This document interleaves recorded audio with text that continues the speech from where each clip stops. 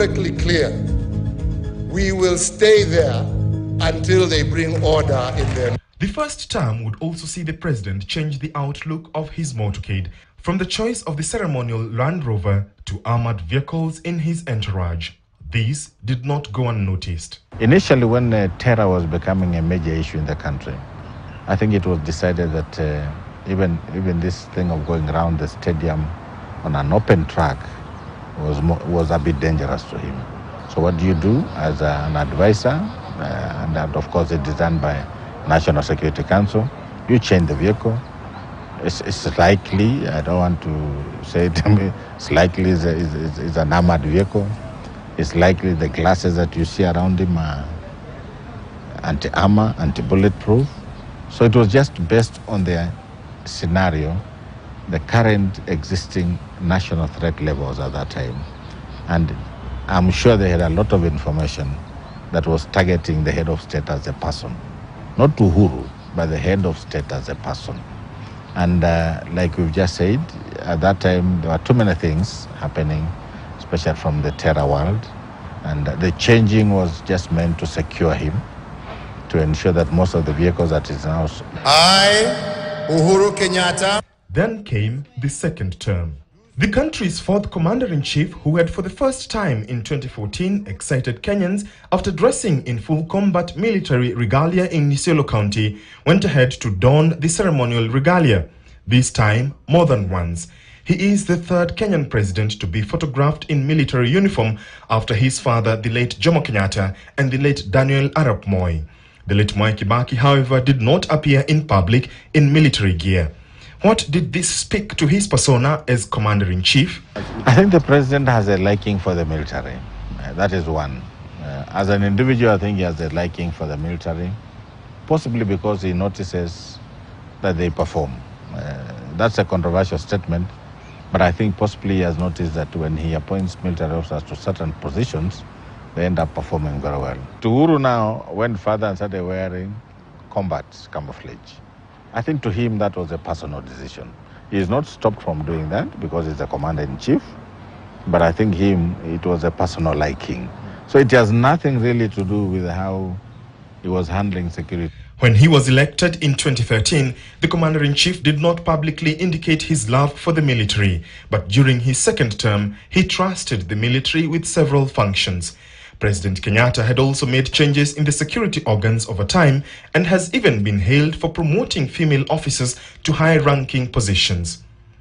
The 2013 Jubilee Manifesto had 6 key points of focus as solutions to the security sector. They ranged from equipping and modernizing the security forces, ensuring that the security forces adopt a quote-unquote buy Kenyan procurement and maintenance subcontracting policy, shaking up the NIS and investing in the Specialist Anti-Terrorism Unit to tackle groups, passing a new Prevention of Terrorism Act, improving police pay and conditions of service, and strengthening the Independent Police Complaints Authority. In April 2021, he opened a 4 billion shillings small arms factory in Ruiru, Kiambu County, touted to have a single-shift annual production of 12,000 assault rifles. In June this year, the president launched the DCI National Forensic Laboratory, a facility which is expected to fast-track investigations of serious crimes, including terrorism, murder, robbery with violence, cybercrime, and rape, among others. I think let's start with the military. I think he's one president who has seriously modernized our military. Number two, is one of the first president who has allowed the major expansion of our military. The Kenya Defense Forces right now is, I think, number 5 or 6 in Africa in terms of operational capability. You know, there's operational capability and capacity. Our capability is very high now.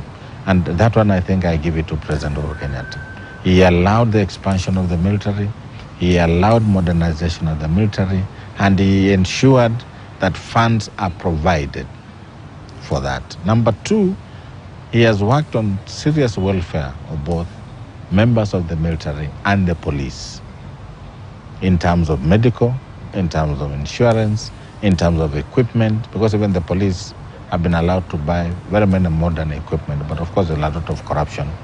But that to me has been his major expansion, modernization, and professionalization. Despite all this, he has had some misses. His weakest point is the new Security Act that removed everything in the police sector and was attempting to return the police back to those days where the politicians will control them, politicians will make decisions, the IG will be reporting to the Minister of Interior instead of being an independent person and reporting to Parliament. To me, that was the worst that he did.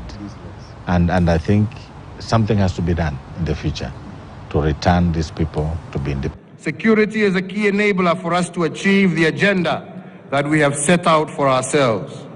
And it is for this reason that we have remained focused on steps to defeat the jihadist terrorists.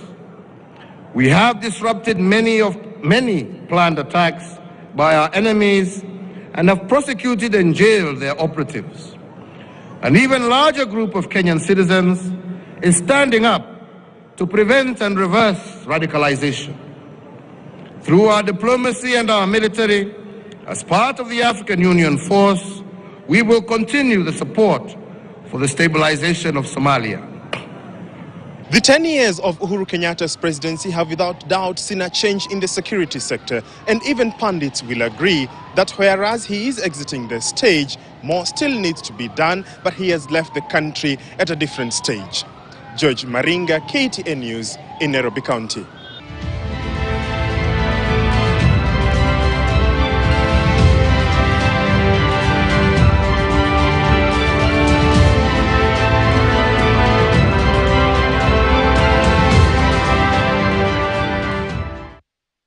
That is a coverage of President Uhuru Kenyatta's period of his 10-year rule when it comes to security of the country. Now, 1 year on from the Taliban's stunning return to power, Afghanistan is in crisis, with the national reserves frozen in foreign banks and the Taliban struggling to move from an insurgency to administrative force. The country is now home to what the United Nations calls the worst humanitarian crisis in the world.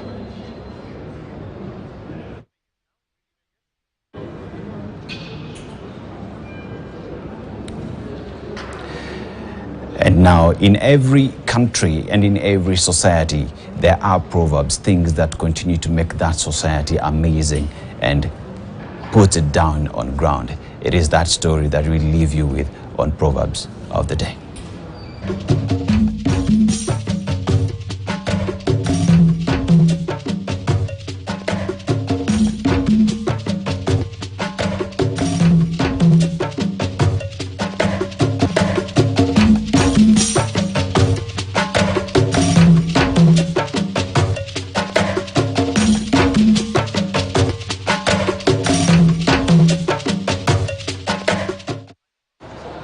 And very well, it is from that proverb that should make you learn a thing or two that brings Africa Speaks to an end. My name is Dennis Aseto. Enjoy the rest of your viewing.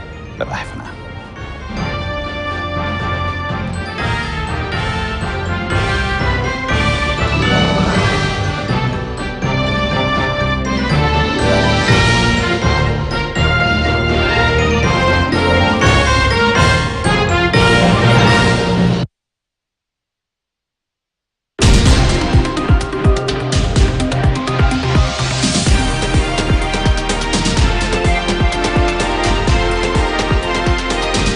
KTN News. Get the whole story.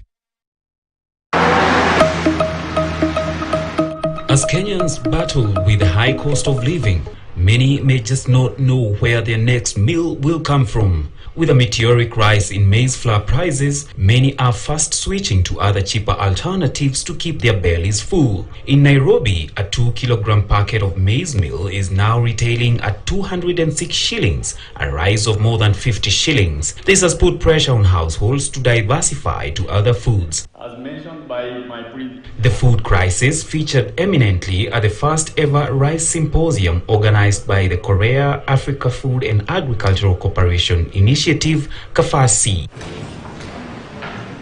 Speaking at the forum, Kenya Agriculture and Livestock Research Organization Director General Dr. Eliud Kireger expressed concern at why the government is still spending huge sums of foreign exchange in the importation of rice to meet the current consumption demand. In the last few years, before we joined up with the Korean team to increase the production of rice, we were at a production of about 80,000 metric tons. Since we joined hands with them, currently we are at 180,000 metric tons production. Yet the demand in this country for rice is 950,000 metric tons. The difference is being imported. As you realize, that's a very, we're using a lot of foreign exchange to import rice. So in the discussion here, we are trying to see how to increase rice production by looking at the seed systems. Improved varieties are very important, and as you're aware, Korea is very advanced in rice production, and there are very good varieties which we are trying to tap into their technology.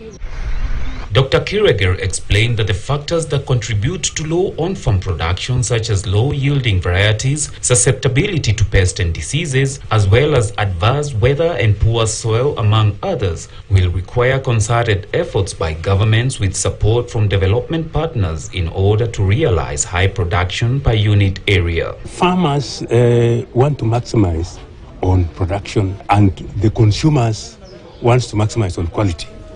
An example is one of the rice varieties that was developed here in Karua with the aid of the Koreans. It is called Komboka, and it is semi-aromatic. And if you go down to Mwea now and Bura, you'll find that a lot of farmers have adopted that technology. From 2 years ago, they were doing maybe about 200, 300 acres. Now they're at 1,500. Other factors contributing to low on-farm production include traditional production systems with little mechanization, leading to drudgery and in turn contributing to late planting, especially for rain-fed production, unreliable supplementary irrigation water supply for regions dependent on rain-fed farming, fragmented land holdings that limit mechanization, reliance on informal seed systems with limited access to quality seeds due to lack of seed certification systems, inadequate post-harvest rice handling skills that result in low-grade paddy and thus poor quality milled rice. The Kenyan project has been ongoing for about 3 years. A visit to Mwea irrigation scheme in Kirinyaga County confirmed that there has been immense build in the seed multiplication and infrastructure that will accelerate farmers' access to quality seeds, and rice value chain seed growers benefit from the trickle effects of quality paddy production. This is Dr. Ruth Musila, who is the Center Director at Mwea Karua Center. If we grow this variety in all the rice growing areas in Kenya, we'll be able to double our rice production. And that one will also encourage our government to increase the area under rice production. Because when you compare rice and the other crops like maize, actually the returns for rice, they are higher than for maize. So that is why we are encouraging farmers to grow rice. Dr. Rosemary Morori, a rice breeder working with the International Rice Research Institute, says they are working to shorten the breeding cycle by half in order to release the improved varieties to farmers faster. When you look at the farmers' fields why these varieties have challenges is because most of them were released 20, 30 years ago. And these varieties were not bred for the changing climate, but now we are developing varieties that are really climate resilient in terms of like the Komboka variety we've released is drought, has some moderate drought resistance, which means that it can really do well in the uplands and the lowland ecologies, like, you know, in Western Kenya, like in Busia, in Bunyara, in coastal province, where we find that there's a lot of potential in terms of water. We are looking at varieties that will be able to get 7-8 tons at farmers' fields and then help these bridge the import gap, because for sure, when you look at rice consumption, is increasing than any other crop in the country. Before, when I was growing up, we used to eat rice only once a year, like mostly Christmas. But now you find that in most diets of middle class and high class, rice is being consumed maybe even twice a day. For Alex Warui, who has been growing rice for the past 15 years, adds that since adapting the newly released Komboka variety, production has doubled and so have profits. Hiyo ya pishori tukiwa inafanya vizuri, lakini kwa off season haikufanya vizuri kama hii. Juu sasa hii Komboka haipati nafango kama pishori. Na sasa tumepanda vijusi na imefanya tu kidogo. Na kama ni pishori ingekuwa sasa inaafektiwa sana nafango. Na kwa season tu inafanya zaidi ya pishori. Tukikompea sasa inakuwa ni 50 bags per acre. What this means is that there is great opportunity for improvement in farm rice production, not only for Kenya but Africa to meet the demand, but also have a surplus for export. The rice value chain has created numerous jobs, enhancing the livelihoods of farmers and rice traders at nice rice millers,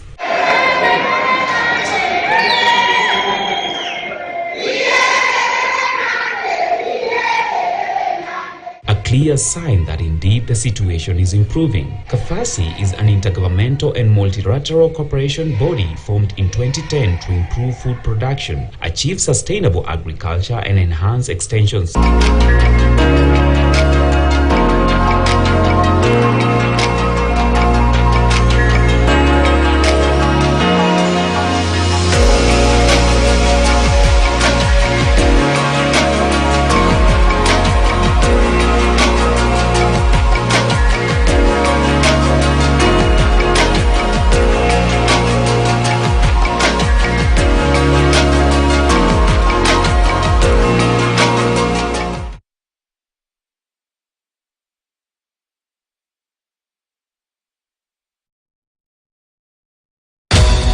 Walked in and I was like, oh, hi Dad, so ndio mgeni. I said, this is a And he was quiet for a while and he said, so I want to know why my daughter has never brought another man home. Why are you the first person? This Saturday on Diaspora Live, we bring you the story of Grace and Kevin, a couple that met in America through dating app.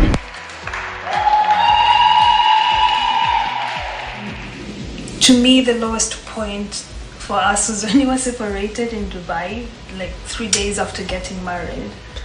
Join us this Saturday at 8:30 p.m. Kenyan time, only on KTN News. I'll be your host, Pasil Telewa. See you then.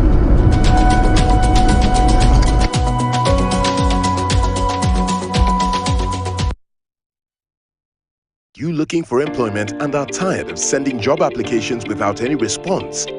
Gone with no response? Tarmacking is now a thing of the past thanks to Skiza.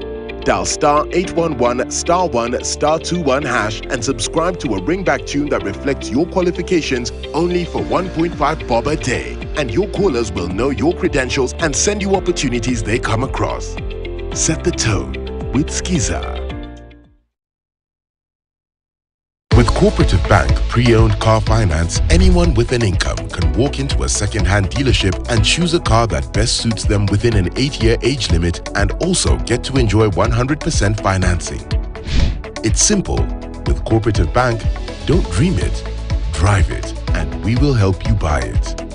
Talk to us today on 0703 027 000. Cooperative Bank. We are you.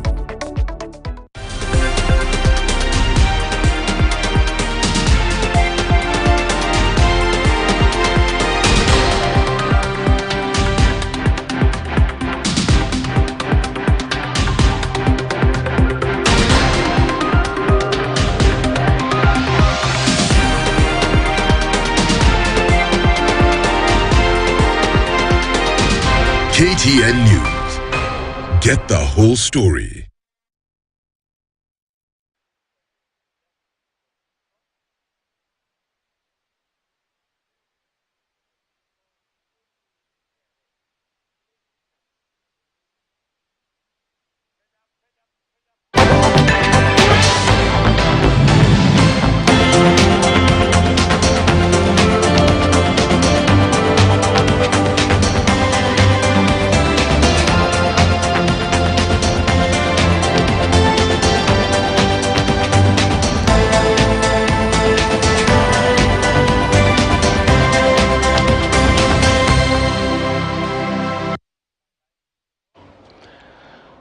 Well, a very good afternoon to you and welcome to Business Today. My name is Abi Agina.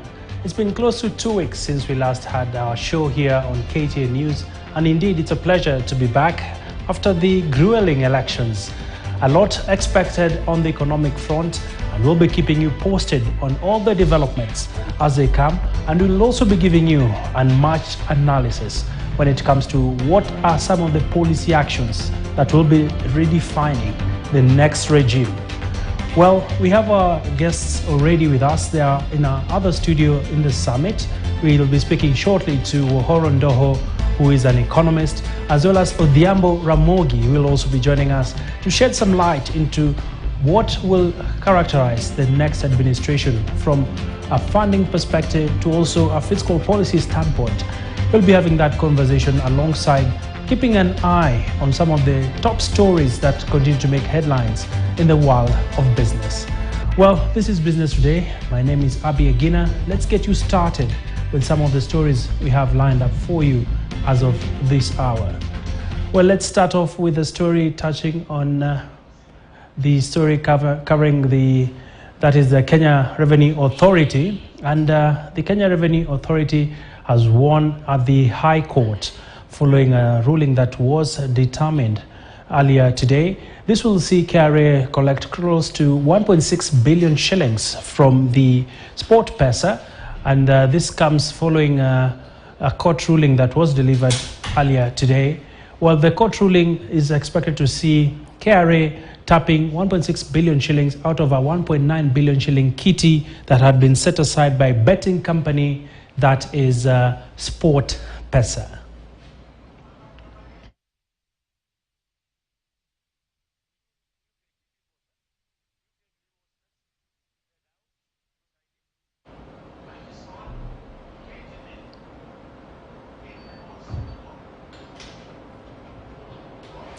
Well, let's take you to some more stories now. And President Uhuru Kenyatta has appointed Ms. Joanne Mwangi as the chairperson of the Kenya Tourism Board for a 3-term via Gazette notice dated 5th July 2022.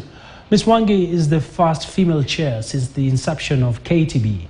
Mwangi, an internationally awarded brand development and communication expert, will now be training her focus to continue anchoring domestic and regional tourism as core, while also uniquely positioning the magical Kenya brand to pivot Kenya's tourism in lucrative international markets.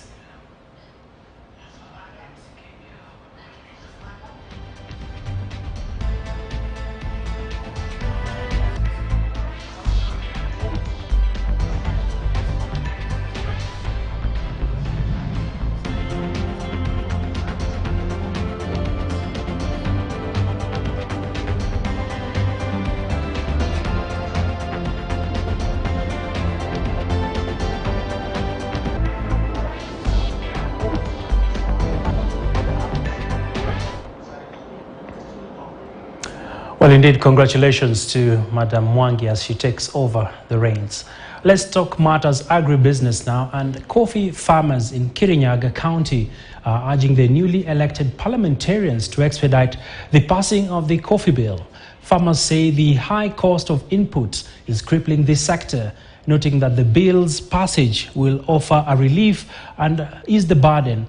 The coffee bill has 38 bills that are shelved by the 12th Parliament before it adjourned for the general elections.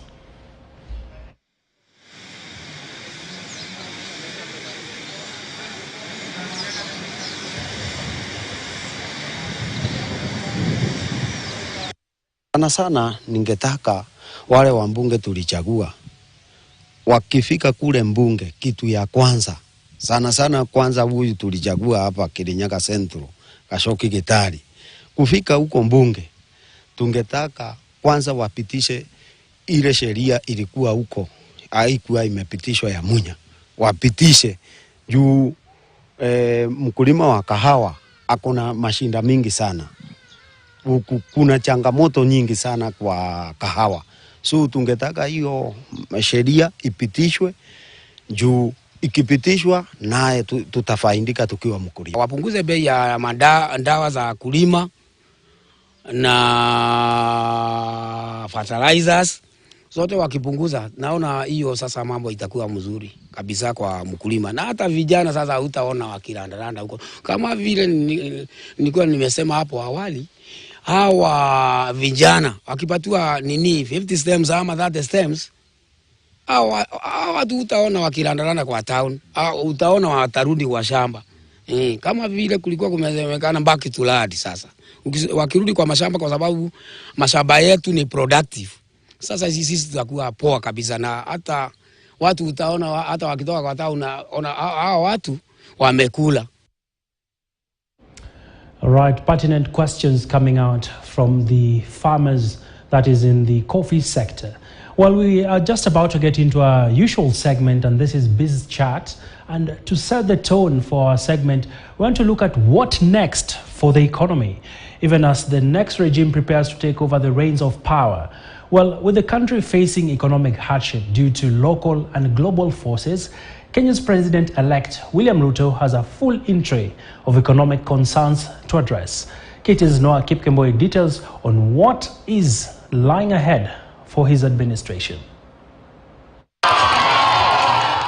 President-elect William Ruto campaigned on an economic platform, promising Kenyans that if elected, he will prioritize turning around the country's economy for the better. The economic turbulence that we are in demand more than a manifesto that makes a catalogue of pledges that, if implemented, could push the country beyond the tipping point. It requires a credible economic turnaround plan, a plan that gives Kenyans credible and realistic hope. For starters, he's expected to create a competent team that will guide the economic turnaround. You remember Kibaki had the National Social Economic Council, Moi had the Dream Team. So I think it'll be very important for him to come up with a strong team. Obviously, you've seen the likes of Musalia Mudavadi, David Ndii already advising him. So I think setting that in motion will be very key. Then next, face the high cost of living, which has been burdening Kenyans long before the elections. Njaa itatuua. Sasa wanataka tupige kura na njaa. Hebu niambie siku 3 kama sijakula ugali, nitaenda kusimama kwa line bila ugali ati napiga kura. Napiga kura ya nini? Ndio unga ipotee, sipigi. Watuletee unga. The July 2022 inflation hit 8.3%, driven by high cost of food and fuel. He needs to prepare Kenyans for the pounding second round effects of inflation. We've already seen the first round effects. This is on goods and services. Now we expect to see the second round effects. This will be on wages. So we might see a clamor for higher salaries amongst doctors, amongst teachers. So the ability to be able to anticipate that will be key. The government has utilized subsidies to cushion Kenyans from the high cost of living. Fuel subsidy has been active since September 2021, with the recently introduced Unga subsidy being suspended due to inadequate funds to run the program. I think if you look at the subsidies on fuel, that's coming to an end in October out of IMF requirements. How will they counter that? And to a broader phase, they need to think of their relationship with the IMF moving forward. Right now, Kenya is in the middle of a 38-month IMF program. I think we're only about 15 months in it. So we have another 17 months in that program. So how will they manage to maintain the tenets of that IMF program, but also roll out some of their key priorities in the manifestos? So how do they merge that? I think it's going to be a very, very busy first 100 days. The president-elect outlined that in the first 100 days, the Kenya Kwanza team will bring down the cost of living. And now the clock ticks. Noah Kipkemboi, KTN News. All right, Noah Kipkemboi setting the tone for our discussion with our analysts. Great to see you, gentlemen. It's been almost 2 weeks since we last touched base. I can't see the mark of voting on your hand, but I can see on Ramogi. I still have it. But we are not badly off with yourself. Okay, man. Yeah, all right. Yes. Thank you for coming, and Uhuru and Odhiambo, thanks again. Let's get the ball rolling. The country was literally in a tense moment a couple of days ago. That big announcement was made. Yes. Now everyone is looking at what next. Of course, the other camp has indicated they will be going to the Supreme Court. Right. And at the end of the day, Kenyans are asking themselves, how will this impact on the economy? Because we are from a tough COVID environment. We've seen drought ravaging some parts of the country. Yeah. Food prices are at an all-time high. Fuel prices are high. Mm-hmm. From where you sit, what next for the economy, Uhuru? Unfortunately, it just seems like one of the prices we pay for a democratic system is the opportunity to challenge results. And we thought we were getting better at reducing the adverse effect of elections. And I think Kenya's had come to a place where we are quite relaxed. But of course, I'm afraid that this whole uncertainty hovering over the political system may, to some extent, extend the hesitation of investments. But we also happen to be in a very desperate place also as a country. And so there's a fairly restive sense in the population that just get back to work. And I think that in itself will have a very sobering effect on the contestants to keep this thing as short as possible. Yes. Because no one has time really to, you as the elite of this country have all the time in the world. But Wanjiku on the ground is suffering, and suffering serious. And you've seen, of course, from the various clips of the average Kenyan, they're not interested. They want to get back to work, and they want, especially the promises made in the manifesto, to start now. And to me, that in itself, I see it also influencing even the decisions of the Supreme Court, because there's a sense in which whatever the legal solutions are, politically, this country is not ready to wait for much longer. We must get on with solutions. Interesting. Yeah. And I'll come back to you on that point, because we've also seen some quotas saying, for us to enjoy peace, justice must prevail. But I'd like to hear your thoughts, Ramogi, on just the Kenyans have had a very tumultuous time through the election cycle. Before that, we did see what characterized a couple of months from the 100 Bob Unga, which has been very elusive. I don't know if you've been able to get it at I never got it. But what do you see in the horizon in terms of how the economy will be performing in the next couple of months? Well, first of all, I think I agree with Uhuru that we need to reduce the economic cost of elections in Africa. The financial cost of elections will probably be shooting up year after year, but the economic cost needs to come down, and the economic costs speak to the political risks. Because even though the political risks have gone down, history still makes people psychologically afraid to invest or to carry out business during elections period. And so you find that business has been on a downward trend in the past few months.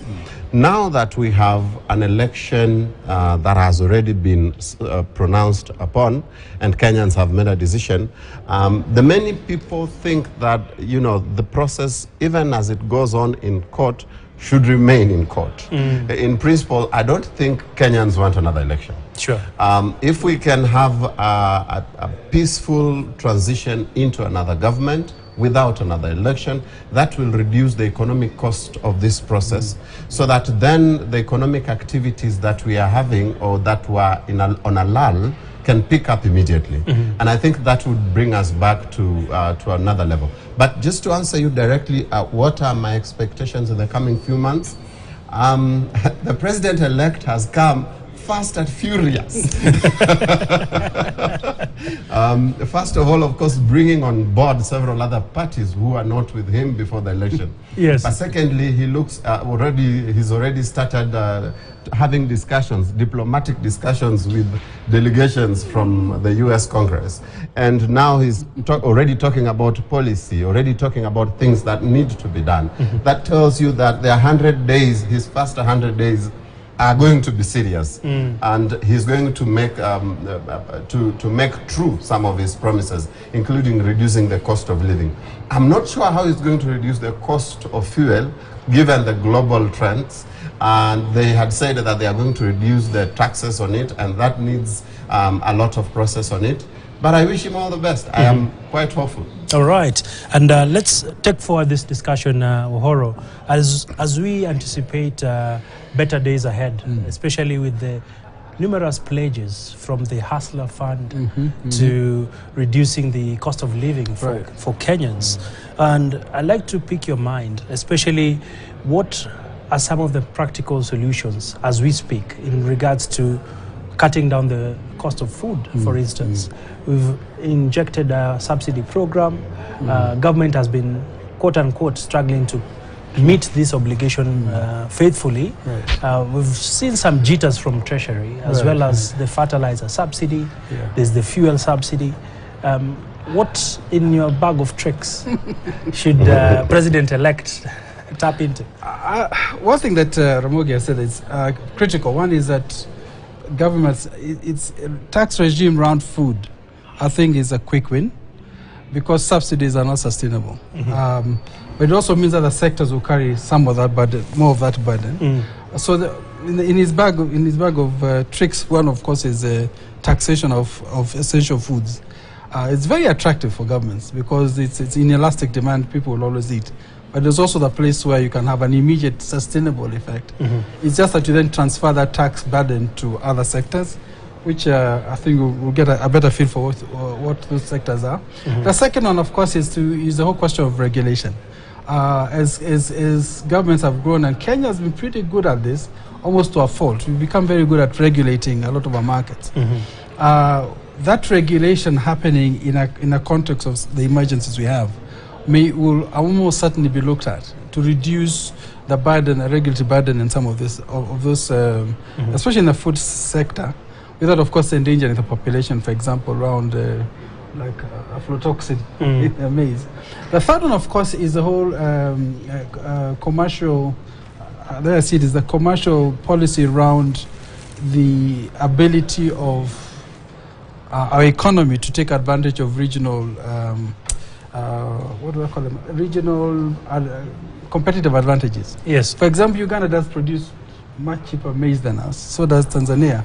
I will not be surprised that also will be in his toolbox in terms of saying, for now, there's no reason why, rice and maize meal in Tanzania and Uganda is an order of 2/3 the price here. Correct. And those are easy fixes to fix, and especially to also have the happy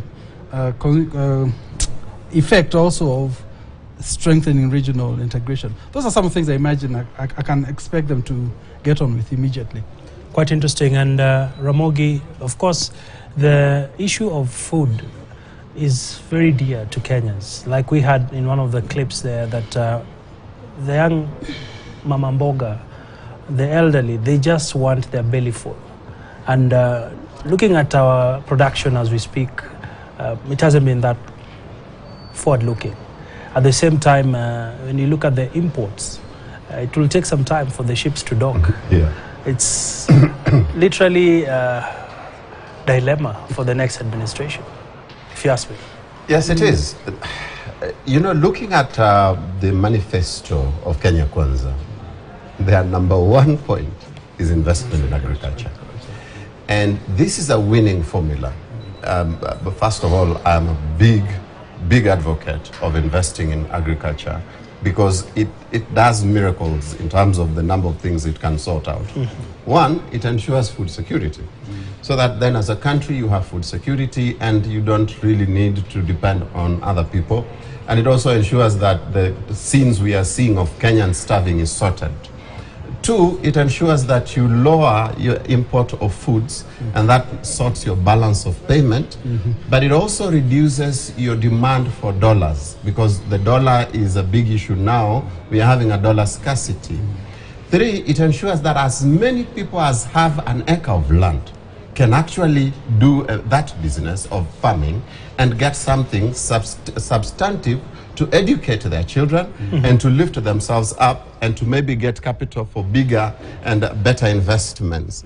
And so it is good enough for everybody. It's not like industry which is capital intensive and only the big boys play in that league. It's for a hustler. All right. And so that's why I love agriculture. Okay. But so then if they keep their promise of investing in agriculture, I think it will sort a lot of the issues that we are seeing now in terms of ensuring that people have access to food.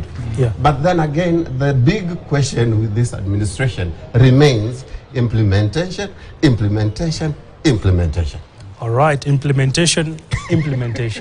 Well, Wahora, as we come to the tail end of this discussion, I remember back in business school, one of our lecturers would tell us, Dr. Mudida, that in economics there's always two views to something. On one hand, if the courts, for instance, uphold the election outcome, life goes back to normal. But on the other hand, if they rule that we have anomalies in this election, how will this impact on the economy? Will it weigh down the economic momentum? In that scenario, let's also appreciate that we already have a structure of government. And in a constitutional, in the creating of the constitution, it anticipated scenarios like this. And so there will be no vacuum as far as the machinery of government is concerned. Our current president, Uhuru Kenyatta, continues to be president until that sword is, until he gives he's sworn, until the president-elect is sworn in. Yeah. So there's no lacuna, there's no gap into those two. A lot of the emergency measures, in fact, and I like that you asked your question. The first question was, what can he fix now? What is the quick fixes? The toolkit now. And then my brother here talks about, okay, longer term, what do you do? Yeah. So the quick fixes can still happen. Of course, now because it will be it's a transitional moment, I don't think Kenya should panic around. There's no government to respond. Yeah, that I think it still continues. We still have a president. We will never have a time where we do not have someone in charge, and I think that is important to emphasize so that you calm the population that it doesn't mean it's a crisis just because we're going back to elections. Yeah. The hard thing, and I think we both hinted at this, is the economy can ill afford a full-blown 60 days of election year again. And unfortunately, I think this second time, if the population is forced to go to an election, I actually think the outcome of that election will be fairly one-sided. Because Kenyans, I think, have signaled fundamentally they want a root and branch overhaul of the country. All right. Ramogi, your closing thoughts on this? Yes, I today we are agreeing a lot. I wish we fought more. But yes, the economy... Have you decamped? No, we are in the same camp always. Okay. The economic camp.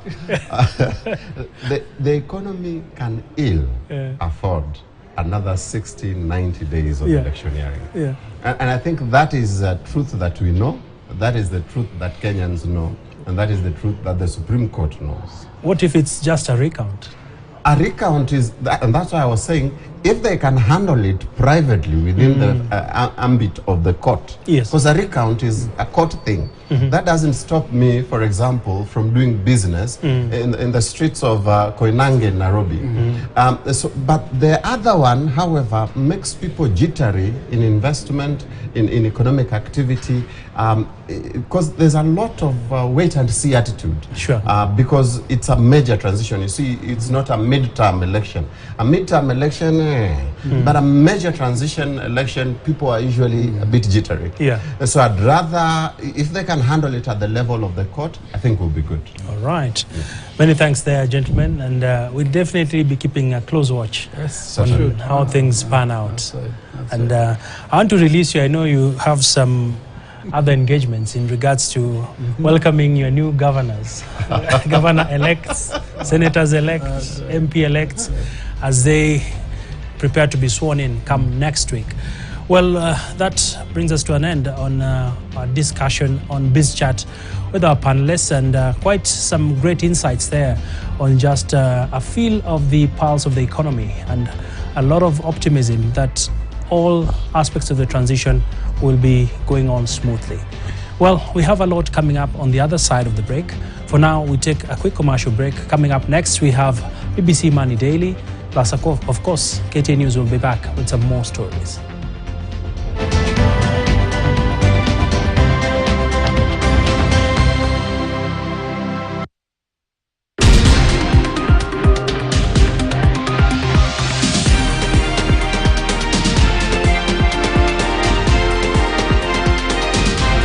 KTN News.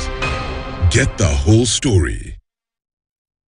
Have you upgraded your ETR? Kenya Revenue Authority would like to remind all VAT registered taxpayers to upgrade their ETR in order to enjoy the following. 1. Faster processing of VAT refunds. 2. Simplified VAT return filing. 3. A fair business environment. 4. Ability to verify the validity of the invoice. And 5. Automated activation of the ETR. What's more, the upgraded ETRs are available in 4 categories suitable for all businesses. Visit www.kra.go.ke for the approved list of ETR suppliers. Kenya Revenue Authority. Tulipe ushuru, tujitegemee. In this month's issue of Planet Action magazine, illegal sand harvesting in Makueni becomes rampant as some students boycott school to make quick money. Physics teachers' passion from childhood turns trash into treasure by creating renewable energy. And how plans by East Africa Crude Oil Pipeline to construct heated pipelines to affect an estimated 40 million people. To get more stories on climate change and wildlife conservancy, get your copy of Planet Action by visiting epaper.standardmedia.co.ke. Planet Action, creating awareness and impact. I walked in and I was like, oh, hi Dad, so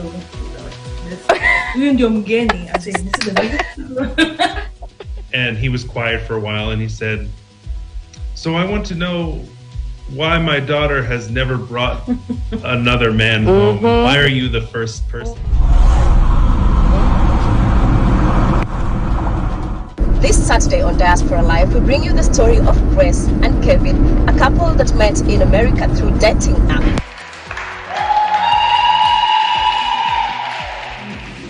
To me, the lowest point for us was when we were separated in Dubai, like 3 days after getting married. Join us this Saturday at 8:30 p.m. Kenyan time, only on KTN News. I'll be your host, Pasil Telewa. See you then.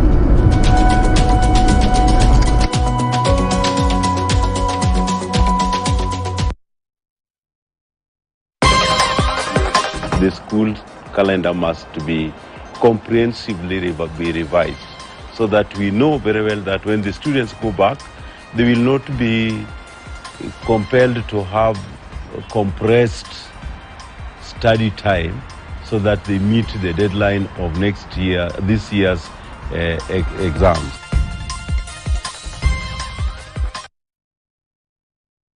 We value your feedback and welcome any comments, queries, or complaints regarding our news content. You can get in touch with us on SMS 22155, call 0719 012 450, or email feedback@standardmedia.co.ke, or you can send us a letter on Post Office Box 30080-00100, or deliver it to our offices at Standard Group Center, Mombasa Road, Nairobi.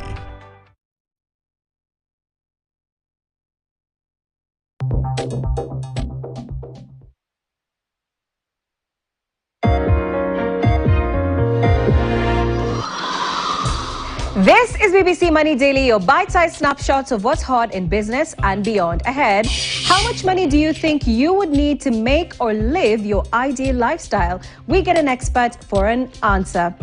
Also, power has been restored in Nigeria after electricity employees called off their nationwide strike over pay. Plus, black tax tackling the economic imbalance that is creating an increasing burden for African businesses and professionals. We're coming to you from Nairobi. Let's do this.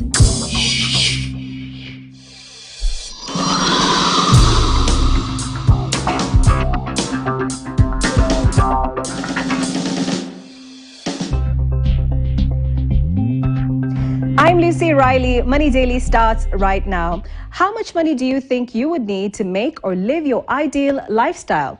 Now, while many of us have heard the term money can't buy happiness, a study found that 86% of countries, most people said that they'd achieve an ideal life with about $10 million or less. But what exactly is an ideal lifestyle or financial freedom? Well, according to moneyfit.org, financial freedom means having enough savings, financial investments, and cash on hand to afford the kind of life we desire for ourselves and our families.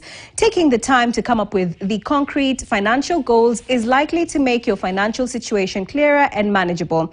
An African survey done by Cassie Knight, conducted in 7 African countries, showed that 75% of the respondents were actually unsatisfied with their investments trajectory. Now, unfortunately, the road to financial freedom is filled with obstacles and unexpected events that can easily derail one's plans and financial stability.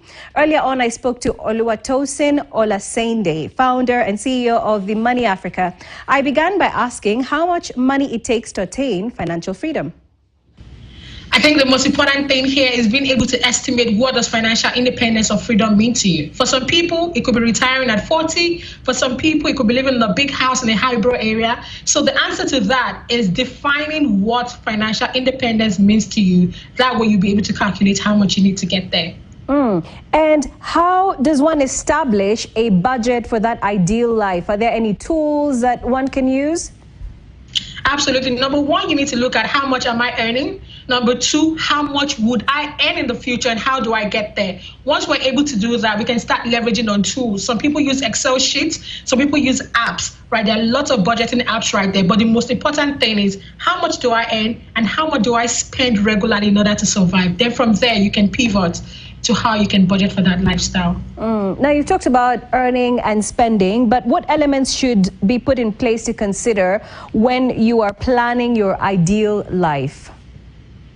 Fantastic. In terms of planning an ideal life, you're looking at certain things like what could stop me from living that ideal life. So you're putting into consideration things like insurance. So that way, if we go into hospital, we want to be able to take care of ourselves. Once you're able to sort of address all these other external factors, now we're looking back into our income, right?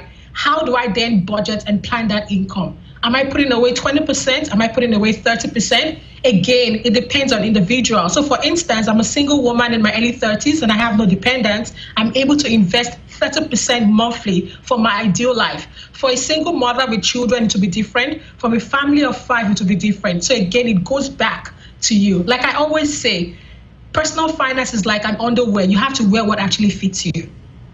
Very interesting right there. So what stumbling blocks should one be aware of, and how can a person overcome these in order to get to their ideal life or financial freedom?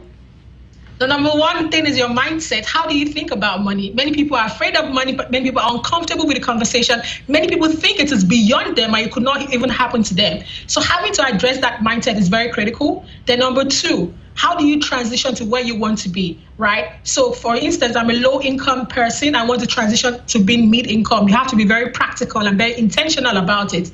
Then number three, I have to actually take steps, right, about investing or saving at my current status while I'm aspiring towards where I want to be. Now, a quick look at other stories making headlines. Power has been restored in Nigeria after electricity employees called off their nationwide strike over pay. The nation was plunged into darkness on Wednesday after the workers shut down the national power grid.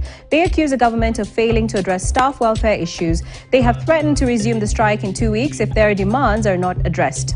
Egypt's central bank governor has resigned as the Arab state struggles with a foreign currency shortage and economic shocks due to Russia's invasion of Ukraine. Just hours after the Hassan Abdallah was named to replace Tarek Amer, the Central Bank of Egypt opted to keep interest rates steady. Experts expect inflation to reach its highest level at 16.5% in August. Angola and the European Union are set to start talks for a trade deal this year after EU and African partners approved a request from the oil-producing nation to join a regional trade bloc. The green light to start negotiations came in late July, shortly before the southern African country holds its general elections next week. The hope is to diversify away from oil. You're watching Money Daily from the BBC. Straight ahead, black tax tackling the economic imbalance that is creating an increasing burden for African businesses and professionals.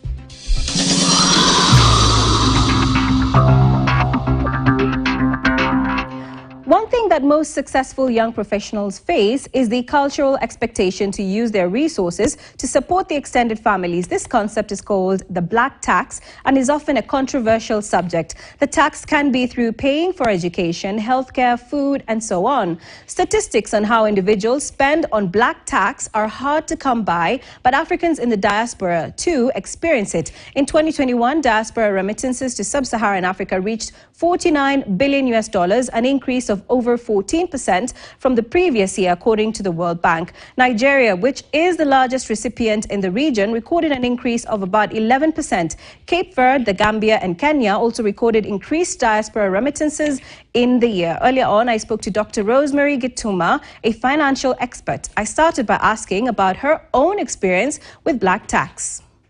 For me, it is those things which really must happen, because as it were, really the way Africans, the Ubuntu philosophy, it is something we cannot do away with, but as you have rightly put it, it can be controversial based on the context. And if, especially the young professionals, are overstretched, or if it also encourages, the recipients not really to also do their bit so that they are over-dependent on it.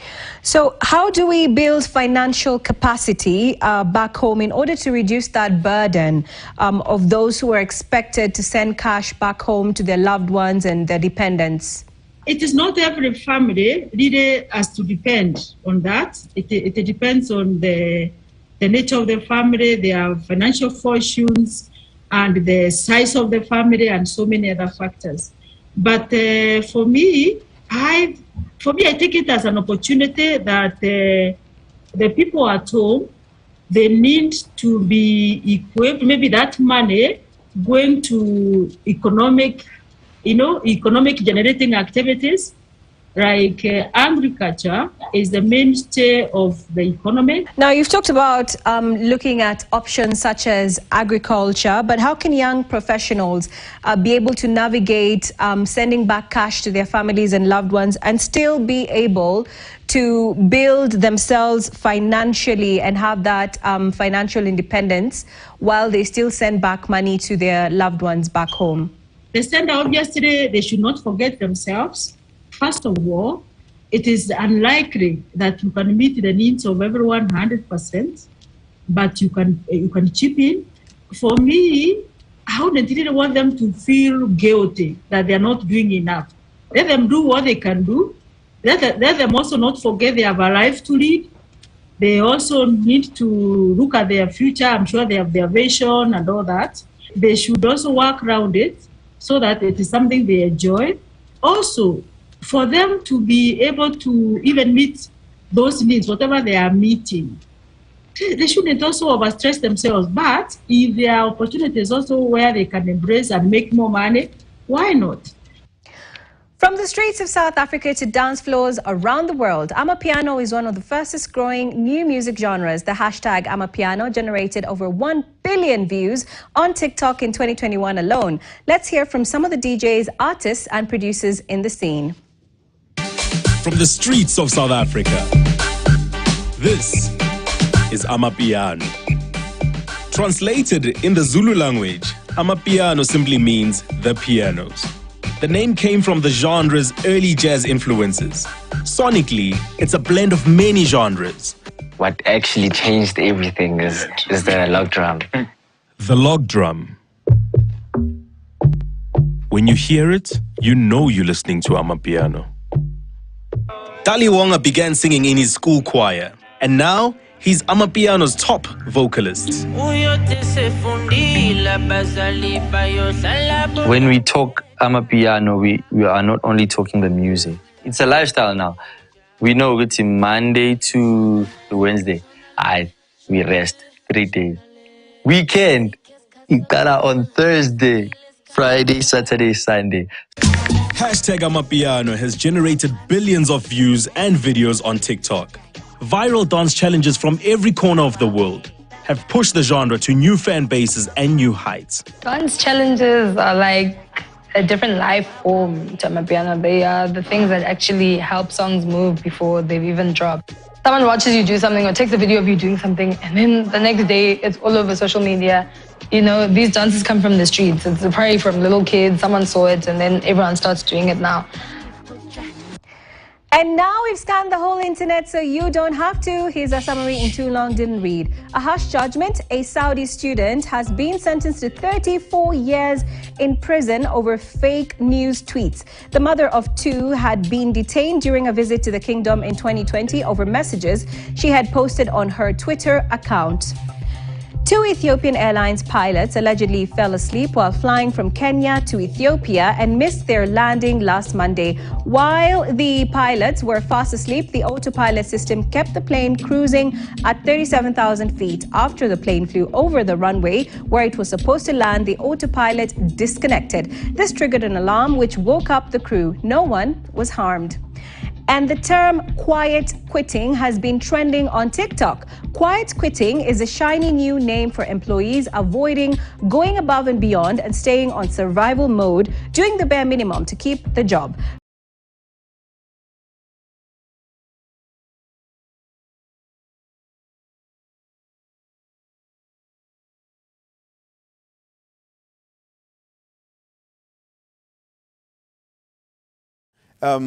If you the underdog. Yeah, if you become the underdog or the victim, there's some sympathy that comes with it, and people will say anaonewa, and you would hear such sentiments on the ground like the deputy president anaonewa, anafinywa, anaonewa, and you see that has a way of bringing you closer to the electorate. But now, when there was too much silence, especially on the part of President Uhuru Kenyatta, I think it became very easy to tell the masses from the Kenya Kwanza team, this is what has happened. And if the president does not respond, so it was assumed to be true.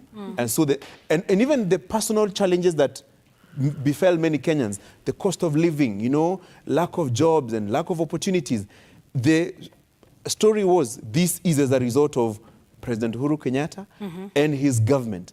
And so when he didn't get an opportunity to, or didn't take advantage of the situation to respond to some of these things, they stuck for too long. When he attempted to come and respond to them, it was too little, too late, in my opinion. All right. Can we move to now, what all of this means? The outcome was declared by the chair. But Yvonne, I'm sorry, before we go there, I don't know if we mentioned Ukambani, I think, as an important factor in Raila Odinga's votes. Remember that region is, I think, one of those that really voted for him.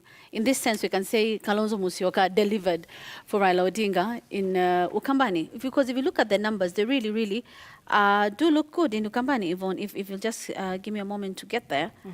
In terms of the votes. Watu waliojitokeza, although compared to the 2017 numbers, they were less, as generally was seen across the country.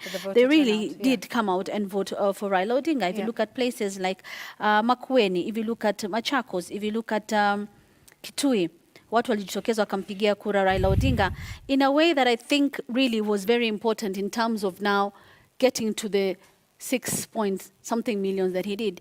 And remember, Yvonne, Kalonzo Musyoka was almost one of the really, really last leaders to really fully join Azimio. Remember what we saw? The back and forth, Yumo, Hayumo, Nataka hii, making demands. Remember even when Raila Odinga was naming Martha Karua as the running mate, Kalonzo Musyoka was at a parallel meeting talking about something totally different. But we can clearly see that his votes did matter to Raila Odinga and Azimio as a whole. He was getting almost, 75% of the votes in somewhere like Kitui. He got 74% in Machakos. He got 78% in Makueni, compared to 24% and 20% and 27% for William Ruto. So I think that Ukambani factor really, Yvonne, was very, very important in Raila Odinga's win, because looking at what happened in coast and traditional strongholds like Bungoma and those areas, this time watu wa Eastern walijitokeza kama kawaida.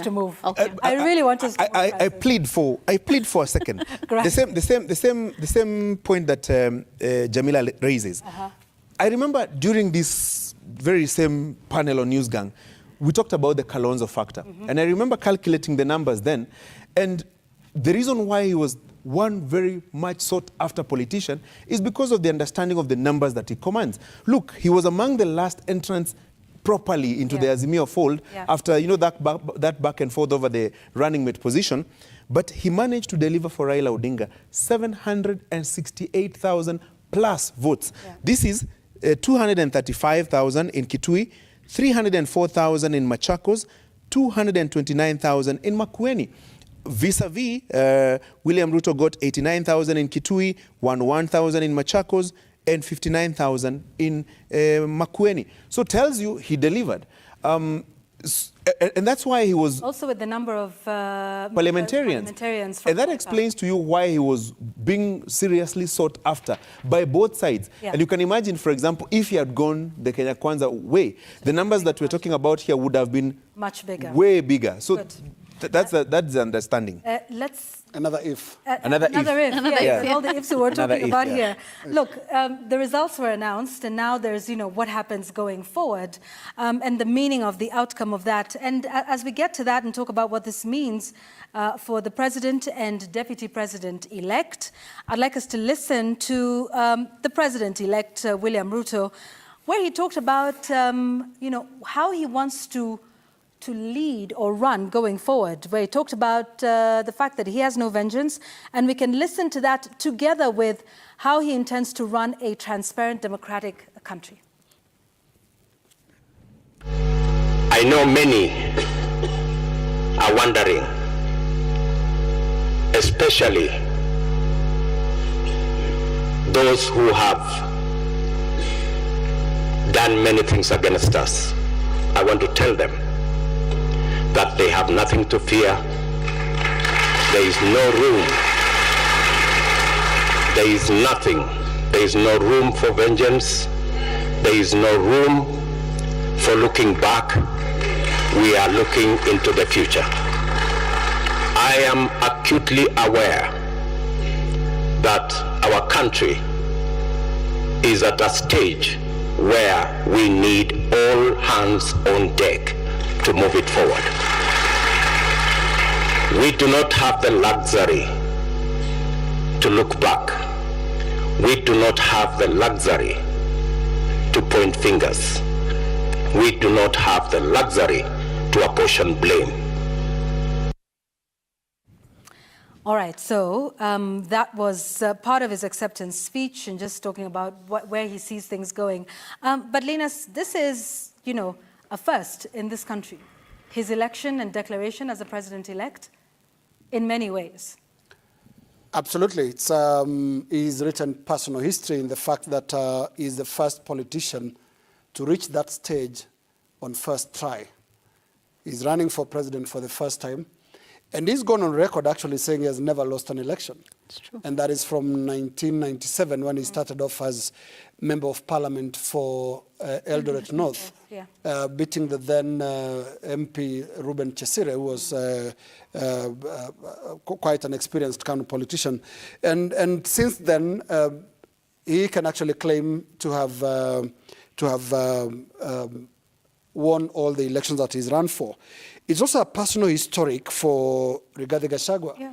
First time in Parliament, a first-time MP who was, this is first time to serve in Parliament, and now he ran as running mate for William Ruto. And together they're writing some personal history, especially if this is affirmed all the way to swearing in. Because, look, we're talking of election petitions, and you know very well election petitions also by the 2017 president can go either way. Yes. Yeah, and that's the interesting bit about that. But, when we talk about the meaning of this was also some good news for one Musalia Mudavadi, Jamila, who finally found himself on the winning side.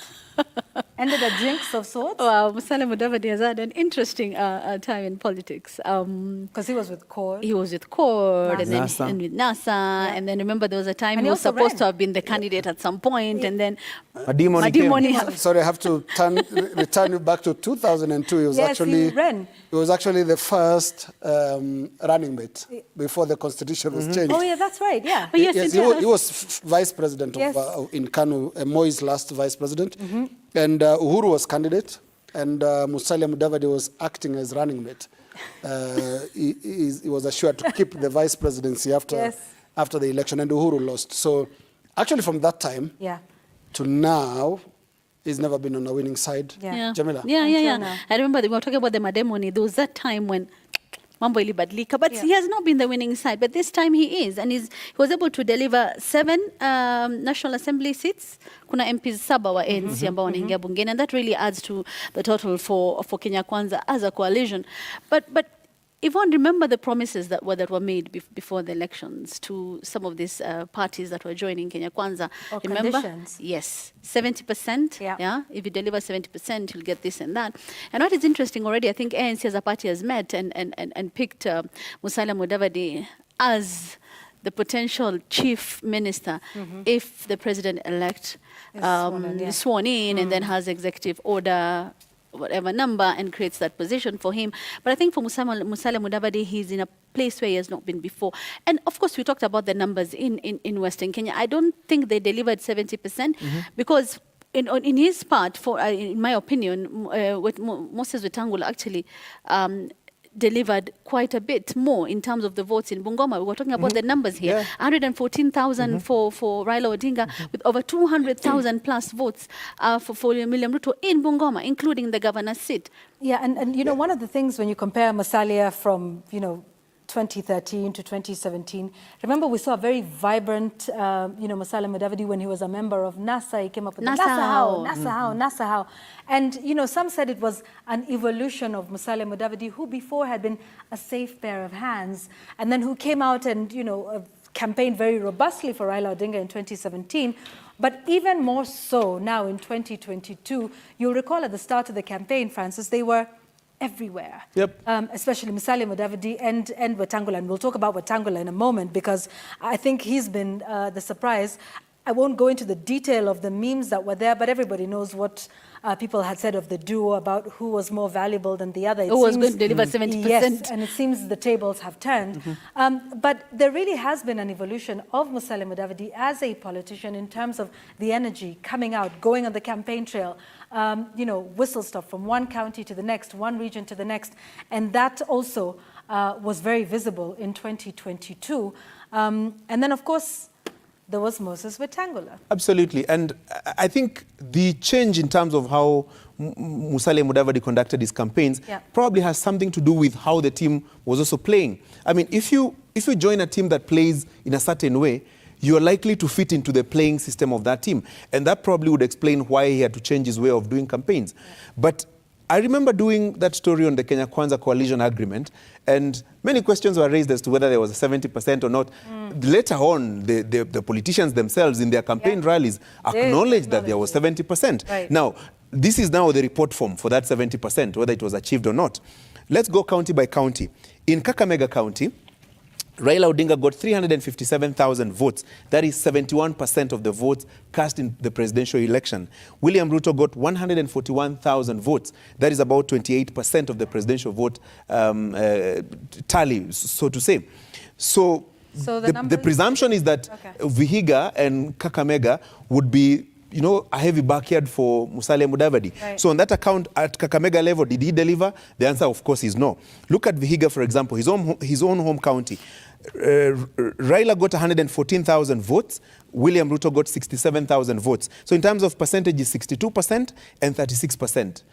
So on those two counties, I would say probably he didn't deliver. But if you look at the bigger team, maybe he will be told good effort. And that's why I think it was strategic for ANC to meet yesterday and say the designate for the prime cabinet secretary is Musalia Mudavadi, because that was the promise in the Kenya Kwanza coalition agreement.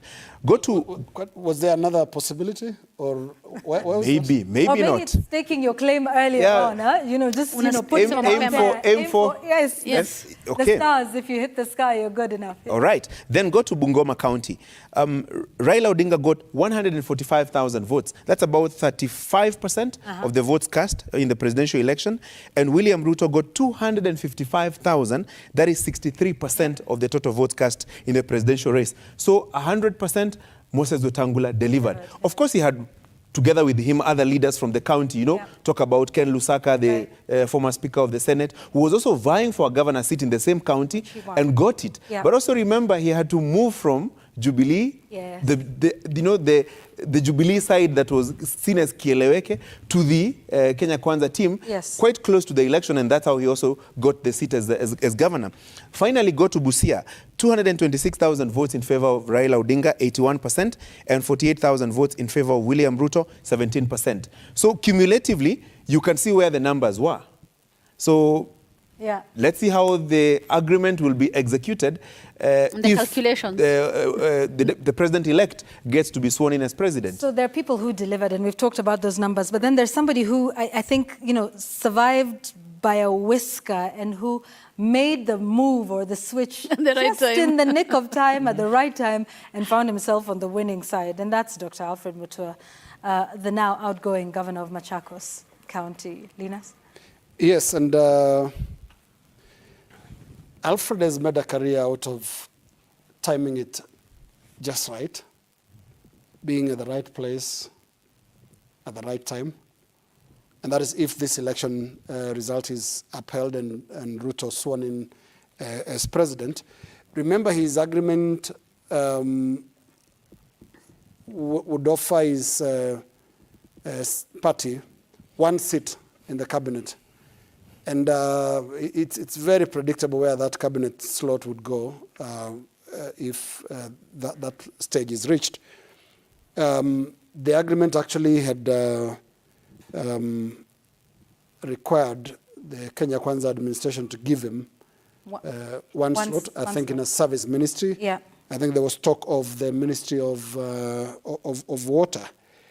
But what we're yet going to see, and this is something that we will wait to see, is whether all these agreements will actually be interpreted as they are and as they are written in the pre-election text. Yeah. But even then, in line with what Linus is saying, you can tell because the number of rallies that the deputy president and his team had conducted in Machakos, in Makueni, and Kitui before Alfred Mutua came in, would you say the numbers that he got are as a result of his efforts? Probably not. In the event that he did not, but in the event that he had not joined the team, would the numbers have been different? Maybe not. So I don't know that there'll be such an audit of where the numbers coming from. I think if the election is concluded in the manner it's settled right now, then I don't think Musalia Mudavadi or Alfred Mutua will actually go and have their report forms checked that, okay, did you hit 77, was it 70% for Musalia, and also quite a very high one, was it 60? 35%. 35% for Alfred Mutua in Ukambani, quite a tall order. I don't think it'll be that strict interpretation. I don't think also reality in politics works exactly that way. Yeah, that's true. Bring in your report card. Let's see how you performed. I want to talk about, as we carry on with the outcome of this or what it means. So, we've focused a lot on Ruto, the Kenya Kwanza and UDA and the numbers that were there. But there was one person who did not agree with these numbers, and that is one Raila Odinga, the Azimio la Umoja One Kenya presidential candidate. Let's listen to him rejecting the results of the August 9, 2022 presidential election results. The figures announced by Mr. Chebukati are null and void and must be quashed by a court of law. In our view, there is neither a legally and validly declared winner nor a president-elect.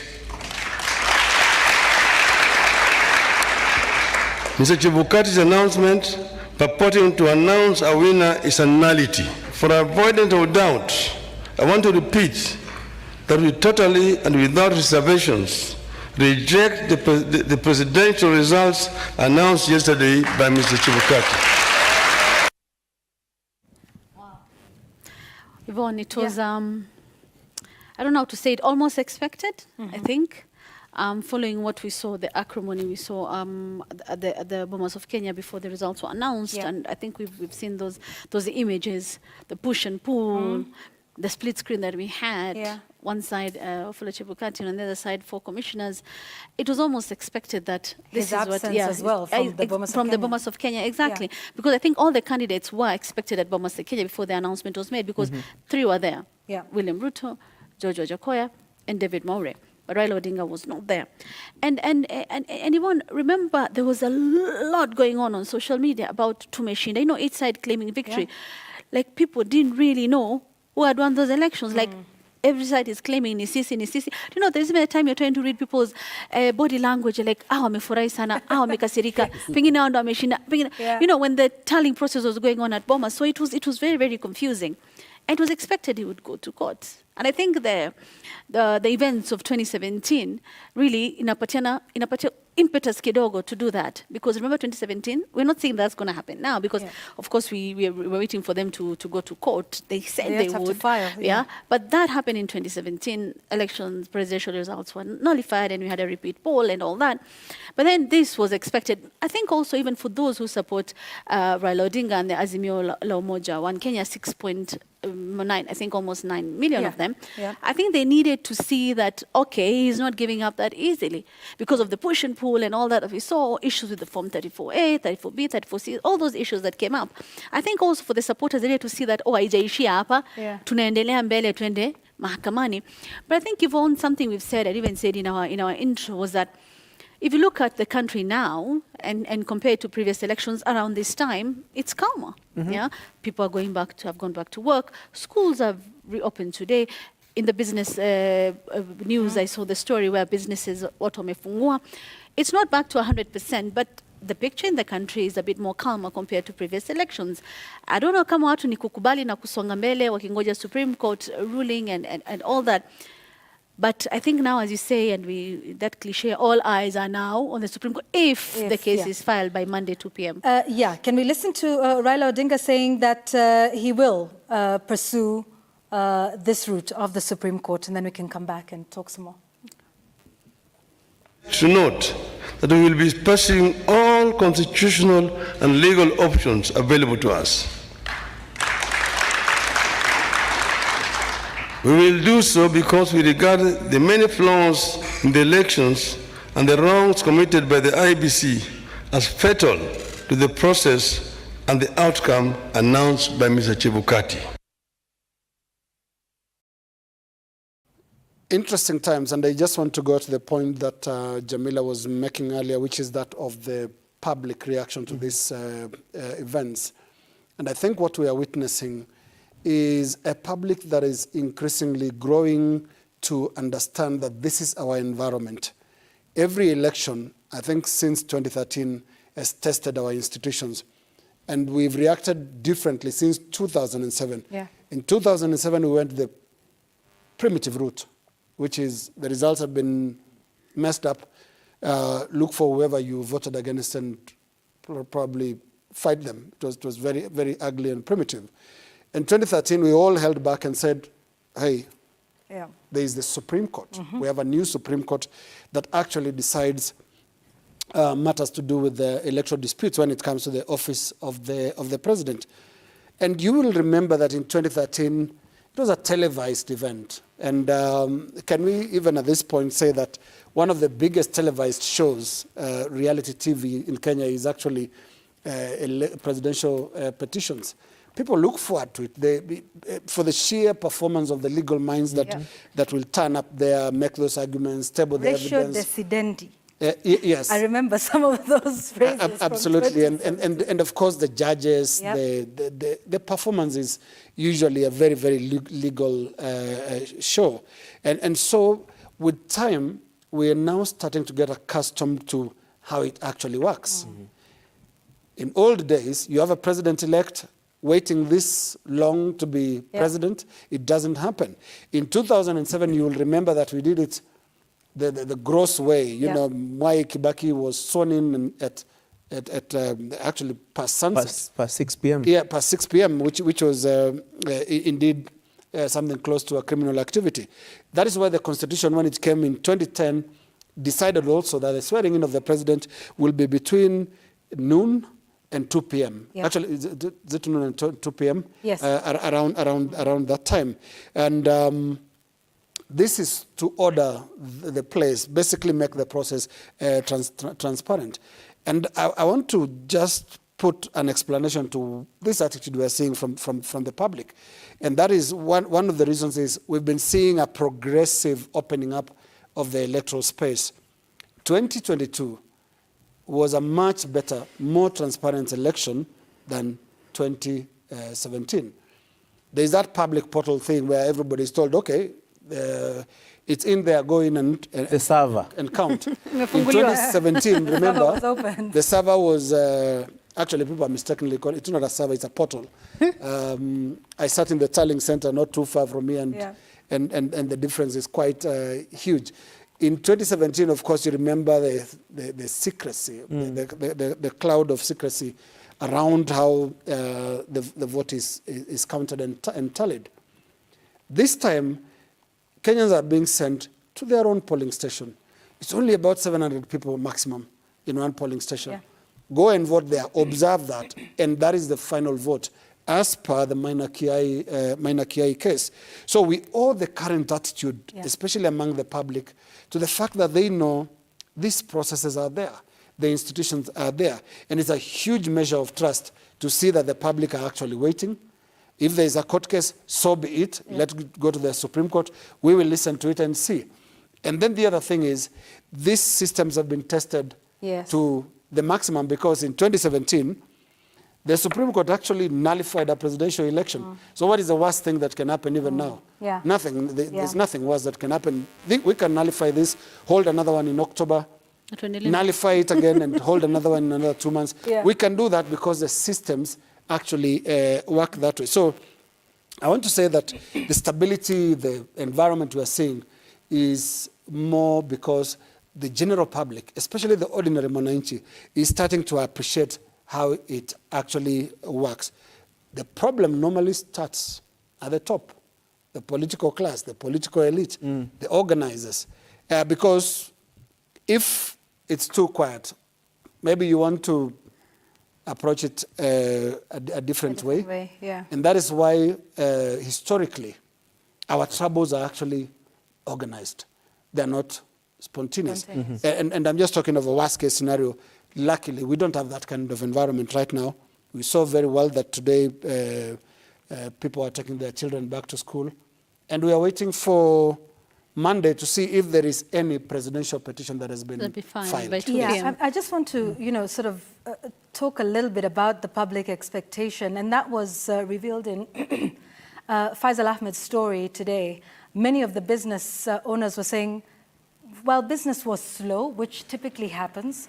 And that was by various surveys, including the one that was done of CEOs right prior to the election. It was done by KEPSA and Infotrack. And CEOs were also optimistic that, the business environment was not going to be as heavily affected as 2017 and 2013 before that. And the business people were saying the same thing. In fact, in that story that aired just tonight, they were saying, look, if there will be any trouble or any dispute, it'll be resolved at the Supreme Court. And so in some ways, we have to thank the 2010 Constitution for setting up the Supreme Court. And like Linus, you were saying, it has been tested in 2013, when they upheld the vote, in 2017, when they overturned the results of the poll, and then again with the BBI. So Kenyans have had this great interaction with the judicial system and how it resolves particularly electoral or political disputes, and have no doubt that, the same would be possible now.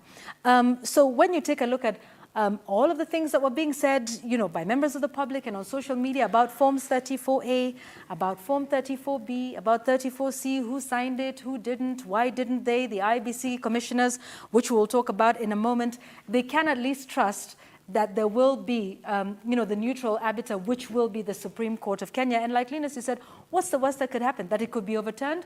That's something we're willing to live with, as opposed to 2007, what's the worst that could happen, which would be total chaos.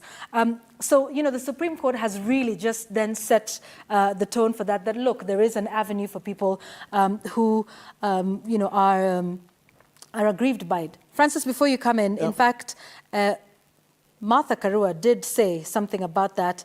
And perhaps before we even get to that, someone was telling me about the Supreme Court process actually also helps those who have not won the election. Huh? You know, it's a process of, okay, you know, it cools down the temperatures, not, okay, we have not won, what do we do next? Where do we go? Do we go to the streets? And so in some ways, it's sort of, you know, a coping mechanism. Okay, then even if the election is upheld and those who didn't win, you know, still remain in that category, oh, you know, okay. We tried. Yvonne, it doesn't manages even, their emotion. And it doesn't start up with the Supreme Court, it starts a lot earlier. Yeah. And this is a very interesting culture that we're also noticing, where our election comes with a whole therapy wing. Remember the chaos in Bomas the other day? Yeah.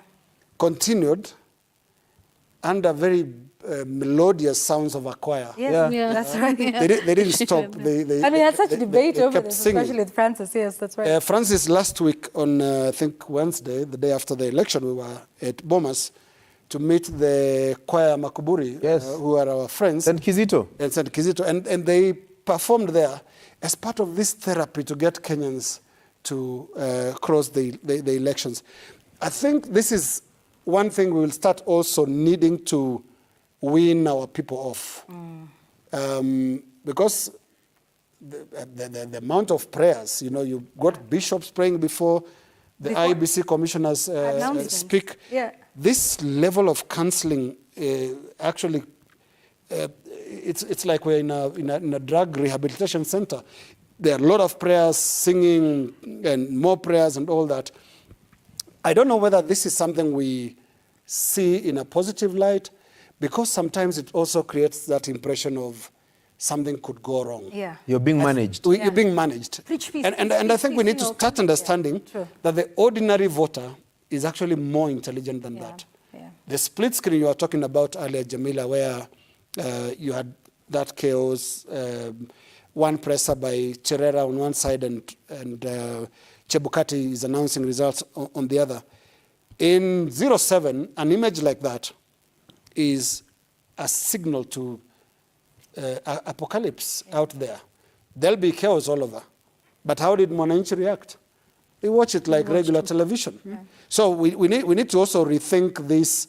I mean, we've had our religious leaders working overtime. We appreciate their work, but are we saying we can't handle elections? We need so much of that. I think there is some moderation that we need to have in terms of this therapy, counseling sessions that come to attend to our elections. Let people face the reality of the vote. Is the music, is the prayer making a big difference? I think it is, but can we do it with moderation so that the tallying center doesn't look like another crusade?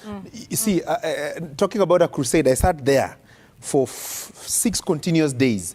Wednesday, Thursday, Friday, Saturday, Sunday, and that Monday when the results were finally declared. And you could tell that the good thing is, this whole process, Kenyans were peaceful, they were waiting, they were patient.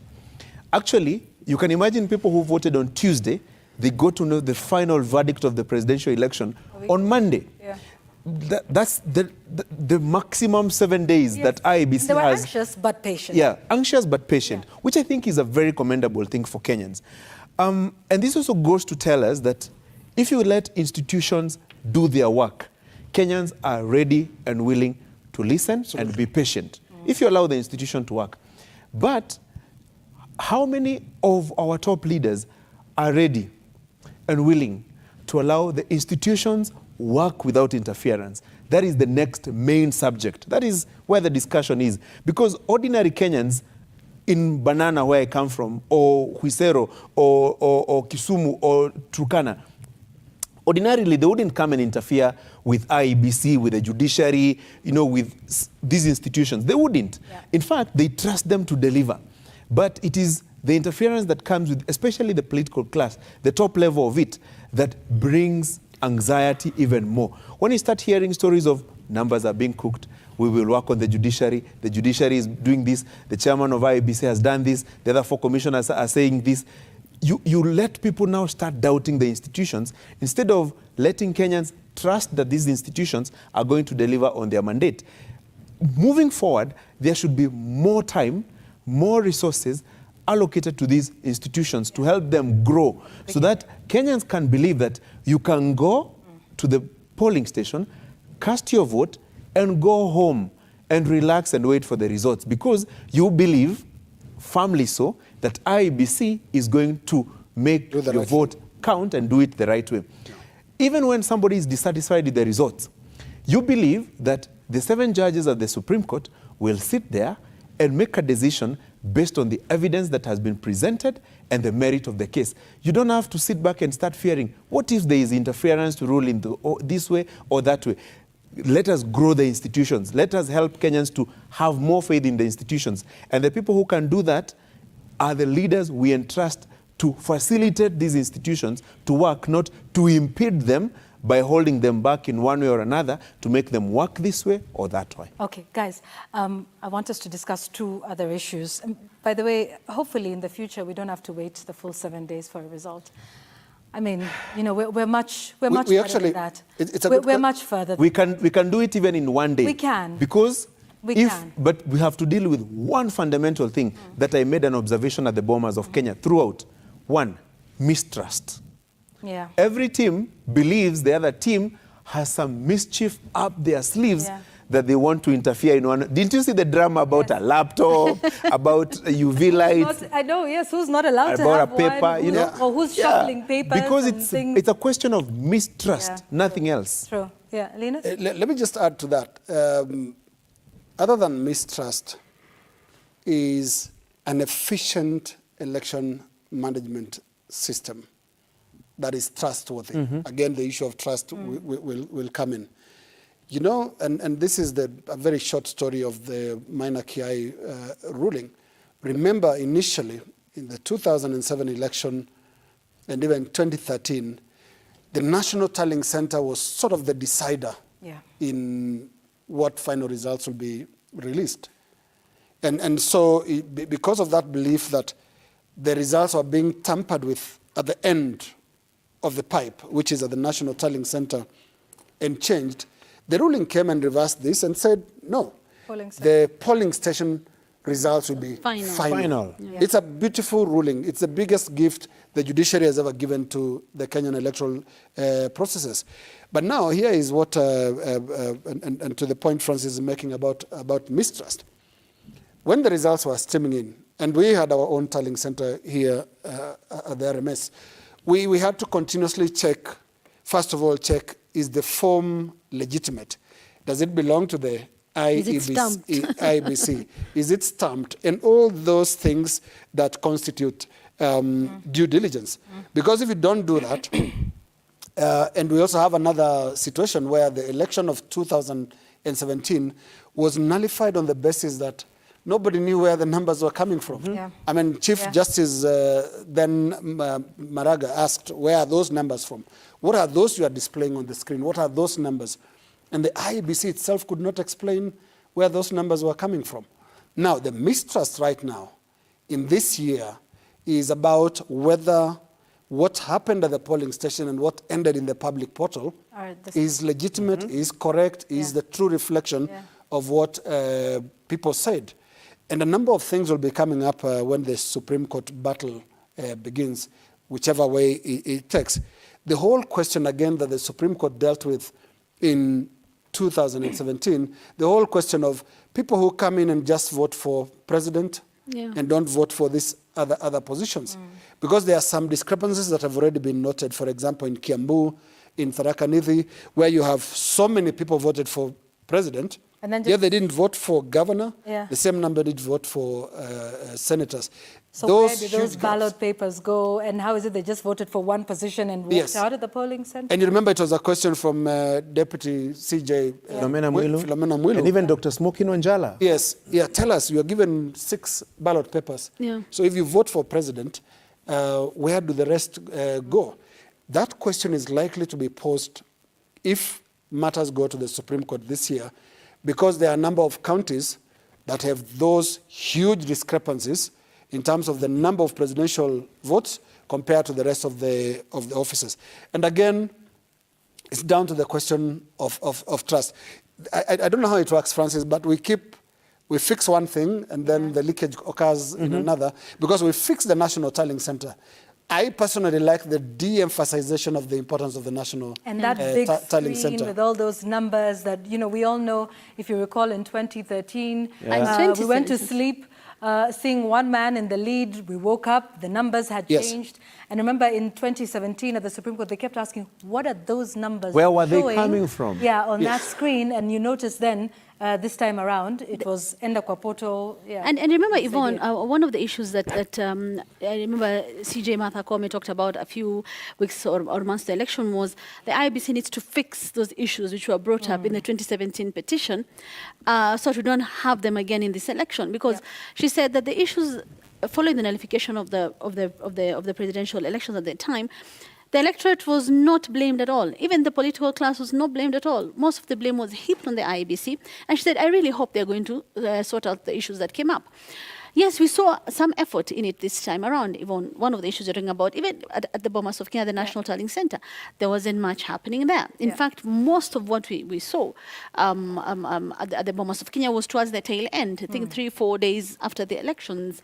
And even the security there was a bit more tighter. I remember we all needed badges with chips. Yeah, you could access some parts of Bomas, but you could not get into the National Tallying Center and all that. But Yvonne, remember that thing we keep talking about, perception and what people see or think when they see the IEBC.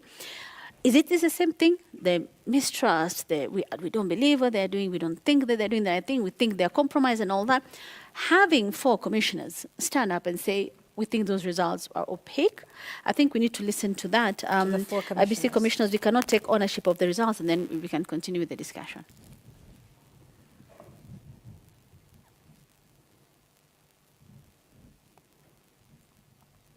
Yeah, I think while we wait for that, Yvonne. We have I think we have it now, yes. As you can see, the 4 of us, we are here, not at Bomas of Kenya, where the result is going to be announced, because of the opaque nature of how this phase has been handled. We therefore cannot take ownership on the results that is going to be announced. However, we have an open door that people can go to court. And because of the same, we urge Kenyans to be peaceful, because the rule of the law is going to prevail. And that right there, Yvonne, we've not seen in previous elections. Yeah.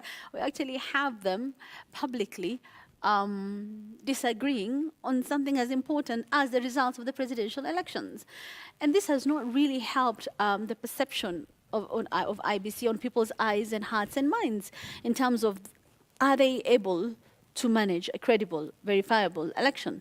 Because here you have scenes where the chairman is attacked. You can see commissioners, those who are there being rushed out of the Bomas of Kenya. Others we hear injured and all that. And then the CEO. Again the CEO. And then on the other hand, we see now this other group of commissioners who we had expected would be at the Bomas of Kenya to show this united front that these are the results and we own it, saying that we are not a part of this, we don't accept it.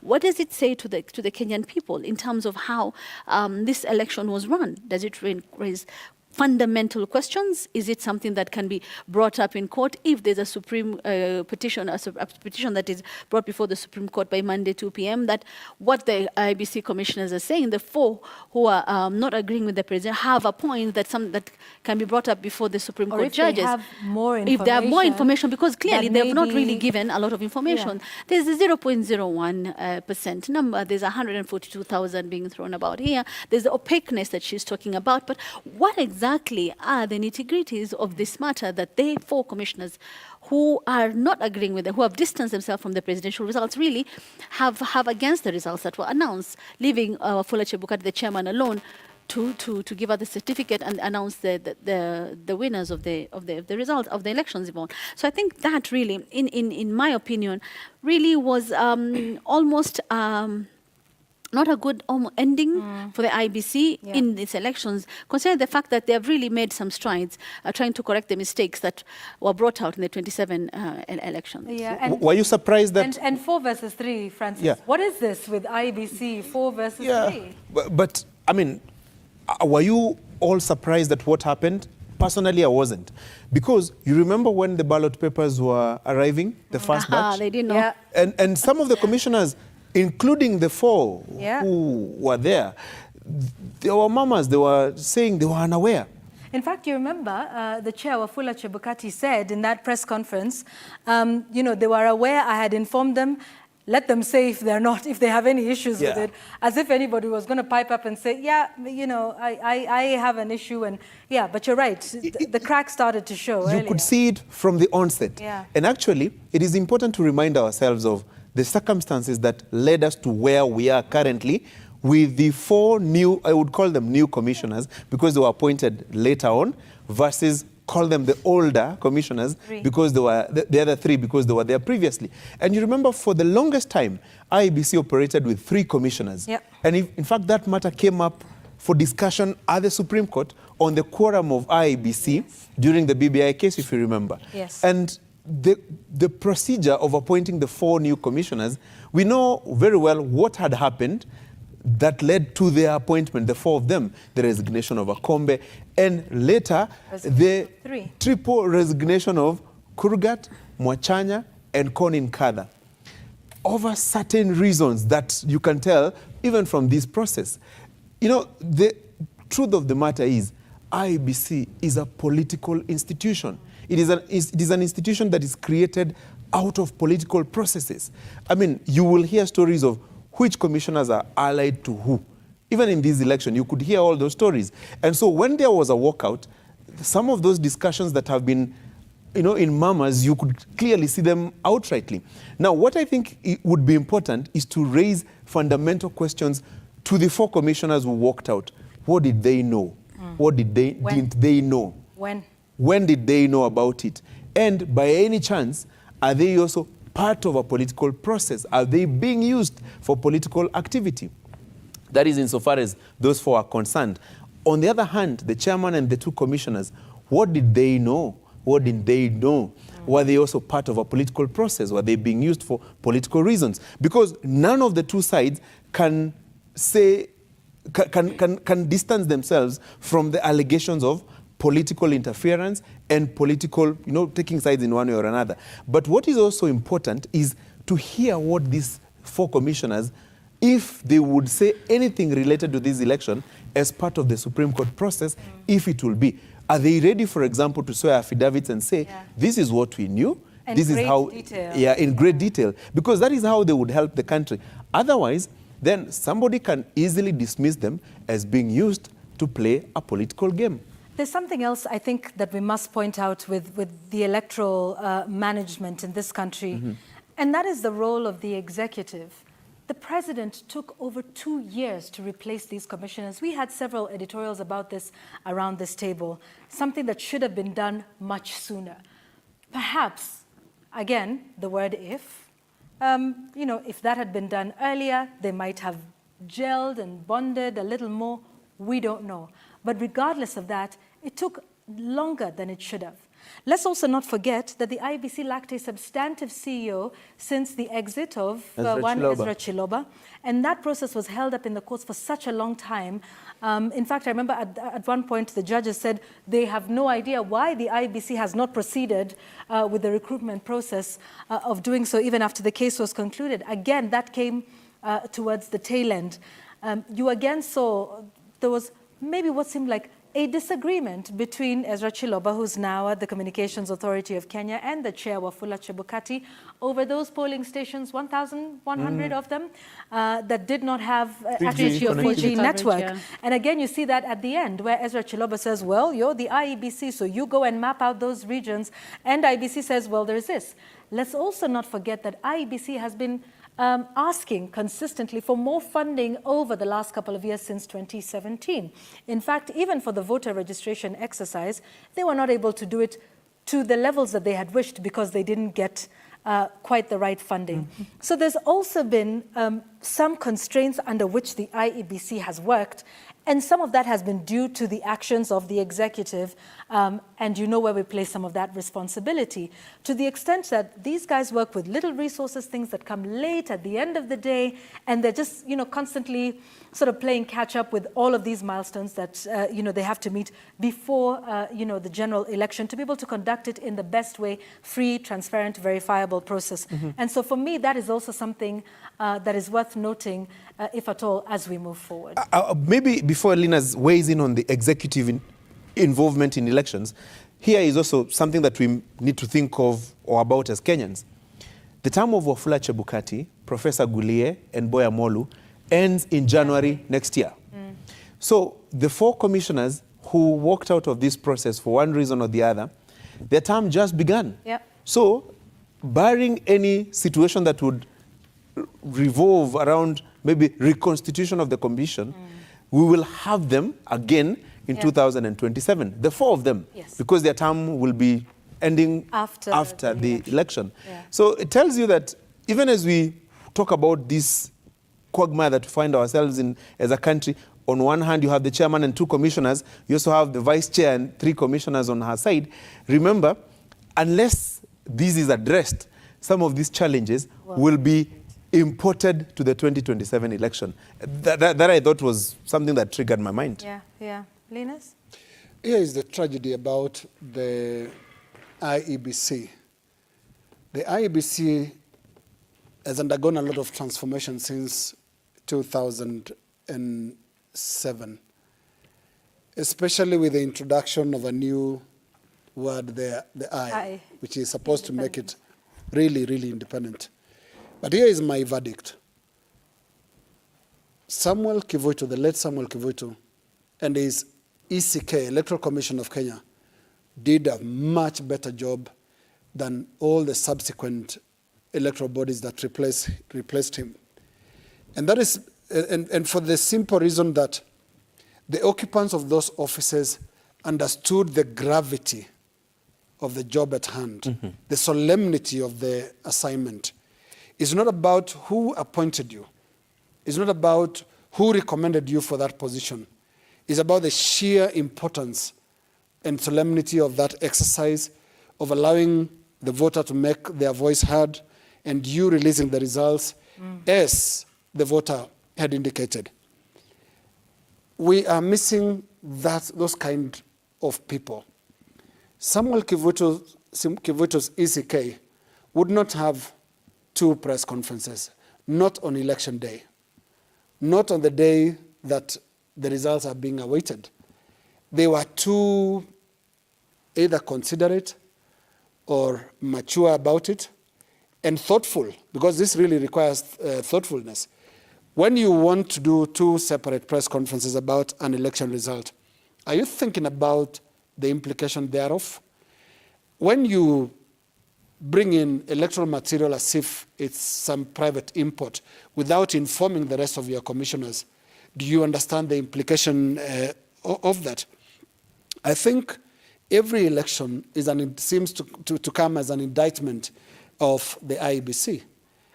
And if this thing goes to the Supreme Court again, because it has not gone yet, we'll know by Monday whether there'll be a Supreme Court petition. And if the court again nullifies the presidential election result, Wafula Chebukati will be making history as a serial indictee of the Supreme Court.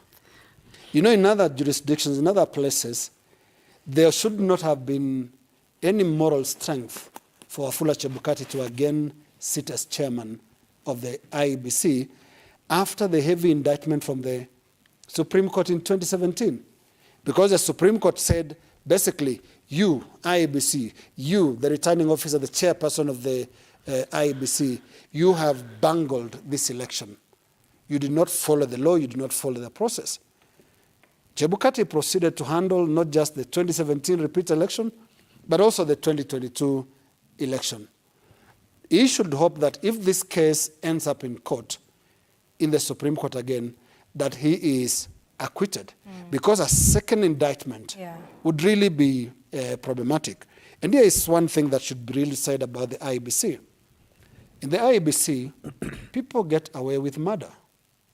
In the ECK of 2007, when the country went into a lot of chaos and more than 1,000 people being killed, not a single electoral official was held responsible.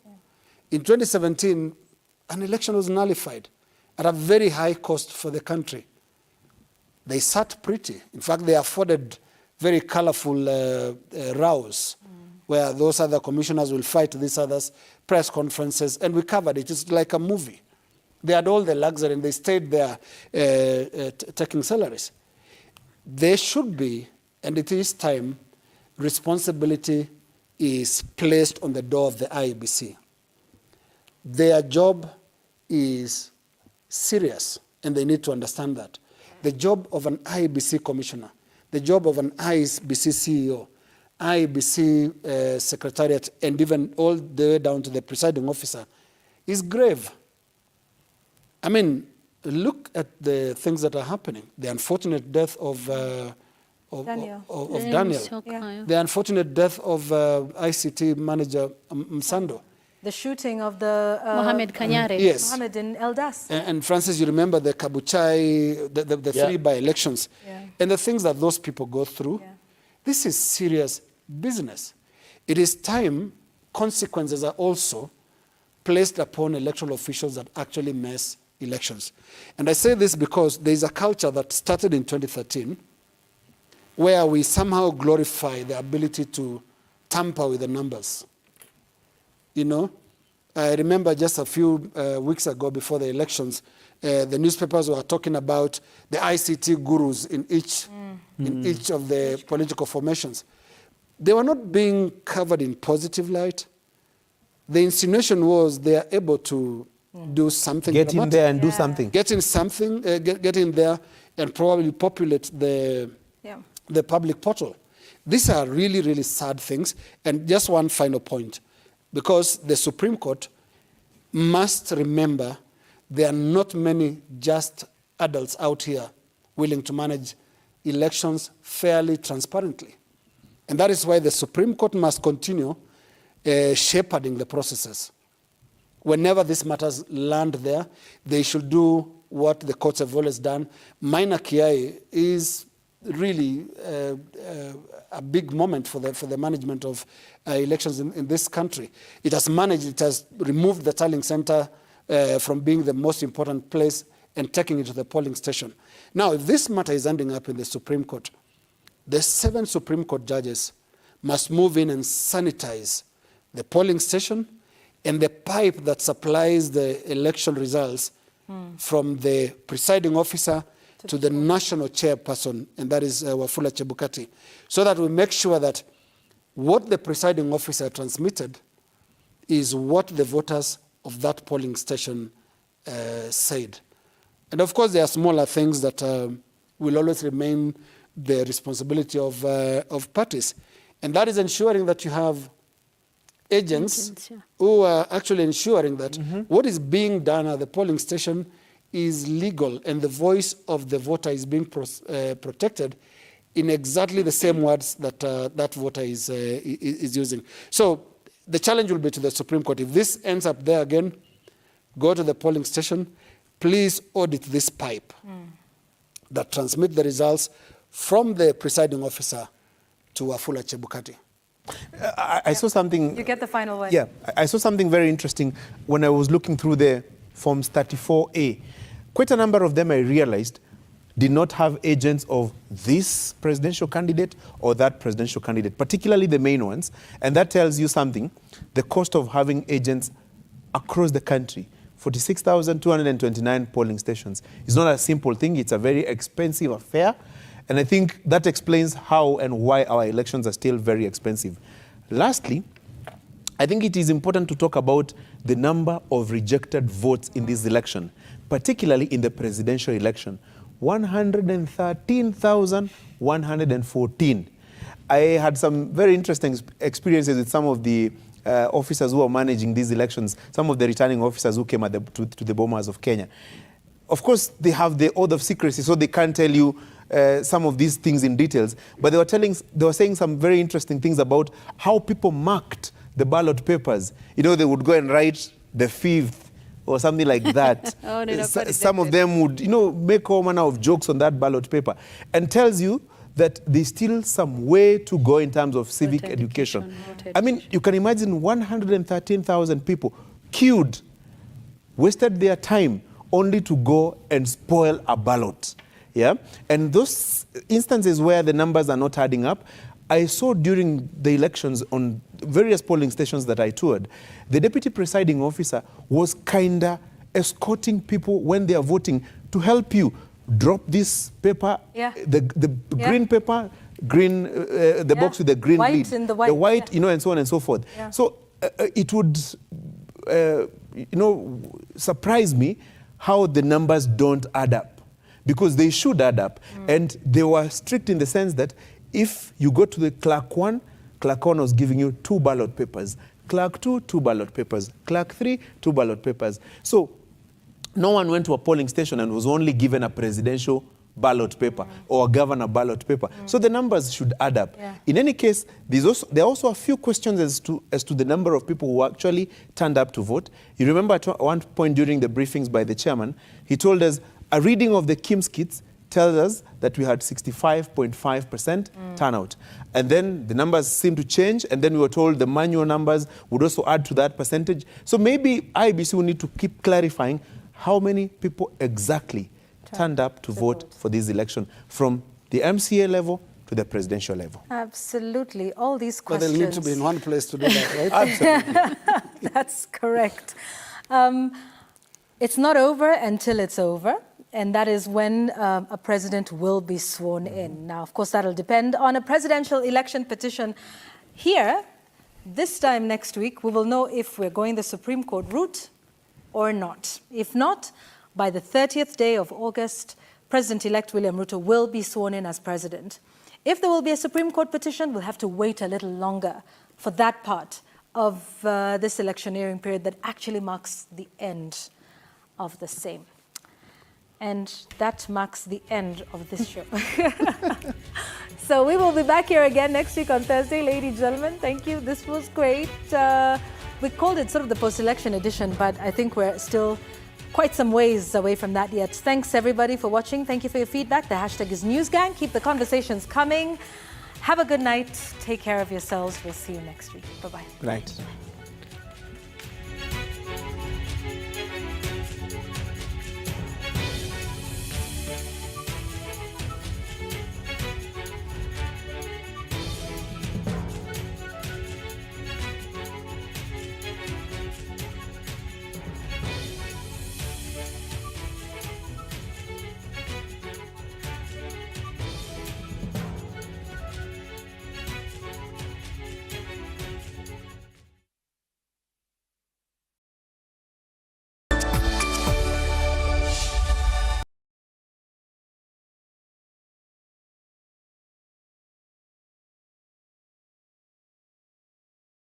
The Kenya Kwanza Alliance Presidential Debate 2022. Do not adjust your sets.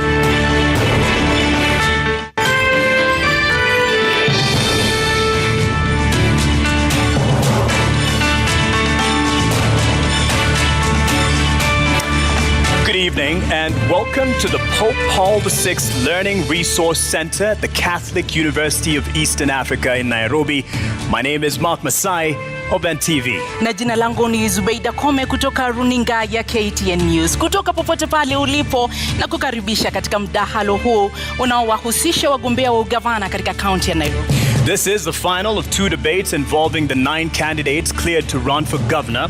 In the second debate, we are hosting Senator Johnson Sakaja of the United Democratic Alliance, UDA, which is affiliated with the Kenya Kwanza Alliance, and Mr. Polycarp Igathe of the Jubilee Party, member party of the Azimio la Umoja One Kenya Coalition Party. Kulingana na kanuni zinazosimamia mdahalo huu, wawaniaji wana muda wa dakika 90 za kulumbana kupitia maelekezo na maswali kutoka kwangu na mwenzangu Mark. Maswali tumeabuni wenyewe na hayajajadiliwa na wahusika kwenye mjadala huu. And our questions are clustered into 6 segments, each running for 15 minutes. As per our debate rules, each candidate has 2 minutes to make an opening statement, 1.5 minutes to answer a question, and 60 seconds for a rebuttal. The topics have been carefully selected after a thorough assessment of sentiments of the regular residents and voters in the city of Nairobi. Na maelekezo yetu pia yanahitaji wagombea wanaoshiriki mjadala huu kuzingatia tasfida wakati wa mjadala, kumaanisha kwamba wasitumie lugha chafu ya matusi au kudhalilisha wenzao, waendesha mjadala na watazamaji wanaofuatilia mjadala huu mbashara. Lugha ya maneno au ishara zinazoweza kutafsiriwa kuwa matusi hazitaruhusiwa kutumika kwenye mjadala huu. The same responsibility is shared by the audience seated here in this auditorium. Debate rules do not permit any cheers or jeers, except now, when we turn our attention to the debate platform to welcome the candidates Polycarp Igathe and Johnson Sakaja. Na mtazamaji, kuingia katika ukumbi huu tulikuwa tumeweka kura ambayo ilistahili kuelekeza ni nani ataingia kwanza na kuwapa nambari wale wawaniaji wawili ambao tunatarajia kwenye mdahalo huu. Kwa sababu Sakaja kufikia sasa hajawasili, inamaanisha kwamba Polycarp Igathe wa Jubilee ndiye atakuwa ukumbini kwa hivi sasa. And the show must move on, so we will call in this first candidate, Polycarp Igathe of the Jubilee Party.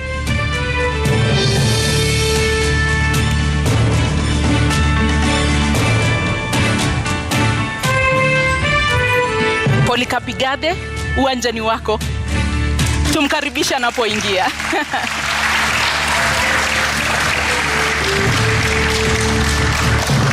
Thank you. Maintain the position of your podium for the length of this debate. And as indicated, our starting time was clear to all the candidates invited. Thank you for honoring this invitation.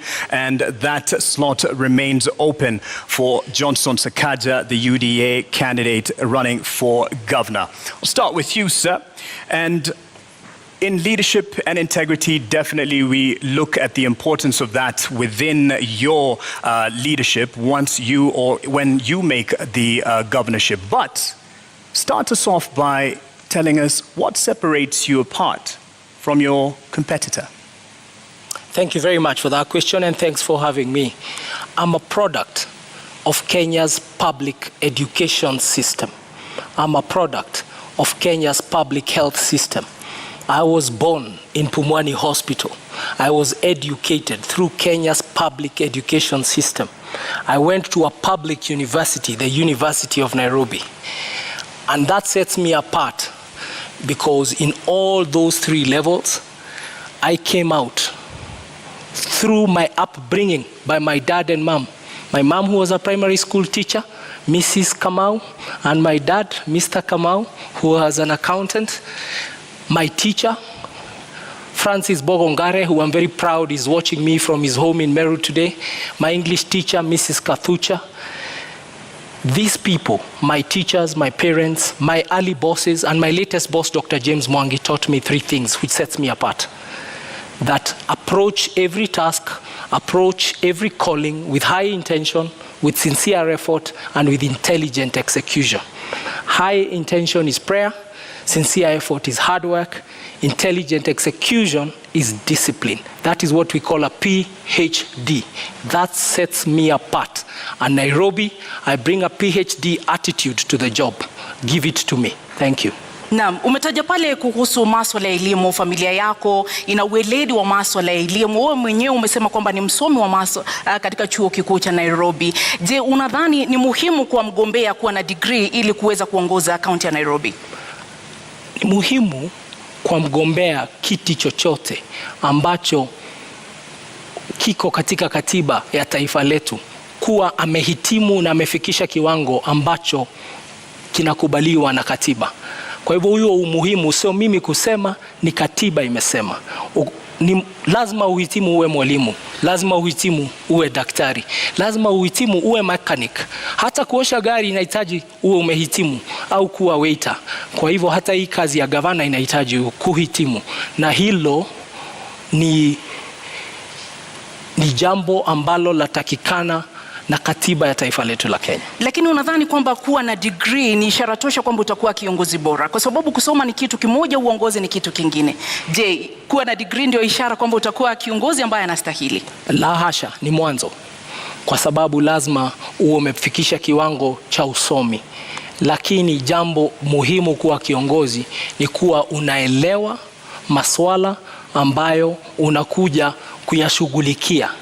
Na pia la pili, pia wewe uwe ni mtu ambao wapenda watu. Hii kazi ya siasa, kazi ya kutumikia watu, ni kazi ambayo unaifanya kutoka kwa roho yako.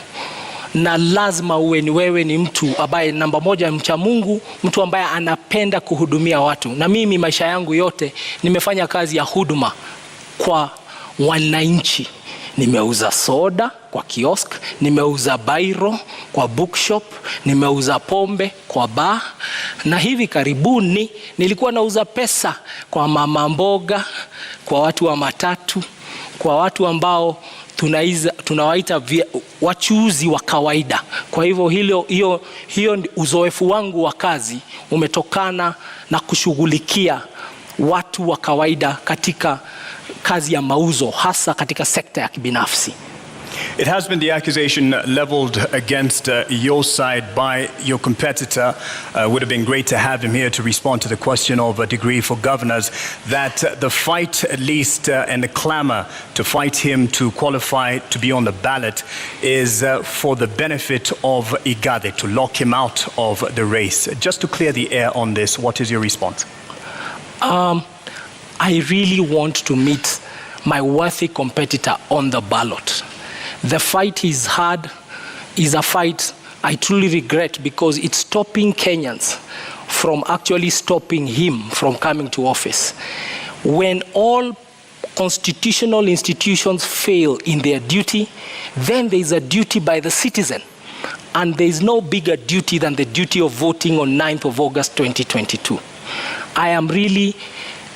I wish him well, and I hope that he can come tonight. I also hope that he will be on the ballot on the 9th of August so that we can beat him at 8:57 a.m. Na umetaja pale kwamba una uweledi na umejitolea na una ule moyo wa kutaka kuwatumikia wakazi wa Nairobi. Lakini kweli uko tayari kuingia katika kazi ambayo itakubidi uwe pale kwa miaka 5, kwa sababu historia inaonyesha kwamba ulipochaguliwa kuwa naibu gavana uliondoka baada ya miezi 6. Hii kazi itakuhitaji kuwa pale miaka 5. Kweli uko tayari? Niko tayari, niko gangari, na nimejitayarisha vilivyo kutumikia wananchi wa Kenya katika jiji Nairobi kwa miaka 5. Mimi wakati nilipokuwa kwa kiti ya deputy governor nilisema kwamba sikupata na sikuweza kupatiwa kazi nifanye kama deputy governor. Na kuna jambo moja ambalo lazima tukubali. Ukiangalia wanasiasa katika taifa la Kenya, wako zaidi wanaochaguliwa kupitia kwa debe. Wangapi wanafanya kazi yao na ukweli wanapewa mshahara kwa sababu wamefanya kazi? Hilo ni swali tunafaa kujiuliza. Mimi siwezi kubali mshahara bila kufanya kazi. Unasema kwamba hukupewa kazi, ni kwamba haukuwa na ushirikiano na Gavana Sonko, ni kwamba ulijipata katika nafasi hiyo kimakosa, au ni vipi wewe kama naibu gavana unasubiri tu kupewa kazi? Gavana Sonko ni rafiki yangu, ni mwalimu wangu wa kisiasa, hasa siasa za Nairobi, na muheshimu na namuenzi mpaka wa leo. Ni rafiki yangu, hata dakika 5 zilizopita tumeongea. Lakini kazi ni tofauti na urafiki. Siwezi kuja ofisini na kila siku kazi yangu ni kusoma gazeti na kuacha koti kwa kiti alafu naenda na lala. kazi, lazima uwe iko kazi ambayo na mpangilio wa kazi umepewa, na usipopata hiyo kazi basi unaheshimu katiba, na katiba ya Kenya inasema article 1 kwamba nguvu zote za katiba ni za mwananchi, na kazi yangu nilipopiga reverse gear ilikuwa ni kusema na heshimu katiba ya Kenya, na heshimu mpiga kura, na hivi leo nafanywa interview kama mfanyikazi wa watu wa Nairobi, na nawaeleza nitawafanyia kazi, na baada ya miaka 2-3 mambo ambayo niliona yaweza kutendeka yalitendeka, na tugange yajayo yaliyopita. In retrospect, you did not quit on the residents of Nairobi who entrusted you and in fact threw their weight behind your boss because you were there as a deputy. You didn't quit on them. Do you owe them an apology? I failed to earn the trust to deliver my mandate as deputy governor. I never blamed anybody. I blamed myself, and I fell on my sword. Today we see a lot of people who, rather than quit their position, continue to sit there and enjoy the trappings of power and enjoy a salary from government. They enjoy public money. I did not quit on you. If I quit on you, I would not have come to represent myself again through my party Jubilee, through Azimio la Umoja, and contest the nominations and then win and then be here as a candidate. I respect Kenya. In our national anthem, we always say Kenya istahili heshima. And that is a prayer, and that's our national anthem. We put our hands on our hearts and we say Kenya istahili heshima. Na heshima ni kwamba if you feel you're earning money you should not earn, especially public money, then you take a bow and you come back for a fresh mandate. Ladies and gentlemen, I've come for a fresh mandate. I seek to be governor of Nairobi. Please try me. Unadhani ulihitaji ujuzi wa kisiasa ili kuweza kustahimili mawimbi ambayo yalikukabili wakati huo? Ungekuwa na ujuzi, labda mambo yangekuwa tofauti. Siasa ni jambo la muhimu sana kuachiwa wanasiasa tu.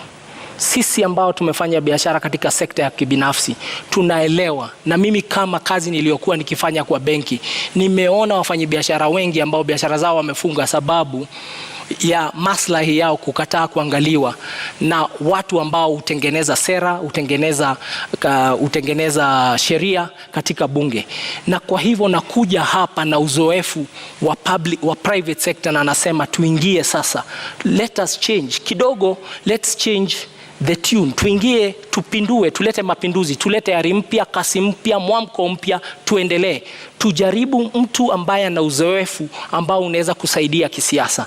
Na siasa ni nini? Siasa ni ile mambo ya kuleta watu pamoja ili mtimize maslahi ya watu na jamii. Mtengeneze uchumi, tutengeneze mazingira, tutengeneze jamii na tuendelee pamoja. Hiyo ndio siasa. Hata katika sekta ya kibinafsi kazi ndio hiyo ya kufanya kazi na wenzetu. So nimekuja hapa, nimejitolea, nimeamua kwamba Nairobi hatuwezi tena tukaendelea jiji kubwa kama hili kuongozwa na uongozi ambao hauna uzoefu wa kufanya kazi. Mimi na kazi ya kuendesha jiji ni kazi ambayo inahitaji ufanye kazi na wafanyikazi ambao nimechunga. Nimeendesha makampuni ambayo iko na wafanyikazi maelfu, budget za mabilioni, na ndivyo nasema nafikiri nina uzoefu. Hii kazi ya budget bilioni 40, wafanyikazi 15,000, nataka hao wafanyikazi wapate kiongozi bora, kwa sababu wakipata kiongozi bora tutapatia wananchi wa Nairobi huduma na taifa letu litakuwa nzuri, na nitakuwa nimefanya kazi yangu kama mwananchi wa taifa la Kenya. You do have the decorated profile in terms of the boardroom and the qualifications therein. Politics is part of the game, and especially for a county like Nairobi and the position it has nationally. Are you confident about your political ability to make sure that you control and you keep things under control within the capital? Thank you very much for the compliment. I can tell you, even private sector, there's a lot of politics. In business, there are shareholders, there are employees, and there are customers. Shareholders invest in employees. Employees invest in customers. Customers pay the shareholders, and the cycle works like that. In politics, the shareholder is a political party. The political party then nominates candidates who come as politicians and civil servants who come as civil servants. And the work of civil servants is to then serve the public. And the public, in turn, keeps giving power to the right party. I am very proud to be a member of Azimio la Umoja, led by the most disciplined shareholder in politics, if I can use those words, Raila Amolo Odinga Baba. He has run the most disciplined political party. I'm very proud to be a member of his team. I'm very proud to be a member of the Nairobi team with my colleague Edwin Sifuna, with my colleague Esther Passaris, with all our MPs. I'm very proud. And because I'm joining a disciplined team, we are going to serve the public. What has been the problem of politics is just like in business, we have employees. In politics, what we see is that you have politicians, political parties and politicians who have come together to steal from the public. It's like a shareholder and an employee and management stealing from the customer. That's not sustainable. What I can say is, in closing, that remark is, when a customer loves you, no one will harm you. When a voter and the public loves you, no one will harm you. We are seeing it in Sri Lanka. We are seeing it in very many countries, that people are eventually the silent majority. We have in Kenya, we have a very big silent majority. Quiet people, decent people, honest working people who go about their lives. They are really tired of the circus of usual politics, of insults, of drama, of coming late for interviews, of eligibility to a job. It just says this is what the eligibility. People are really tired. And I know that because I live amongst the people and I'm a son of this country. People just want a normal servant, service person. They just want a politician or a leader who just gets the job done. And me and my partner, my deputy governor, who's an accomplished scholar, Professor Philip Kaloki, we are just here to get the job done.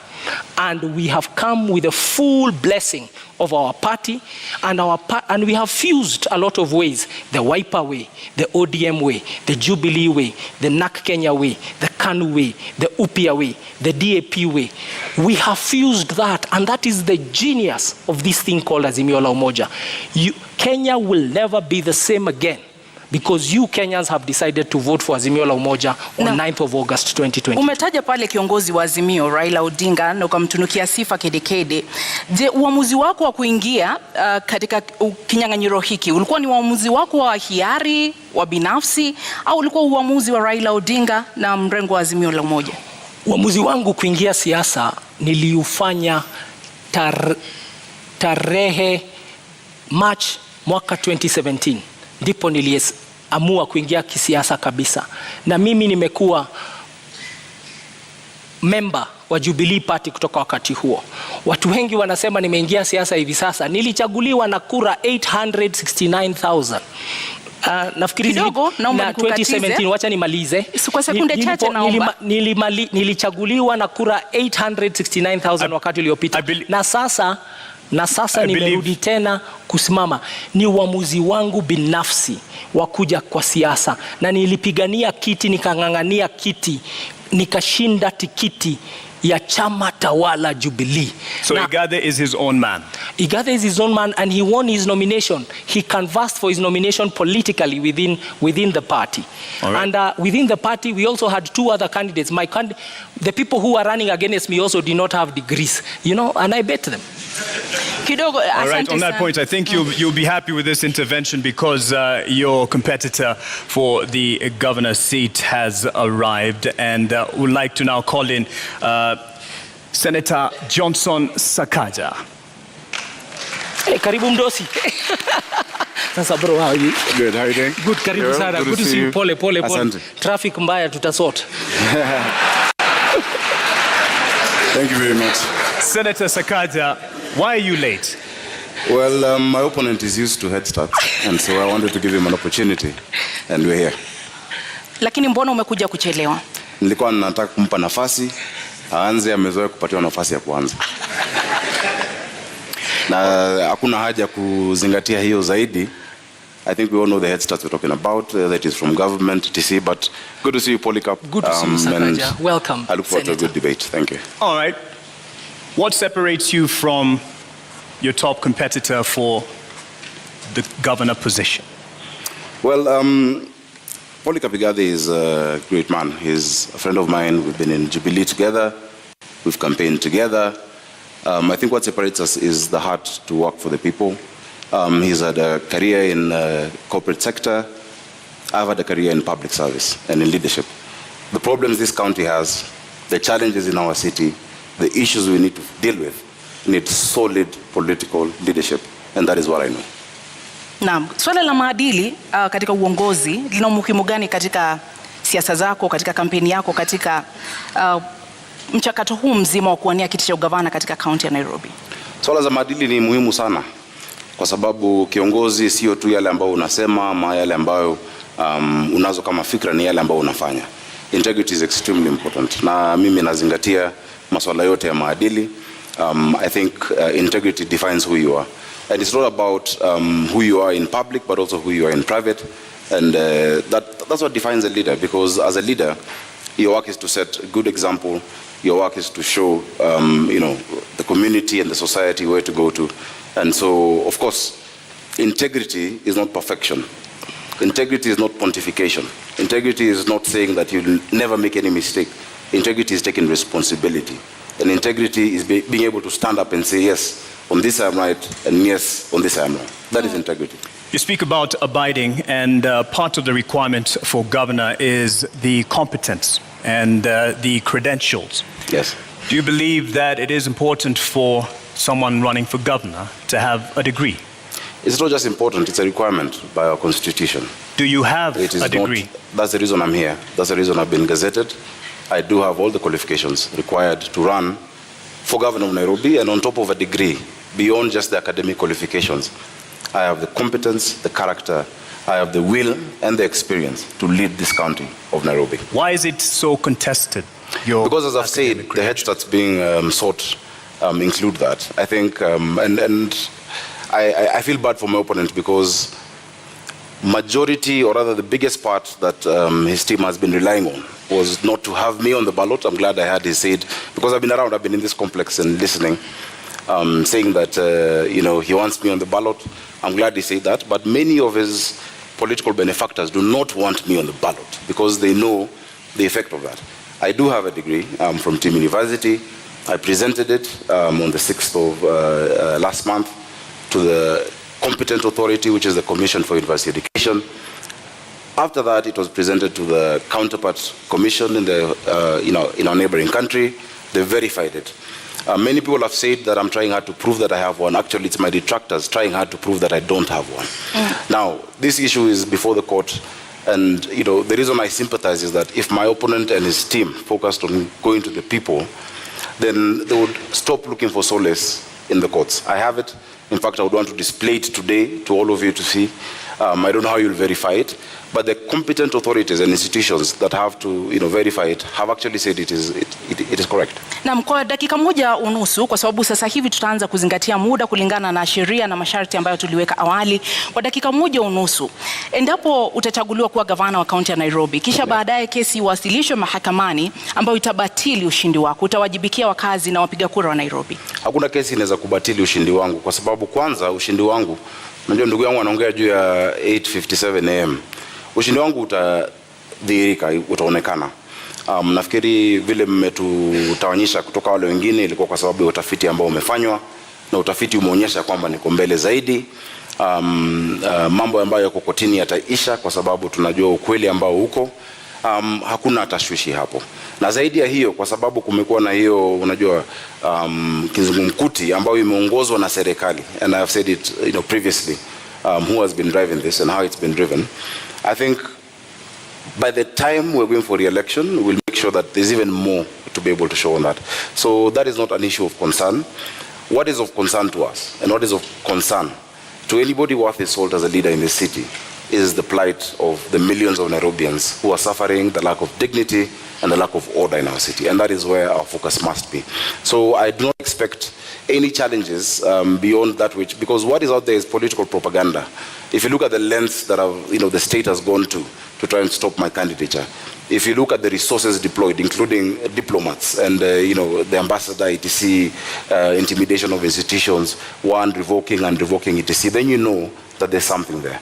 And I think nothing of that source will stand the test of time. Are you saying that those who are backing this fight for your contestation for the position of governor are behind your competitor? Yes. What do you say about that? You have an opportunity to respond. Our worthy competitors have pitched themselves as victims, and the entire platform is victimhood. That they are victims of the weather, they are victims of the law, they are victims of what they call the system. But facts are facts, and the truth is the truth. I have said I really would love to meet Senator Sakaja. I think out of abundance of the heart, I would like to meet Senator. I would like to meet. I would like to meet Senator Sakaja on the ballot, because on the ballot, so that we can beat him, and so that the people who are the last line of defense when all other institutions fail, prove to him that they know better. That wajinga waliisha Kenya. Na waliisha Nairobi. If any other institutions fail, the people should never fail on the ballot. Naam, muda umekwisha. Senator Sakaja, je, uamuzi wako kuingia kinyang'anyironi, ama niweke hivi, uamuzi wa kuingia kinyang'anyironi ulikuwa wako binafsi au ulikuwa wa chama na kiongozi wa chama?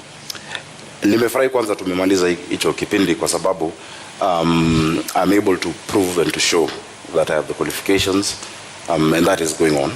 I'm looking forward to it. And I know millions of Nairobians everywhere I've gone to tell me every day that they're praying, and because they can see that big hand of the state. And we shall be vindicated in due course. When there's time after this, I'm available to speak to that. Of course, my intention to run for governor of Nairobi has been my intention. I've grown up in this city. I was born in Ngara. I've seen this city when it had some semblance of a working city. And I've also seen the lack of dignity and order in our people.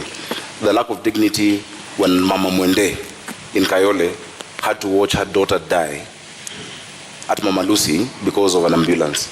I've seen that, and I've committed myself to lead the charge of providing order and dignity in this city. So it was my decision, it is my decision, and beyond that, it is a resolve of the millions of Nairobians to rescue this city from state capture. Your decision, you say, but it is on a ticket UDA under Kenya Kwanza. Yes. If you are elected as governor, how much of a burden will the patrons of your particular alliance have or be to your leadership as governor? I think I've distinguished myself over the years as an objective leader, as a leader who stands his ground, as a leader who stands on principle. Many times, even before what my competitors and their colleagues thrive on, they like talking about the handshake, I've demonstrated what we call siasa safi. When the Honorable Prime Minister, former Prime Minister's retirement benefits were being rejected in Parliament because his now partner and brother said he must retire from politics, I'm the only person from Jubilee who stood up to defend.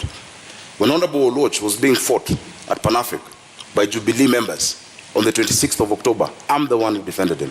When Babu Owino was thrown into a cell and Raila Odinga and Wetangula could not remove him, I went, despite there not being any agreement before the handshake. I believe in siasa safi. I believe politics is not enmity. And I want to assure even my opponent that once we get into office, some of the ideas he has, because he's a good manager, and this city also needs, in some areas you need managers, of course, led by a leader with a vision. We'll incorporate the ideas. Everybody sitting on that side knows that I have no negative relationship with them, and that is the siasa safi Nairobians want. And that is why all your polls show that Nairobians across the political divide have resolved to support me for the office of governor. Bwana Polycarp, je, ni kwamba Azimio mnaendesha siasa chafu katika kaunti ya Nairobi? Kwanza wacha tuangalie siasa safi ni nini.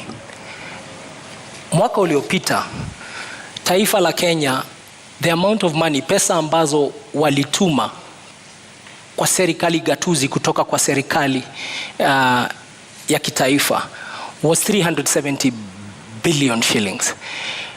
370 billion, Nairobi ilipata 19 billion. 5% only ndio ilikuja Nairobi. Nairobi, wapiga kura Nairobi ni 11% ya tuko 2.4 million out of 2.4 million voters out of 22 million voters in the country. Now, Nairobi contributes 2.2 trillion wame collect Kenya Revenue Authority. 60% ya hiyo 2.2 trillion imetoka kwa viwanda na wafanyi biashara hapa Nairobi. How does somebody contribute 60% of revenue and you only share 5% back? Na hiyo siasa safi ndio seneta wetu amefanya katika Senate. Kazi ya seneta ni kutuombea pesa. Ametuombea tu 5%. Alienda huko kufanya kazi ya county zingine. Hapa ndio sababu Nairobi hamna mashule. Tuna nasari pengine 211. Tuko na health centers kidogo sana, da dispensary. Na ndipo njaa na umaskini umekithiri hapa kwa sababu watu hawajui Nairobi is unaffected and a very poor country. Muda wako umekwisha. A very poor county. Muda wako umekwisha. That is not siasa safi. Bwana Sekaja ameuliza umetetea vipi county ya Nairobi ulipokuwa seneta katika kipindi hiki cha takriban miaka 5. Je, kweli umewajibika kama seneta wa county ya Nairobi? Zaidi. Na zaidi ya wote wengine ambao walichaguliwa kama maseneta. Ukiangalia utafiti ambao umefanywa kwa miaka 3 ambayo imepita, for the last 3 years running, I've been rated the best performing senator in the Republic of Kenya.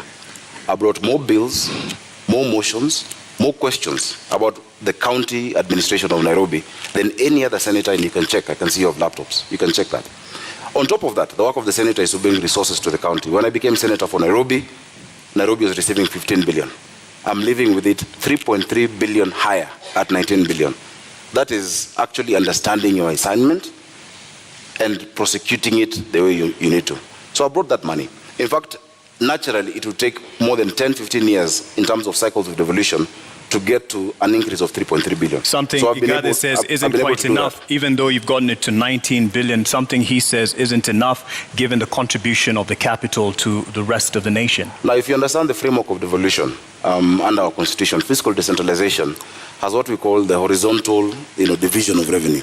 In that horizontal division of revenue, you have a county allocation of revenue bill, where you divide the amount that is given amongst the counties. So of course there is a ceiling of what has been given to all counties. What I have fought for is the fair share for Nairobi City County, which remains to be the highest, and over and above what any other county gets.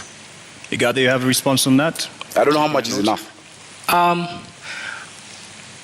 What Senator ensured persisted in this country is a philosophy that is unsustainable, that needs and give to others according to their ability and give to others according to their need. Nairobi is a very needy county, and the criticism I'm proffering here and submitting to him is that as senator, what did you do to help Nairobi overcome the hunger, the deprivation, the desperation in the informal settlements? Did you bring that matter to Senate? Did you make people understand that case? Instead, what we saw, he was a leader of a group called Team Kenya that even removed incentives for county to generate their own revenue. We used to get 1% extra if you generate your own source revenue. Like Nairobi is only generating 9. This is going to do about 9 billion of its own revenue. So the county, the CRA, Commission for Revenue Allocation, was giving us brownie points as a county if you collect your own revenue and you don't rely on the national government. And these are some of the things he did not protect as our senator. So how does somebody fail or does not succeed in their task and then you give him the job of governor? Naam, ulifeli katika kutetea na kulinda rasilimali za kaunti ya Nairobi, na ukiwa seneta kwa takriban miaka 5 ambao umekuwa katika uongozi, umeweka mikakati gani kudhibiti na kuimarisha ukusanyaji wa mapato katika kaunti ya Nairobi ambayo yameonekana kudidimia?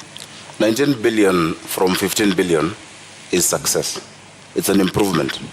In fact, if I succumbed to the sloganeering that my worthy competitor is talking about, which in fact his argument is the best case to show that education does not necessarily equate to intelligence. Because if I bring a box and tell you this is 1 man 1 shilling and it's 1,000 bob to you, and inside it's 500 shillings, would you accept it?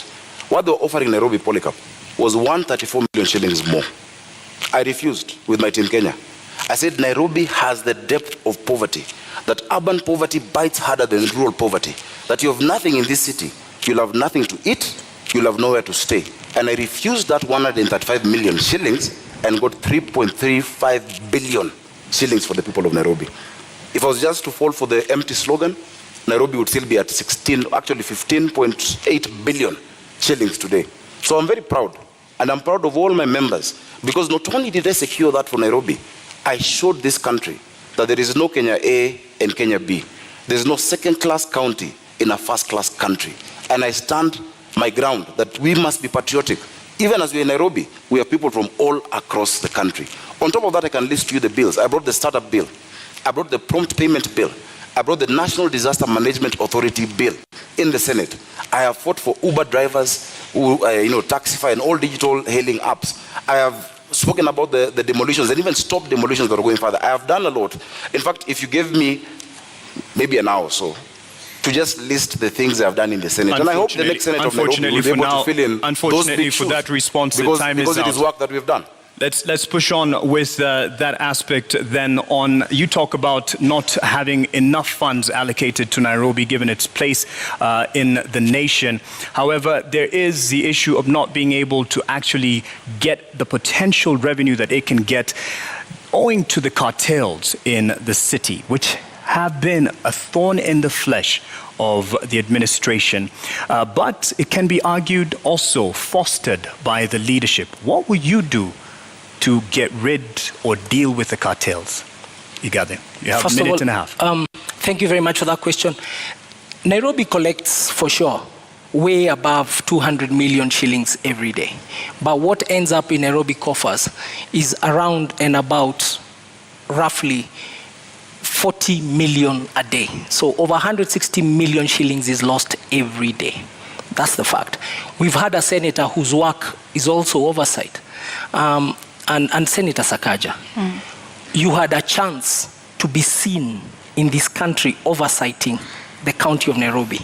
When push came to shove and the impeachment question came to the floor of Senate, it's up to Kenyans to see how you voted. Not only did you did not even take a decision, you abstained. You walked away from the conversation. We have not seen you. Nairobi County employees, in fact, we have to apologize to them. They do unbelievable. Their salaries are delayed. Their remittances are delayed. The Auditor General's report about Nairobi City County is that Nairobi City County has a debt of over 80 billion now. That is what it has been given an adverse opinion. But have we ever heard once our senator speak about it? And that's why I'm saying the oversight role he did not do very well. And he actually did not succeed in that oversight role. But the cartels we will deal with, because we have the numbers and we know who they are, and you have seen them even in the campaign season trying to fight and hide behind muda wako umekwisha. Bwana Sakaja, una muda wa dakika moja unusu kujibu. I'm actually quite tickled that Polycarp Igathe can talk about push coming to shove and me not making a decision. Before even push came to shove, in like 4 or 5 months, Polycarp Igathe quit on the people of Nairobi.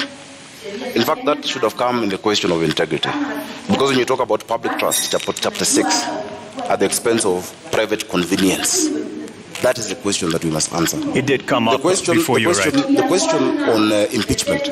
Governor Sonko would not be facing an impeachment if you're stuck in office.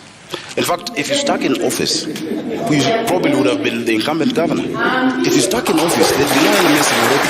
But the reason we have any mess in Nairobi is after Polycarp Igathe could not wait or stand the heat in the kitchen, he ran away in less than 6 months. This city needs resilience. You need to be tough. You cannot say that you have betrayed 800 and I think, how many votes did you guys get? 40 or something thousand votes, 840,000 votes, because you could not get the trust of one individual, yet 1 million Nairobians have given you the public trust. When push has come to shove, look at the Senate answered. I have spoken more times than any senator. I have raised more questions in the Senate than any other senator. In fact, I have taken the former Governor Sonko to court on the action he took on Matatus. The record is clear. This county needs a political manager who understands how to deal with the leaders and how to deal with the issues of the people, but has a thick skin. In fact, if half of the tribulations I'm facing right now in my bid were on Polycarp, Azimio would have no candidate. But I have stood. Your time is out. You've stood. You ran off. He'd have quit. Integrity, I define integrity as what you do in private. If it ever became public, you'll never be ashamed. I'll tell you what is not integrity. Is uttering false documents and then standing here and saying I have integrity. Go to the website of the East African, of EACC. Go to the website of IBC.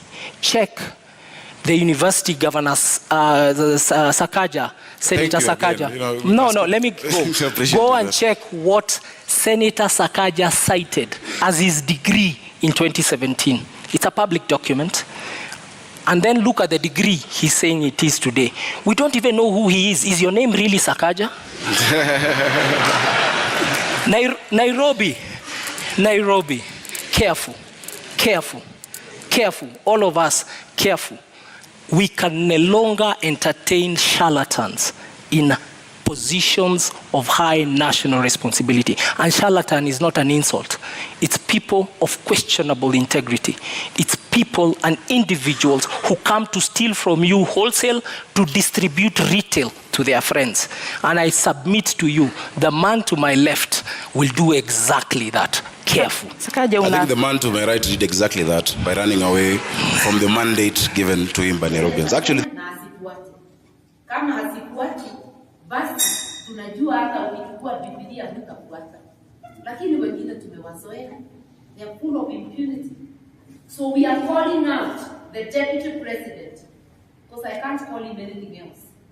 He's the deputy president of the outgoing regime.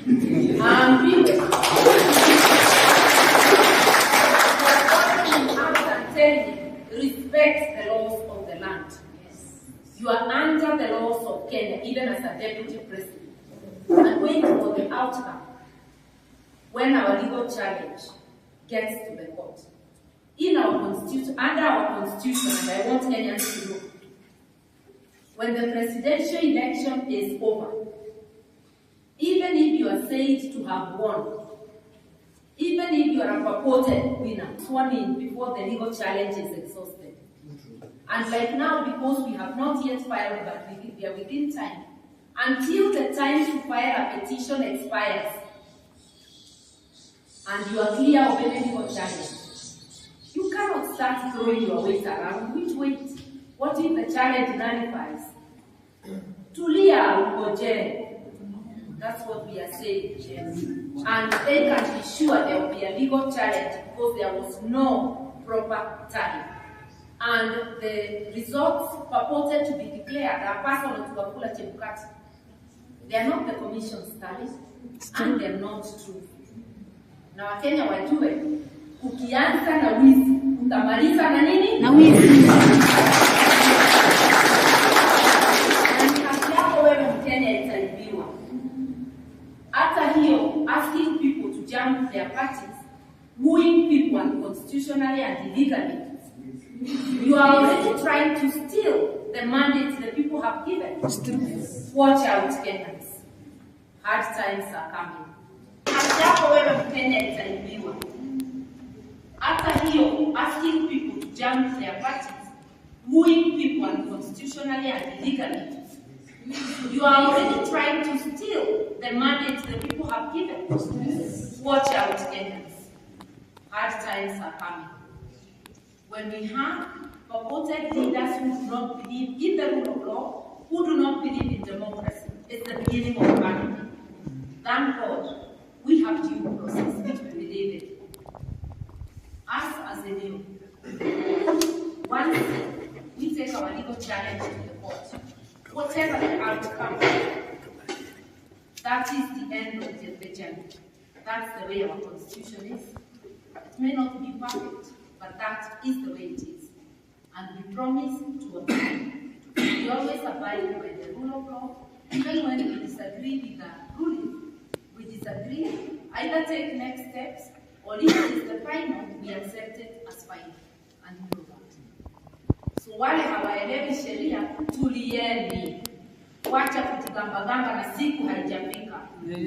Haki zetu bado. Even when there is a proper time, a candidate is entitled to a re-tally on demand. And if it's in a re-count if you want. When you do it in darkness and then you just come and declare casually, you deny parties the right of recount. When you do it in darkness, that is not a tally of the commission. And we have already had it with his fellow commissioners. The exercise of tally is an exercise of the corporate body called the commission. The commission is not an individual. It's a corporate body consisting of 7 commissioners and a secretary. So that tally has to be conducted and ended by the entire commission. And if there is disagreement, they will be voting and arresting. Listen to this. Once you talk about nyumba yako, utuambia tumepata ni nani. Mashindano si yangu mwenyewe. We are the whole country. So we will be going to court for appropriate reliefs, and we are very happy that as our supporters you have kept peace, and countrywide that is the case. But however, it is very shocking that a person who aspires to lead the country is either ignorant of our laws or behaves with impunity, starting to woo members of the Azimio coalition and announcing they have defected to the side. Is it that he has not read the Political Parties Act, or he regards the law as nothing? If you are in a coalition, you have to give 3 months notice of the intention to leave the coalition. It's a legal process. This is not the Karua era, where you could just buy people to cross the floor. And if you are an individual member and you belong to a political party or a coalition and you want to cross the floor, the penalty is you return to the voters to tell them ile nguo nilikuja nayo kwenu nimebadilisha, wakuidhinishe tena au wakutupe nje. So we are telling Kenyans don't be hoodwinked to start acting against the law by people full of impunity, people who do not believe in the law. And anybody who does not obey the law. Let me say this. When we hear it from them, because we've been hearing from the Deputy President and his people, when it is actualized, the law will take its course. So we are not calling out anybody. Today I'm calling out the Deputy President of the outgoing government. The country deserves justice and peace. And our national anthem, we sing, justice be our shield and defender. Yani, haki iwe ngao na mlinzi. Lazima tupate haki, na haki ikiamuliwa na koti, hiyo ni ya mwisho. Hata kama hukubali kwa roho yako, lazima tutulie na tukubali uamuzi wa mwisho wa koti. Mumeamua, lakini koti itaamua kama mahesabu imeingiana au ni mahesabu ya bandia. Kwa hivyo tuwe na utulivu, na vile tumeungana hapa bila kuulizana wewe ni wa chama gani, wewe ulipigia nani kura, tuendelee na maisha vile tunaendelea na maisha tukingojea, na hiyo ndio inatakikana. Kwetu ni haki tunatafuta, na ni mojo ni ndetigitageria ndambiriria mwathani wao aya matiũĩ kũhotwo nĩ takĩ no igoti rĩaria ngetĩkia ũrĩa rĩgeka rĩkũuga bau nĩ bega. Koguo o rĩngĩ nĩ twamũmĩrĩria, Ngai wa muoya mũrathime, na nĩ wega nĩ ũndũ wa ciugo njega iria twabunjĩirwo mũthenya wa ũmũthĩ na ngwatanĩro njega ya andũ metũũra. Na arĩa mangĩkorwo manjikĩrie kura nĩ wega mũno, arĩa matanatuikĩria ũguo mwekire nĩ kwagĩrĩire tondũ wĩ mwĩtĩkĩrie gwĩthurĩra ũrĩa ũgwĩka atĩa. Igwe weganĩre, asanteni, Mungu atubariki sote.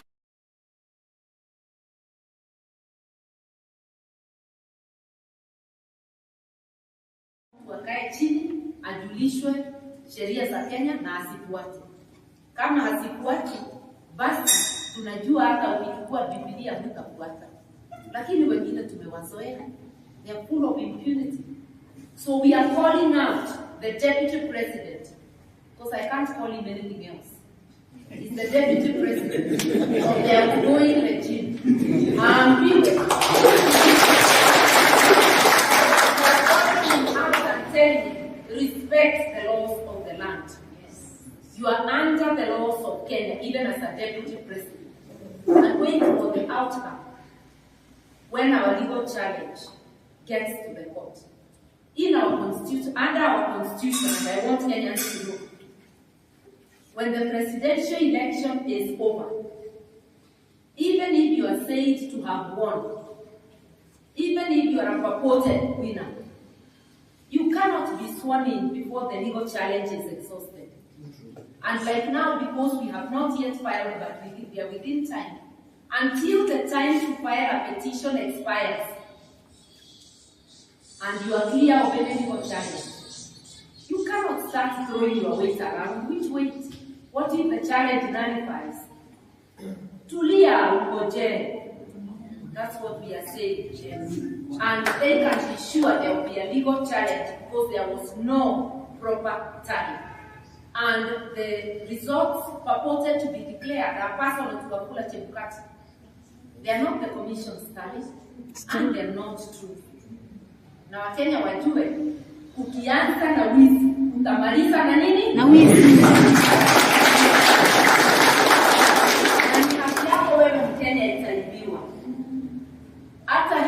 Asking people to jump their parties, wooing people unconstitutionally and illegally. You are already trying to steal the mandate the people have given. Watch out, Kenyans. Hard times are coming.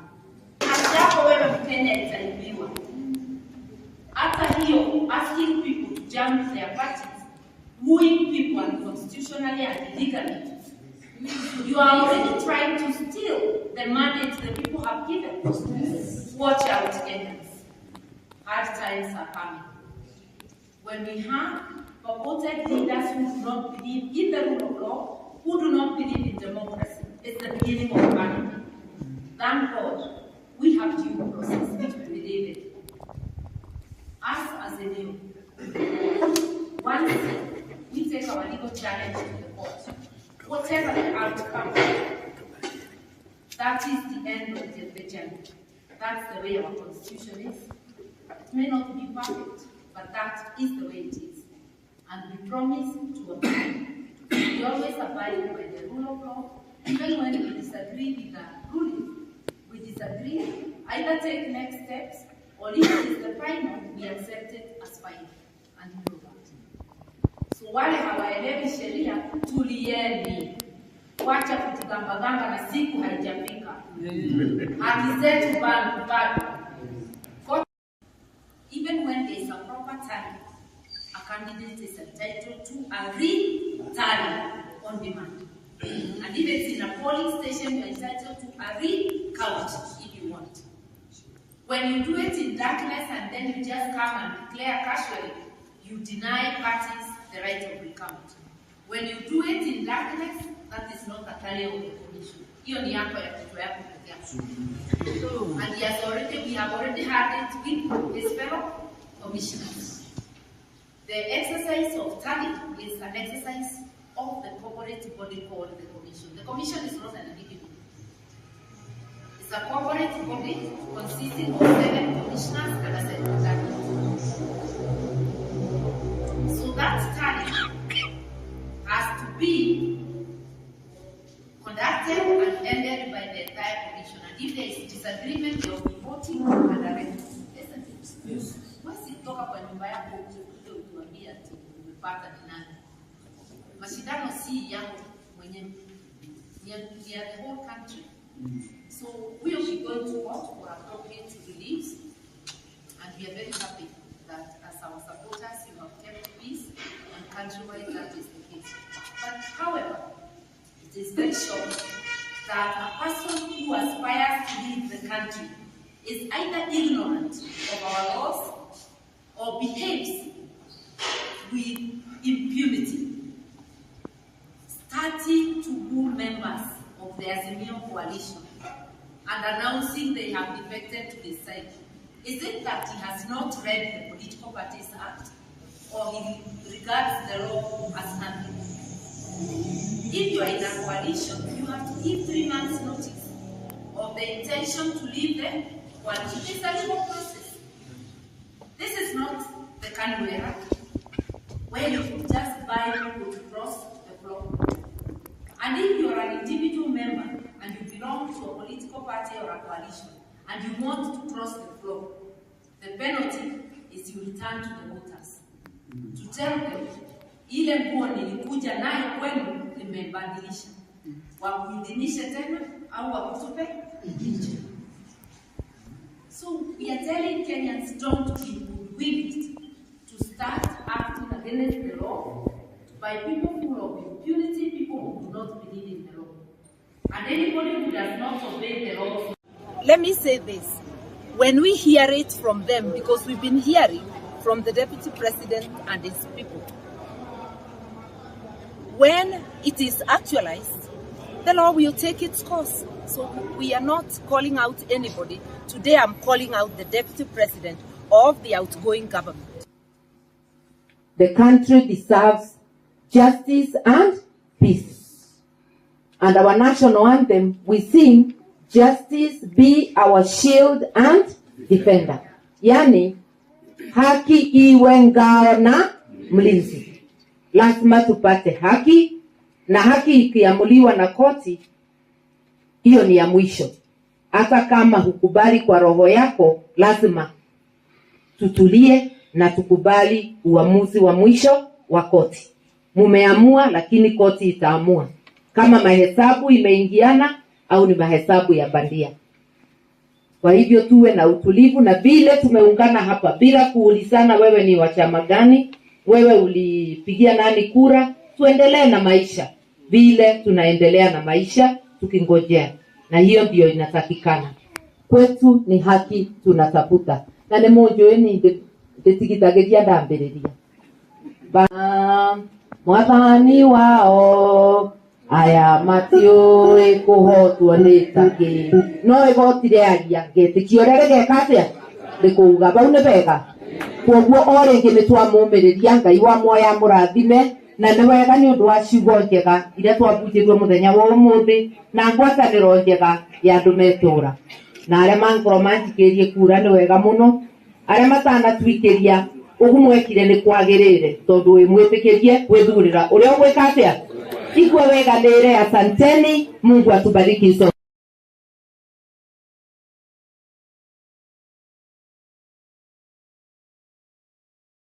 Wakae chini, ajulishwe sheria za Kenya na asifuate. Kama hasifuati, basi tunajua hata ukichukua Biblia hutafuata. Lakini wengine tumewazoea. They are full of impunity. So we are calling out the Deputy President, because I can't call him anything else. He's the Deputy President of the outgoing regime.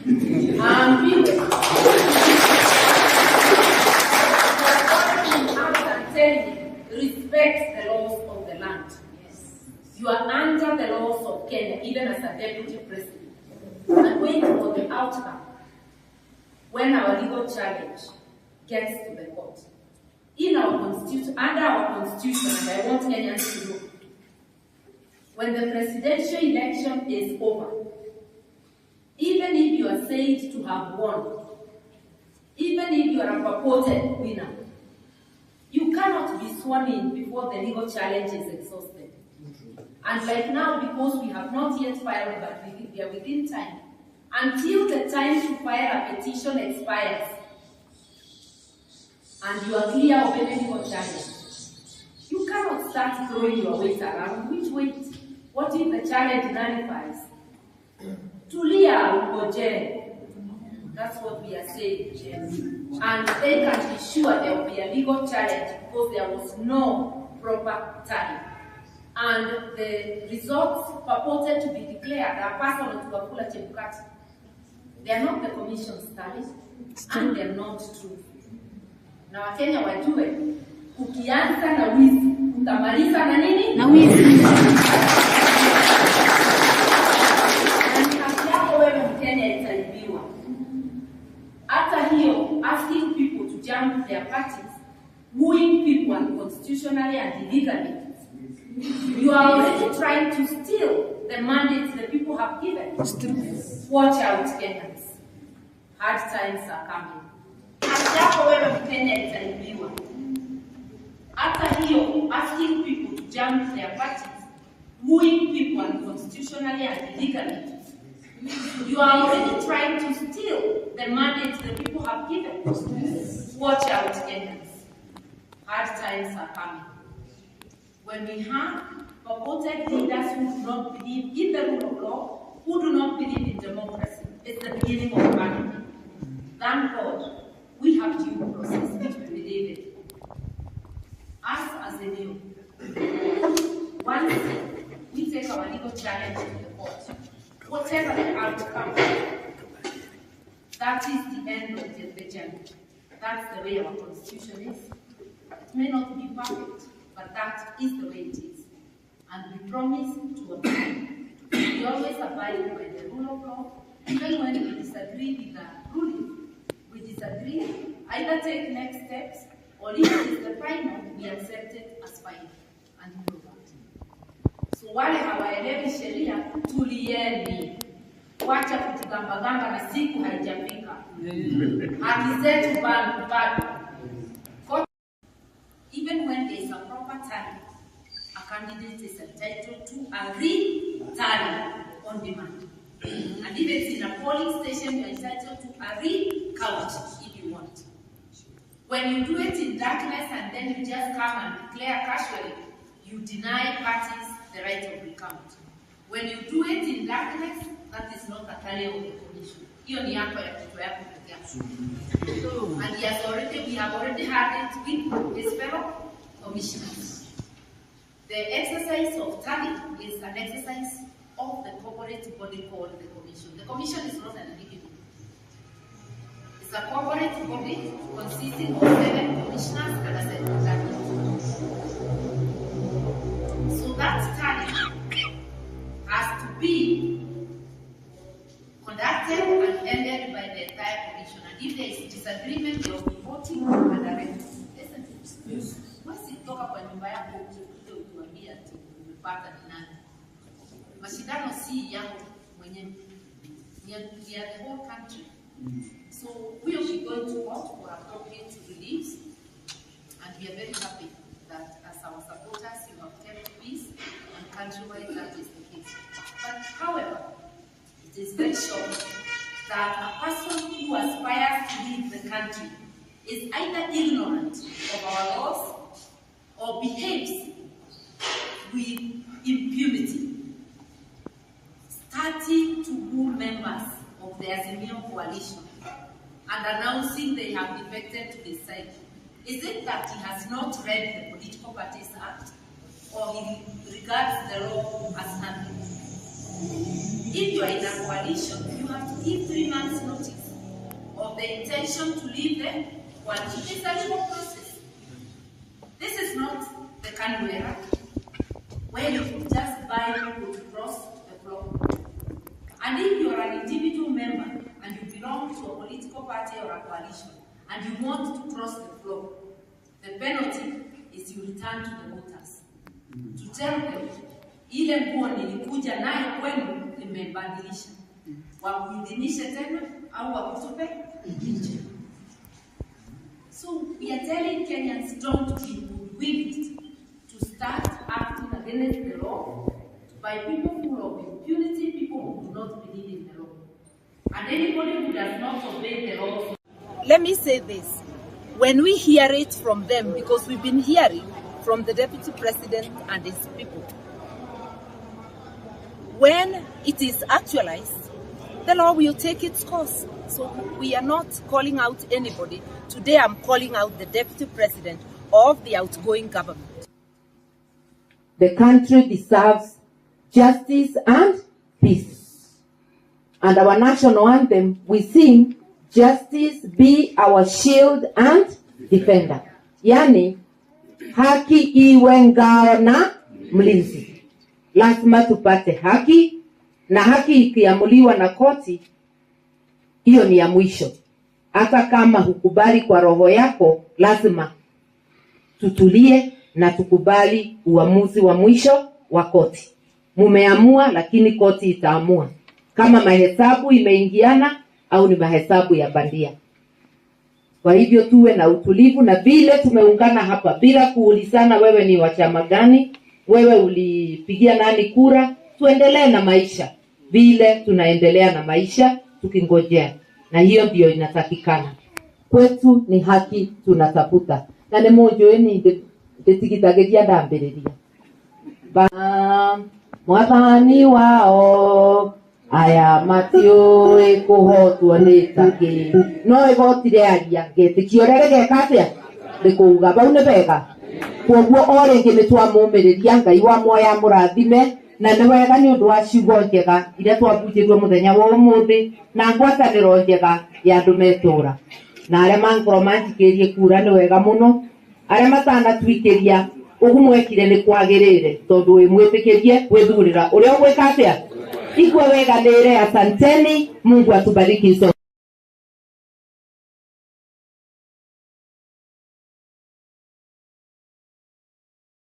Wakae chini, ajulishwe sheria za Kenya na asifuate. Kama hasifuati, basi tunajua hata ukichukua Biblia hutafuata. Lakini wengine tumewazoea. They are full of impunity. So we are calling out the Deputy President, because I can't call him anything else. He's the Deputy President of the outgoing regime.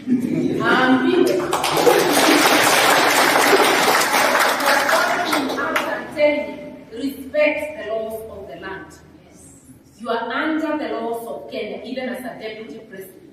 I'm waiting for the outcome when our legal challenge gets to the court. In our constitution, under our constitution, and I want Kenyans to know, when the presidential election is over, even if you are said to have won, even if you are a purported winner, you cannot be sworn in before the legal challenge is exhausted.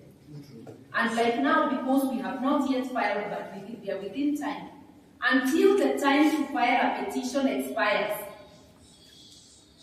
and you are clear of any legal challenge, you cannot start throwing your weight around. Which weight? What if the challenge nullifies? Tulia ugoje. That's what we are saying. And they can be sure there will be a legal challenge because there was no proper time. And the results purported to be declared are personal to Wafula Chebukati. They are not the commission's tally, and they are not true. Na Wakenya wajue, ukianza na wizi, utamaliza na nini? Na wizi. Na kazi yako wewe Mkenya itaibiwa. Hata hiyo, asking people to jump their parties, wooing people unconstitutionally and illegally, you are already trying to steal the mandate the people have given. Watch out, Kenyans. Hard times are coming. Hapo wewe Mkenya itaibiwa. Hata hiyo, asking people to jump their parties, wooing people unconstitutionally and illegally, you are already trying to steal the mandate the people have given. Watch out, Kenyans. Hard times are coming. When we have purported leaders who do not believe in the rule of law, who do not believe in democracy, it's the beginning of anarchy. Thank God, we have due process, which we believe in.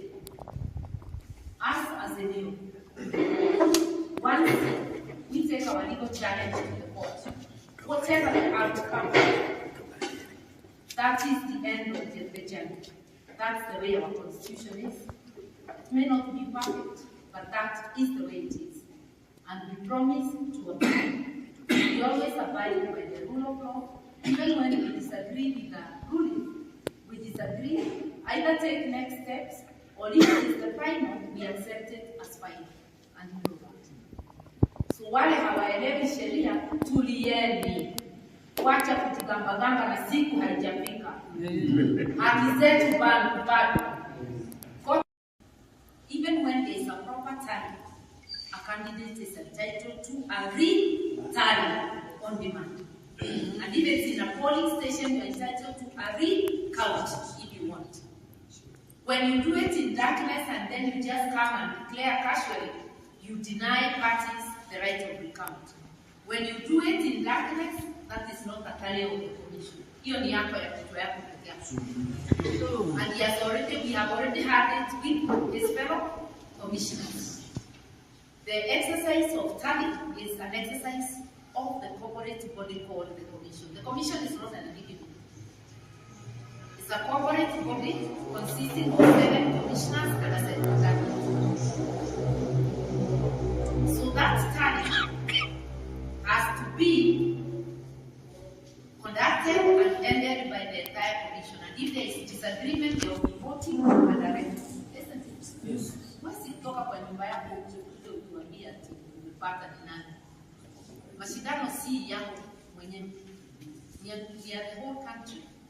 So we will be going to court for appropriate reliefs, and we are very happy that as our supporters you have kept peace, and countrywide that is the case.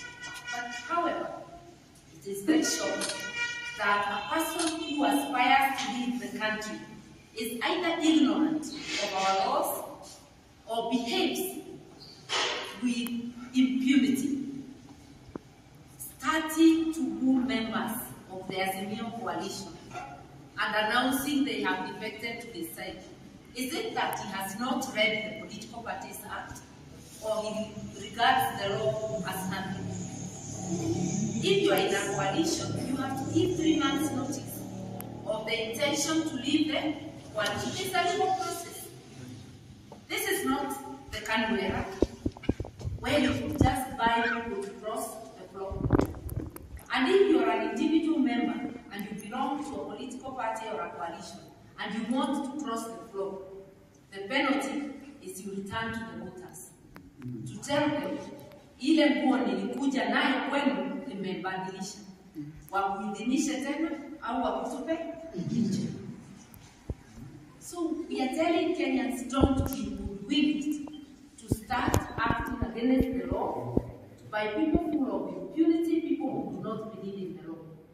And anybody who does not obey the law. Let me say this. When we hear it from them, because we've been hearing from the Deputy President and his people, when it is actualized, the law will take its course. So we are not calling out anybody. Today I'm calling out the Deputy President of the outgoing government. The country deserves justice and peace. And our national anthem, we sing, justice be our shield and defender.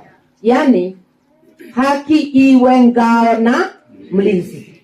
Lazima tupate haki, na haki ikiamuliwa na koti, hiyo ni ya mwisho. Hata kama hukubali kwa roho yako, lazima tutulie na tukubali uamuzi wa mwisho wa koti.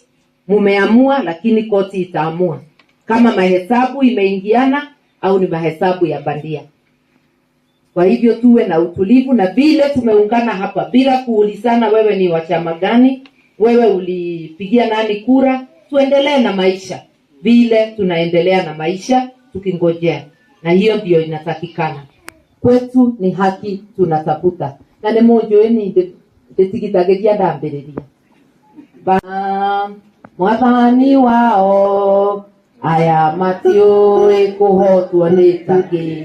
No igotire aria ngetikio rĩrĩ gekatia rĩkũuga bau nĩ bega. Kwoguo o rĩngĩ nĩ twamũmĩrĩria Ngai wa muoya mũrathime, na nĩ wega nĩ ũndũ wa ciugo njega iria twabunjĩtwo mũthenya wa ũmũthĩ na ngwatanĩro njega ya andũ metũũra. Na arĩa mangorwo manjikĩrie kura nĩ wega mũno.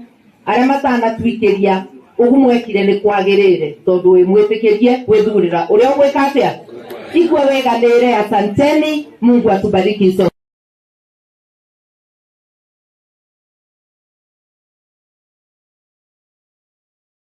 Wakae chini, ajulishwe sheria za Kenya na asifuate. Kama asifuate, basi tunajua hata ukichukua Biblia hutafuata. Lakini wengine tumewazoea. They are full of impunity. So we are calling out the Deputy President, because I can't call him anything else. He's the Deputy President of the outgoing regime.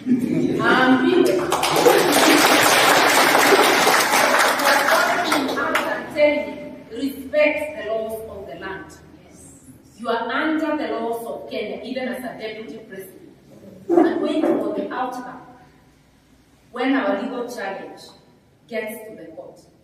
In our constitution, under our constitution, and I want Kenyans to know, when the presidential election is over, even if you are said to have won, even if you are a purported winner, you cannot be sworn in before the legal challenge is exhausted. And like now, because we have not yet filed, but we are within time, until the time to file a petition expires, and you are clear of any legal challenge, you cannot start throwing your weight around. Which weight? What if the challenge nullifies? Tulia ugoje. That's what we are saying, James. And they can be sure there will be a legal challenge because there was no proper time. And the results purported to be declared are personal to Wafula Chebukati. They are not the commission's tally, and they are not true. Na Wakenya wajue, ukianza na wizi, utamaliza na nini? Na wizi. Na haki yako wewe Mkenya itaibiwa. Hata hiyo, asking people to jump their parties, wooing people unconstitutionally and illegally, you are already trying to steal the mandate the people have given. Watch out, Kenyans. Hard times are coming. Hata wewe Mkenya itaibiwa. Hata hiyo, asking people to jump their parties, wooing people unconstitutionally and illegally, you are already trying to steal the mandate the people have given. Watch out, Kenyans. Hard times are coming. When we have purported leaders who do not believe in the rule of law, who do not believe in democracy, it's the beginning of panic. Thank God, we have due process, which we believe in. Us as a new, once we take our legal challenge to the court, whatever the outcome, that is the end of the journey. That's the way our constitution is. It may not be perfect, but that is the way it is. And we promise to abide. We always abide by the rule of law, even when we disagree with the ruling. We disagree, either take next steps, or if it is the final, we accept it as final. And we know that. So wale hawaelewi sheria, tulieni.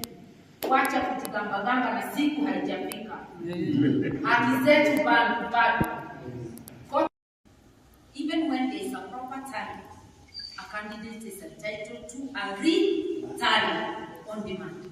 And if it's in a polling station, you're entitled to a recount if you want. When you do it in darkness and then you just come and declare casually, you deny parties the right of recount. When you do it in darkness, that is not a tally of the commission. Hiyo ni yako ya kutoa yako pekee. And we have already had it with his fellow commissioners. The exercise of tally is an exercise of the corporate body called the commission. The commission is not an individual. It's a corporate body consisting of 7 commissioners and a secretary. So that tally has to be conducted and ended by the entire commission. And if there is disagreement, they will be voting and arranging. Isn't it? Yes. Wasitoka kwa nyumba yako ukuje utuambia ati umepata ni nani. Mashindano si yako mwenyewe. We are the whole country. So we will be going to court for appropriate reliefs, and we are very happy that as our supporters you have kept peace, and countrywide that is the case. But however, it is very shocking that a person who aspires to lead the country is either ignorant of our laws or behaves with impunity, starting to woo members of the Azimio coalition and announcing they have defected to the side. Is it that he has not read the Political Parties Act, or he regards the law as nothing?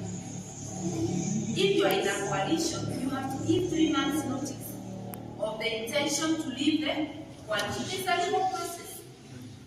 This is not the Karua, where you can just buy people to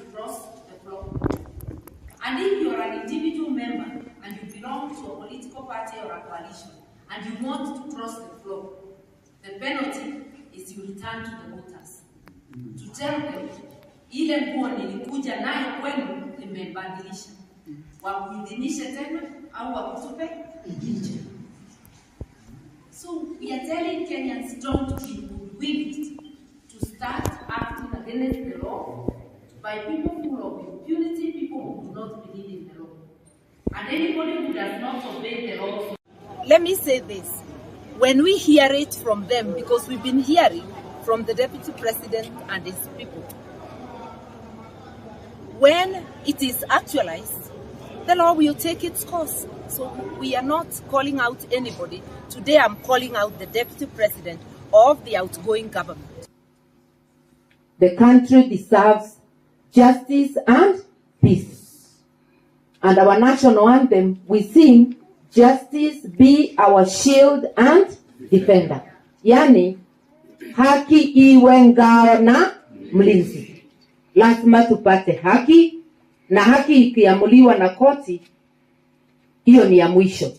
Hata kama hukubali kwa roho yako, lazima tutulie na tukubali uamuzi wa mwisho wa koti. Mumeamua, lakini koti itaamua kama mahesabu imeingiana au ni mahesabu ya bandia.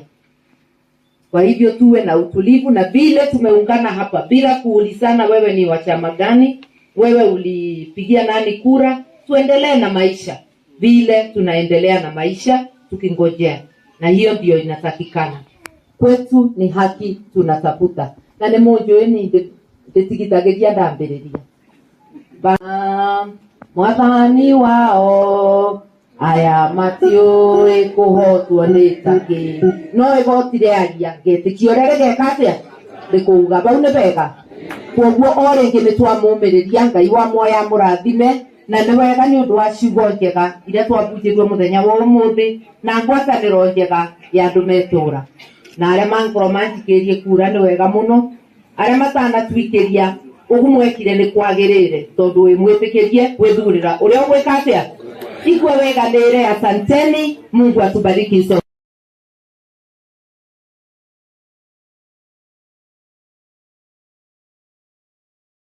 Wakae chini, ajulishwe sheria za Kenya na asifuate. Kama asifuate, basi tunajua hata ukichukua Biblia hutafuata. Lakini wengine tumewazoea. They are full of impunity. So we are calling out the Deputy President, because I can't call him anything else. He's the Deputy President of the outgoing regime.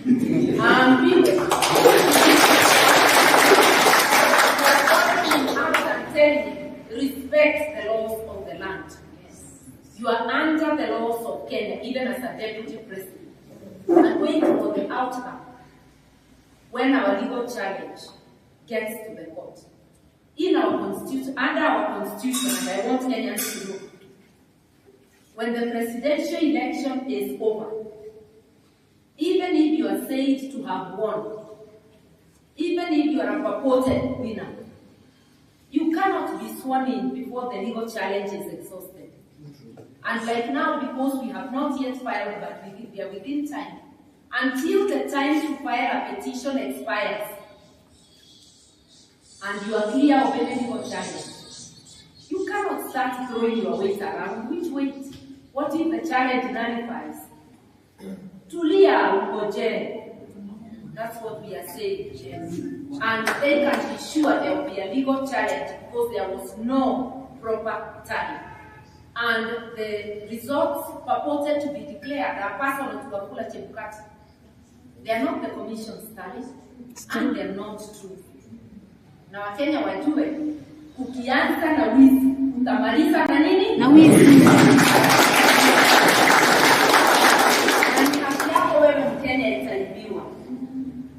After here, asking people to jump their parties, wooing people unconstitutionally and illegally, you are already trying to steal the mandate the people have given. Watch out, Kenyans. Hard times are coming. After here, asking people to jump their parties, wooing people unconstitutionally and illegally, you are already trying to steal the mandate the people have given. Watch out, Kenyans. Hard times are coming. When we have purported leaders who do not believe in the rule of law, who do not believe in democracy, it's the beginning of panic. Thank God, we have due process which we believe in. Us as a new, once we take our legal challenge to the court, whatever the outcome, that is the end of the journey. That's the way our constitution is. It may not be perfect, but that is the way it is. And we promise to abide. We always abide by the rule of law, even when we disagree with the ruling. We disagree, either take next steps, or if it is the final, we accept it as final.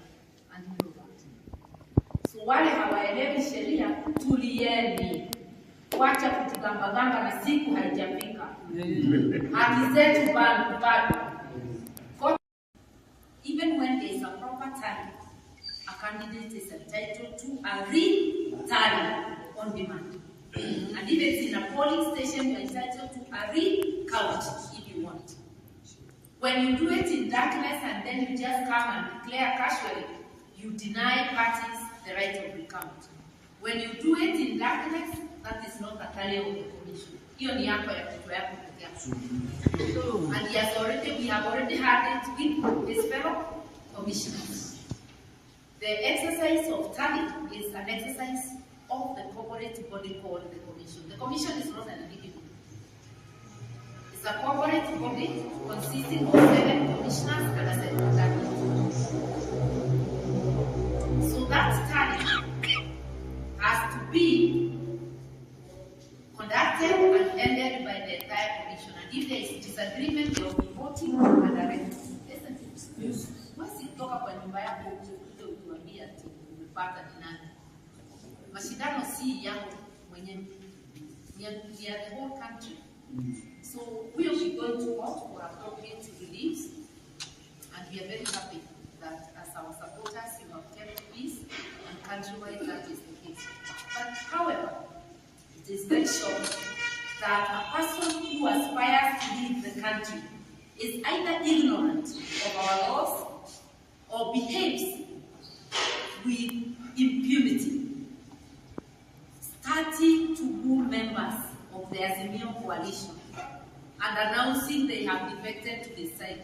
Is it that he has not read the Political Parties Act, or he regards the law as nothing? If you are in a coalition, you have to give 3 months notice of the intention to leave the coalition. It's a legal process. This is not the Karua era, where you could just buy people to cross the floor. And if you are an individual member and you belong to a political party or a coalition and you want to cross the floor, the penalty is you return to the voters to tell them, ile nguo nilikuja nayo kwenu nimebadilisha, wakuidhinishe tena au wakutupe nje. So we are telling Kenyans, don't be hoodwinked to start acting against the law by people full of impunity, people who do not believe in the law. And anybody who does not obey the law. Let me say this. When we hear it from them, because we've been hearing from the Deputy President and his people, when it is actualized, the law will take its course. So we are not calling out anybody. Today I'm calling out the Deputy President of the outgoing government. The country deserves justice and peace. And our national anthem, we sing, justice be our shield and defender. Yani, haki iwe ngao na mlinzi. Lazima tupate haki, na haki ikiamuliwa na koti, hiyo ni ya mwisho.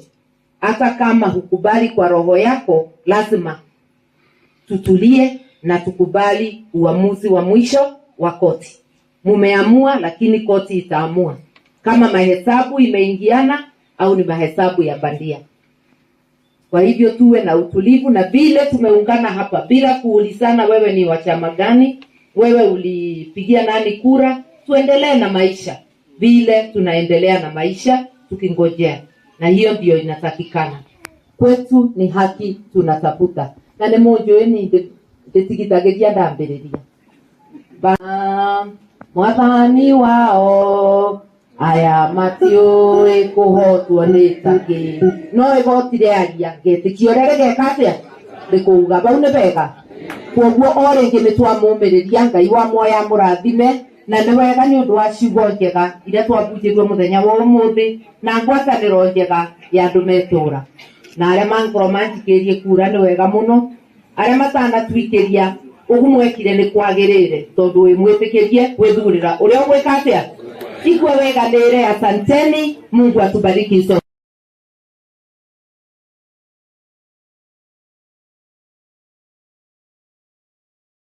Wakae chini, ajulishwe sheria za Kenya na asifuate.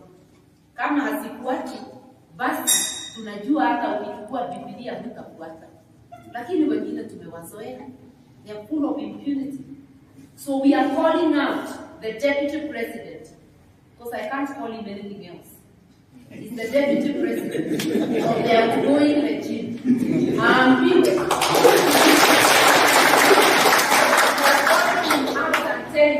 Respect the laws of the land. Yes.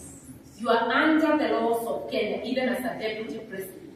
And wait for the outcome when our legal challenge gets to the court. In our constitution, under our constitution, and I want Kenyans to know, when the presidential election is over, even if you are said to have won, even if you are a purported winner, you cannot be sworn in before the legal challenge is exhausted.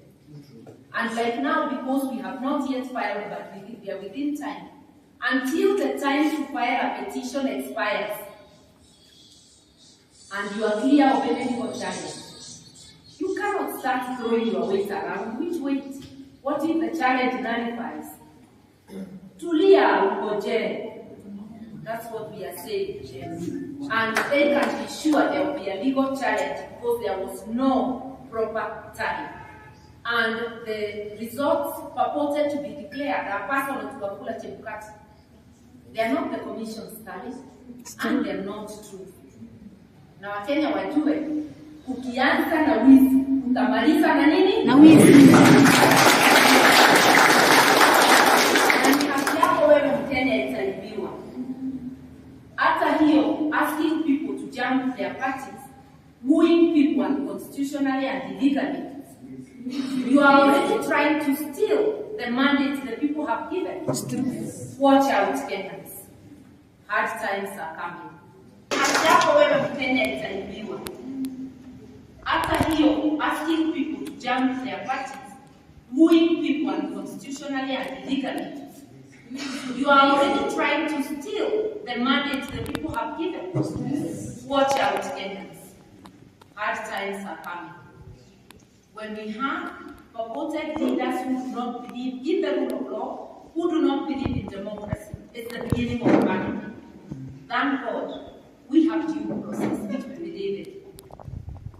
Us as a new, once we take our legal challenge to the court, whatever the outcome, that is the end of the journey. That's the way our constitution is. It may not be perfect, but that is the way it is. And we promise to abide. We always abide by the rule of law, even when we disagree with the ruling. We disagree, either take next steps, or if it is the final, we accept it as final and move on. So wale hawaelewi sheria, tulieni. Wacha kutugambagamba na siku haijafika. Haki zetu bado. Even when there is a proper time, a candidate is entitled to a re-tally on demand. And if it's in a polling station, you're entitled to a recount if you want. When you do it in darkness and then you just come and declare casually, you deny parties the right of recount. When you do it in darkness, that is not a tally of the commission. Hiyo ni yako ya kitu yako pekee. And we have already had it with his fellow commissioners. The exercise of tallying is an exercise of the corporate body called the commission. The commission is not an individual. It's a corporate body consisting of 7 commissioners and a secretary. So that tally has to be conducted and ended by the entire commission. And if there is disagreement, they will be voting and directing. Listen, once you talk about nyumba yako utuambia ati umepata ni nani. Mashindano si yangu mwenyewe. Ni ya the whole country. So we will be going to court for appropriate reliefs, and we are very happy that as our supporters you have kept peace, and countrywide that is the case. But however, it is very shocking that a person who aspires to lead the country is either ignorant of our laws or behaves with impunity, starting to woo members of the Azimio coalition and announcing they have defected to the side. Is it that he has not read the Political Parties Act, or he regards the law as nothing? If you are in a coalition, you have to give 3 months notice of the intention to leave the coalition. It's a legal process. This is not the Karua era, where you could just buy people to cross the floor. And if you are an individual member and you belong to a political party or a coalition and you want to cross the floor, the penalty is you return to the voters to tell them ile nguo nilikuja nayo kwenu nimebadilisha, wakuidhinishe tena au wakutupe nje. So we are telling Kenyans don't be willing to start acting against the law by people full of impunity, people who do not believe in the law. And anybody who does not obey the law. Let me say this. When we hear it from them, because we've been hearing from the Deputy President and his people, when it is actualized, the law will take its course. So we are not calling out anybody. Today I'm calling out the Deputy President of the outgoing government. The country deserves justice and peace. And our national anthem, we sing, justice be our shield and defender. Yani, haki iwe ngao na mlinzi. Lazima tupate haki, na haki ikiamuliwa na koti, hiyo ni ya mwisho. Hata kama hukubali kwa roho yako, lazima tutulie na tukubali uamuzi wa mwisho wa koti. Mumeamua, lakini koti itaamua kama mahesabu imeingiana au ni mahesabu ya bandia.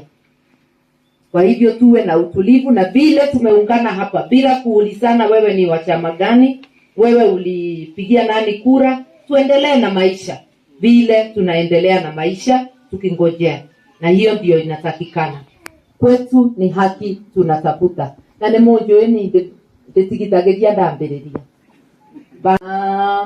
mwathani wao aya matiũĩ kũhotwo nĩ taki no igoti rĩaria ngetĩkia ũrĩa rĩgeka atĩa rĩkũuga bau nĩ bega.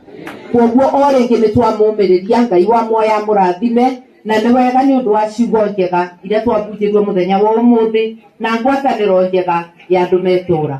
Na arĩa mangĩkorwo manjikĩrie kura nĩ wega mũno, arĩa matanatuikĩria ũguo mwekire nĩ kwagĩrĩire tondũ wĩ mwĩtĩkĩrie gwĩthurĩra ũrĩa ũgwĩka atĩa.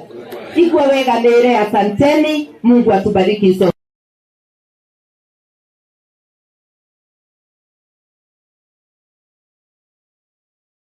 Wakae chini, ajulishwe sheria za Kenya na asifuate. Kama hasifuati, basi tunajua hata ukichukua Biblia hutafuata. Lakini wengine tumewazoea. They are full of impunity. So we are calling out the Deputy President, because I can't call him anything else. He's the Deputy President of the outgoing regime.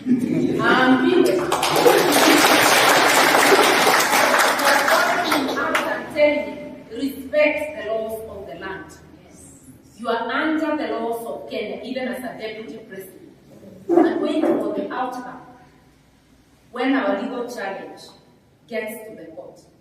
in our constitution, under our constitution, and I want Kenyans to know, when the presidential election is over, even if you are said to have won, even if you are a purported winner, you cannot be sworn in before the legal challenge is exhausted.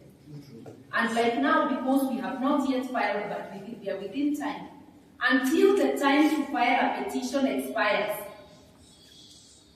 and you are clear of any legal challenge, you cannot start throwing your weight around. Which weight? What if the challenge nullifies? Tulia ugoje.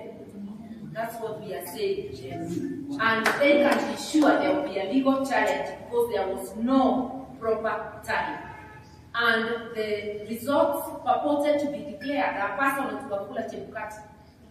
They are not the commission's studies, and they are not true. Na Wakenya wajue, ukianza na wizi, utamaliza na nini? Na wizi. Na hapo wewe Mkenya itaibiwa. Hata hiyo, asking people to jump their parties, wooing people unconstitutionally and illegally, you are already trying to steal the mandate the people have given. Watch out, Kenyans. Hard times are coming. Hapo wewe Mkenya itaibiwa. Hata hiyo, asking people to jump their parties, wooing people unconstitutionally and illegally, you are already trying to steal the mandate the people have given. Watch out, Kenyans. Hard times are coming. When we have purported leaders who do not believe in the rule of law, who do not believe in democracy, it's the beginning of panic. Thank God, we have due process, which we believe in. Us as a new, once we take our legal challenge to the court, whatever the outcome, that is the end of the journey. That's the way our constitution is. It may not be perfect, but that is the way it is. And we promise to abide. We always abide by the rule of law, even when we disagree with the ruling. We disagree, either take next steps, or if it is the final, we accept it as final. And we know that. So wale hawaelewi sheria, tulieni. Wacha kujigambagamba na siku haijafika. Haki zetu bado.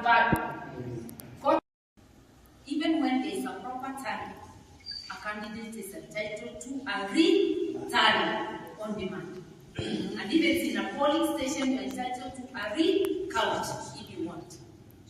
When you do it in darkness and then you just come and declare casually, you deny parties the right of recount.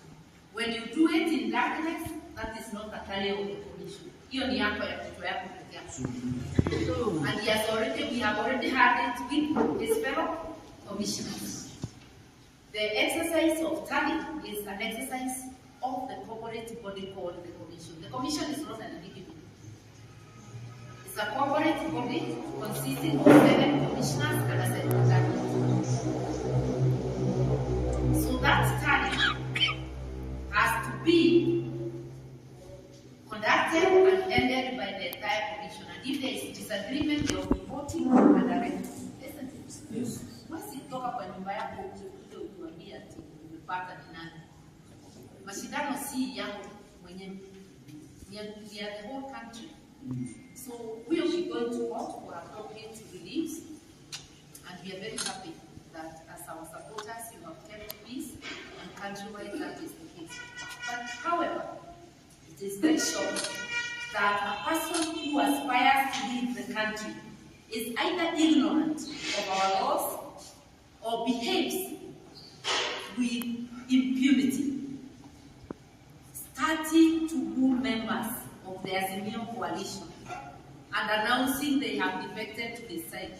Is it that he has not read the Political Parties Act, or he regards the law as nothing? If you are in a coalition, you have to give 3 months notice of the intention to leave the coalition. It's a legal process. This is not the Karua, where you can just buy people to cross the floor.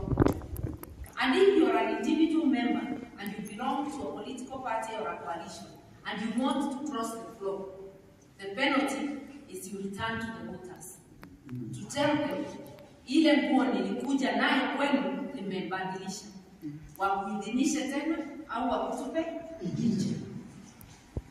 So we are telling Kenyans, don't be hoodwinked to start acting against the law by people full of impunity, people who do not believe in the law. And anybody who does not obey the law. Let me say this. When we hear it from them, because we've been hearing from the Deputy President and his people, when it is actualized, the law will take its course. So we are not calling out anybody. Today I'm calling out the Deputy President of the outgoing government. The country deserves justice and peace. And our national anthem, we sing, justice be our shield and defender. Yani, haki iwe ngao na mlinzi. Lazima tupate haki, na haki ikiamuliwa na koti, hiyo ni ya mwisho. Hata kama hukubali kwa roho yako, lazima tutulie na tukubali uamuzi wa mwisho wa koti. Mumeamua, lakini koti itaamua kama mahesabu imeingiana au ni mahesabu ya bandia. Kwa hivyo tuwe na utulivu, na vile tumeungana hapa bila kuulizana wewe ni wa chama gani, wewe ulipigia nani kura, tuendelee na maisha vile tunaendelea na maisha tukingojea, na hiyo ndio inatakikana. Kwetu ni haki tunatafuta, na ni mojo ni ndetigitageria ndambiriria mwathani wao aya matioi kuhotwo ni taki no igotire aria ngetikio rere gekatia ndikuuga bau ne bega kwoguo oringi ni twamumiriria Ngai wa moya murathime na ni wega ni undu wa ciugo njega iria twabunjirwe muthenya wa umuthi na ngwataniro njega ya andu metura na aria mangoro manjikirie kura ni wega muno aria matanatwikiria ugumwekire ni kwagirire tondu wi mwitikirie gwithurira uria ugwika atia igwe wega nire. Asanteni, Mungu atubariki sote.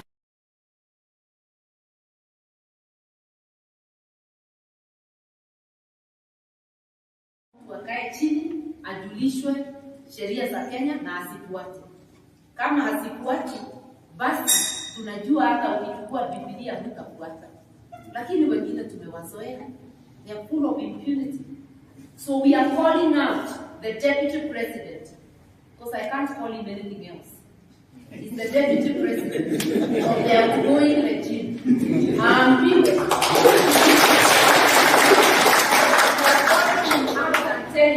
Respect the laws of the land. Yes. You are under the laws of Kenya, even as a Deputy President. And wait for the outcome when our legal challenge gets to the court. In our constitution, under our constitution, and I want Kenyans to know, when the presidential election is over, even if you are said to have won, even if you are a purported winner, you cannot be sworn in before the legal challenge is exhausted. And like now, because we have not yet filed, but we are within time, until the time to file a petition expires, and you are clear of any legal challenge, you cannot start throwing your weight around. Which weight? What if the challenge nullifies? Tulia ukoje. That's what we are saying. And they can be sure there will be a legal challenge because there was no proper time.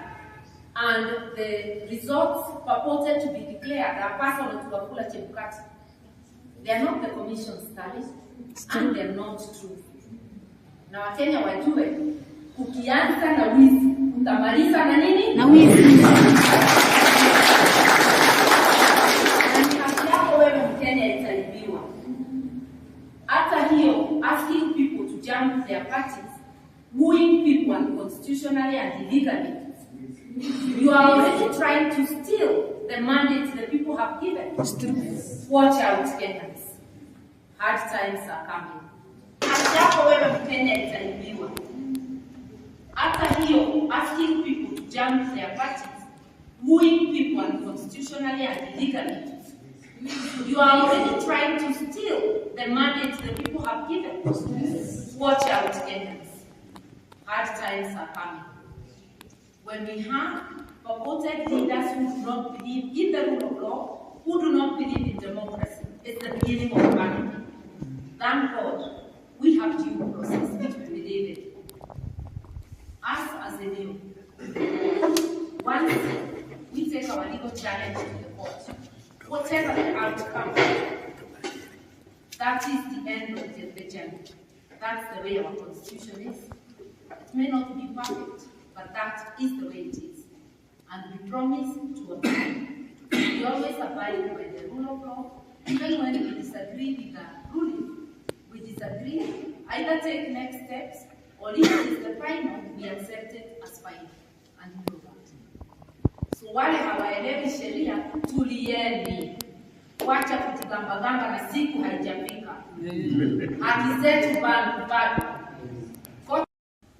Even when there is a proper time, a candidate is entitled to a re-tally on demand. And if it's in a polling station, you're entitled to a recount if you want. When you do it in darkness and then you just come and declare casually, you deny parties the right of recount. When you do it in darkness, that is not the carrier of the commission. And we have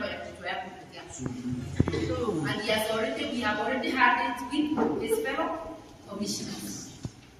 The exercise of tally is an exercise of the corporate body called the commission. The commission is not an individual. It's a corporate body consisting of 7 commissioners and a secretary. So that tally has to be conducted and ended by the entire commission. And if there is disagreement, they will be voting and directing. Isn't it? Once you talk about nyumba yako, utuambia ati umepata ni nani. Mashindano si yangu mwenyewe. Ni ya the whole country. So we will be going to court for appropriate reliefs, and we are very happy that as our supporters you have kept peace, and countrywide that is the case. But however, it is very short that a person who aspires to lead the country is either ignorant of our laws or behaves with impunity, starting to woo members of the Azimio coalition and announcing they have defected to the side. Is it that he has not read the Political Parties Act, or he regards the law as nothing? If you are in a coalition, you have to give 3 months notice of the intention to leave the coalition. It's a legal process. This is not the Karua, where you just buy people to cross the floor. And if you are an individual member and you belong to a political party or a coalition and you want to cross the floor, the penalty is you return to the voters to tell them ile nguo nilikuja nayo kwenu nimebadilisha, wakuidhinishe tena au wakutupe nje. So we are telling Kenyans, don't be hoodwinked to start acting against the law by people full of impunity, people who do not believe in the law. And anybody who does not obey the law. Let me say this. When we hear it from them, because we've been hearing from the Deputy President and his people, when it is actualized, the law will take its course. So we are not calling out anybody. Today I'm calling out the Deputy President of the outgoing government. The country deserves justice and peace. And our national anthem, we sing, justice be our shield and defender. Yani, haki iwe ngao na mlinzi. Lazima tupate haki, na haki ikiamuliwa na koti, hiyo ni ya mwisho. Hata kama hukubali kwa roho yako, lazima tutulie na tukubali uamuzi wa mwisho wa koti. Mumeamua, lakini koti itaamua kama mahesabu imeingiana au ni mahesabu ya bandia. Kwa hivyo tuwe na utulivu, na vile tumeungana hapa bila kuulizana wewe ni wa chama gani, wewe ulipigia nani kura, tuendelee na maisha vile tunaendelea na maisha tukingojea, na hiyo ndio inatakikana. kwetu ni haki tunatafuta. Na ni mujue ni ndetigithagiria ndambiriria. Mwathani wao aya matiũĩ kũhotwo nĩ takĩ no igoti rĩaria ngetĩkia ũrĩa rĩgeka atĩa rĩkauga bau nĩ bega. Koguo o rĩngĩ nĩ twamũmĩrĩria Ngai wa muoya mũrathime na nĩ wega nĩ ũndũ wa ciugo njega iria twabunjĩirwo mũthenya wa ũmũthĩ na ngwatanĩro njega ya andũ metũũra. Na arĩa mangĩkorwo manjikĩrie kura nĩ wega mũno, arĩa matanatwikĩria ũguo mwekire nĩ kwagĩrĩire tondũ wĩ mwĩtĩkĩrie gwĩthurĩra ũrĩa ũgwĩka atĩa. Igwe weganĩre, asanteni, Mungu atubariki sote.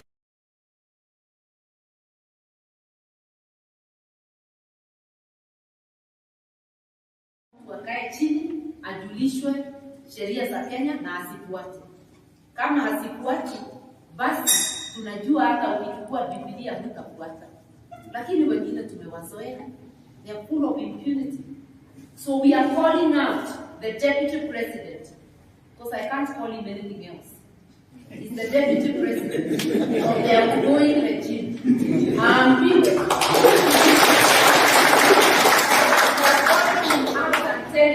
Respect the laws of the land.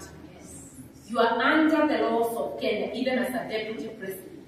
And wait for the outcome when our legal challenge gets to the court. In our constitution, under our constitution, and I want Kenyans to know, when the presidential election is over, even if you are said to have won, even if you are a purported winner, you cannot be sworn in before the legal challenge is exhausted. And like now, because we have not yet filed, but we are within time, until the time to file a petition expires, and you are clear of any legal challenge, you cannot start throwing your weight around. Which weight? What if the challenge nullifies? Tulia ugoje. That's what we are saying. And they can be sure there will be a legal challenge because there was no proper tally. And the results purported to be declared are personal to Wafula Chebukati. They are not the commission's tally, and they are not true. Na Wakenya wajue, ukianza na wizi, utamaliza na nini? Na wizi. Na yako wewe Mkenya itaibiwa. Hata hiyo, asking people to jump their parties, wooing people unconstitutionally and illegally, you are already trying to steal the mandate the people have given. Watch out, Kenyans. Hard times are coming. Yako wewe Mkenya itaibiwa. Hata hiyo, asking people to jump their parties, wooing people unconstitutionally and illegally, you are already trying to steal the mandate the people have given. Watch out, Kenyans. Hard times are coming. When we have purported leaders who do not believe in the rule of law, who do not believe in democracy, it's the beginning of anarchy. Thank God, we have due process, which we believe in. Us as a new, once we take our legal challenge to the court, whatever the outcome, that is the end of the journey. That's the way our constitution is. It may not be perfect, but that is the way it is. And we promise to abide. We always abide by the rule of law, even when we disagree with the ruling. We disagree, either take next steps, or if it is the final, we accept it as final. And we know that. So wale hawaelewi sheria, tulieni. Wacha kutugambagamba na siku haijafika. Haki zetu bado. Even when there is a proper tally, a candidate is entitled to a re-tally on demand. And if it's in a polling station, you're entitled to a recount if you want.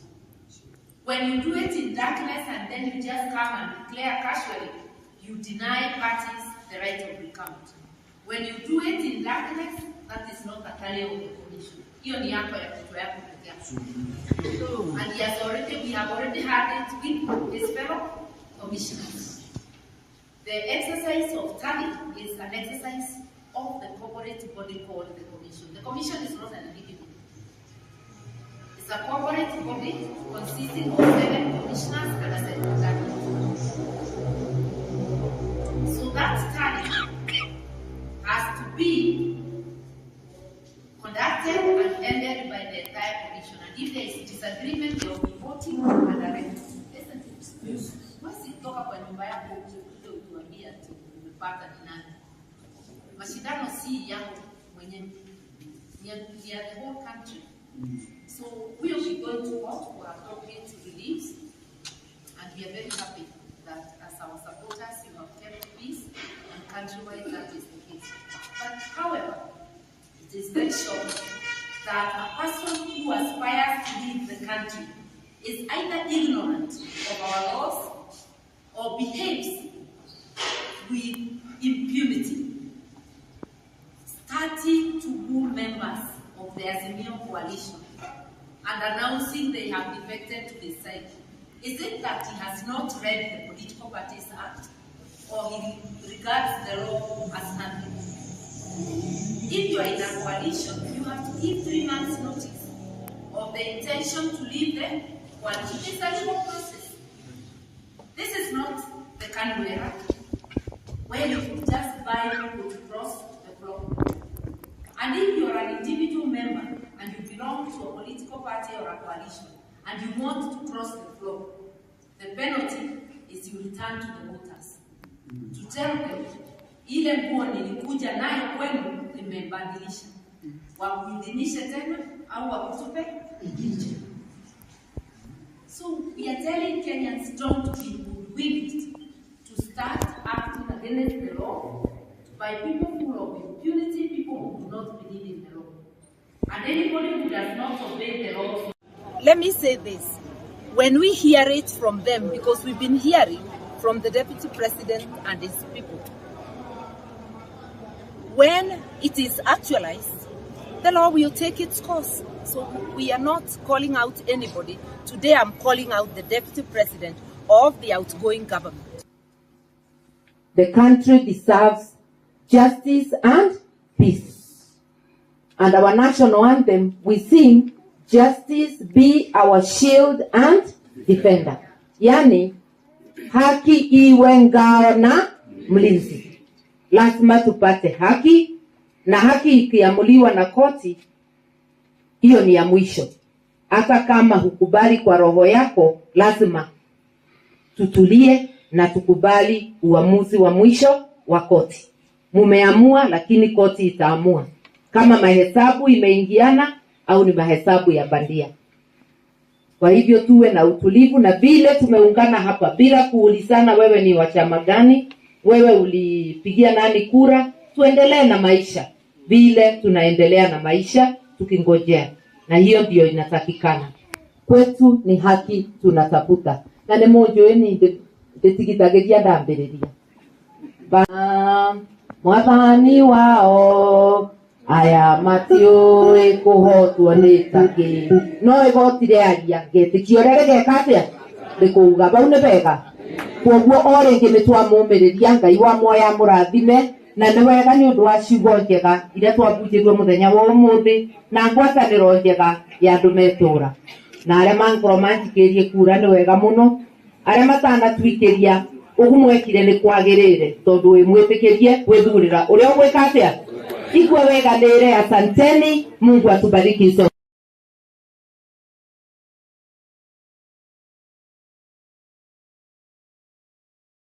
Wakae chini, ajulishwe sheria za Kenya na asifuate. Kama asifuate, basi tunajua hata ukichukua Biblia hutafuata. Lakini wengine tumewazoea. They are full of impunity. So we are calling out the Deputy President, because I can't call him anything else. He's the Deputy President of the outgoing regime.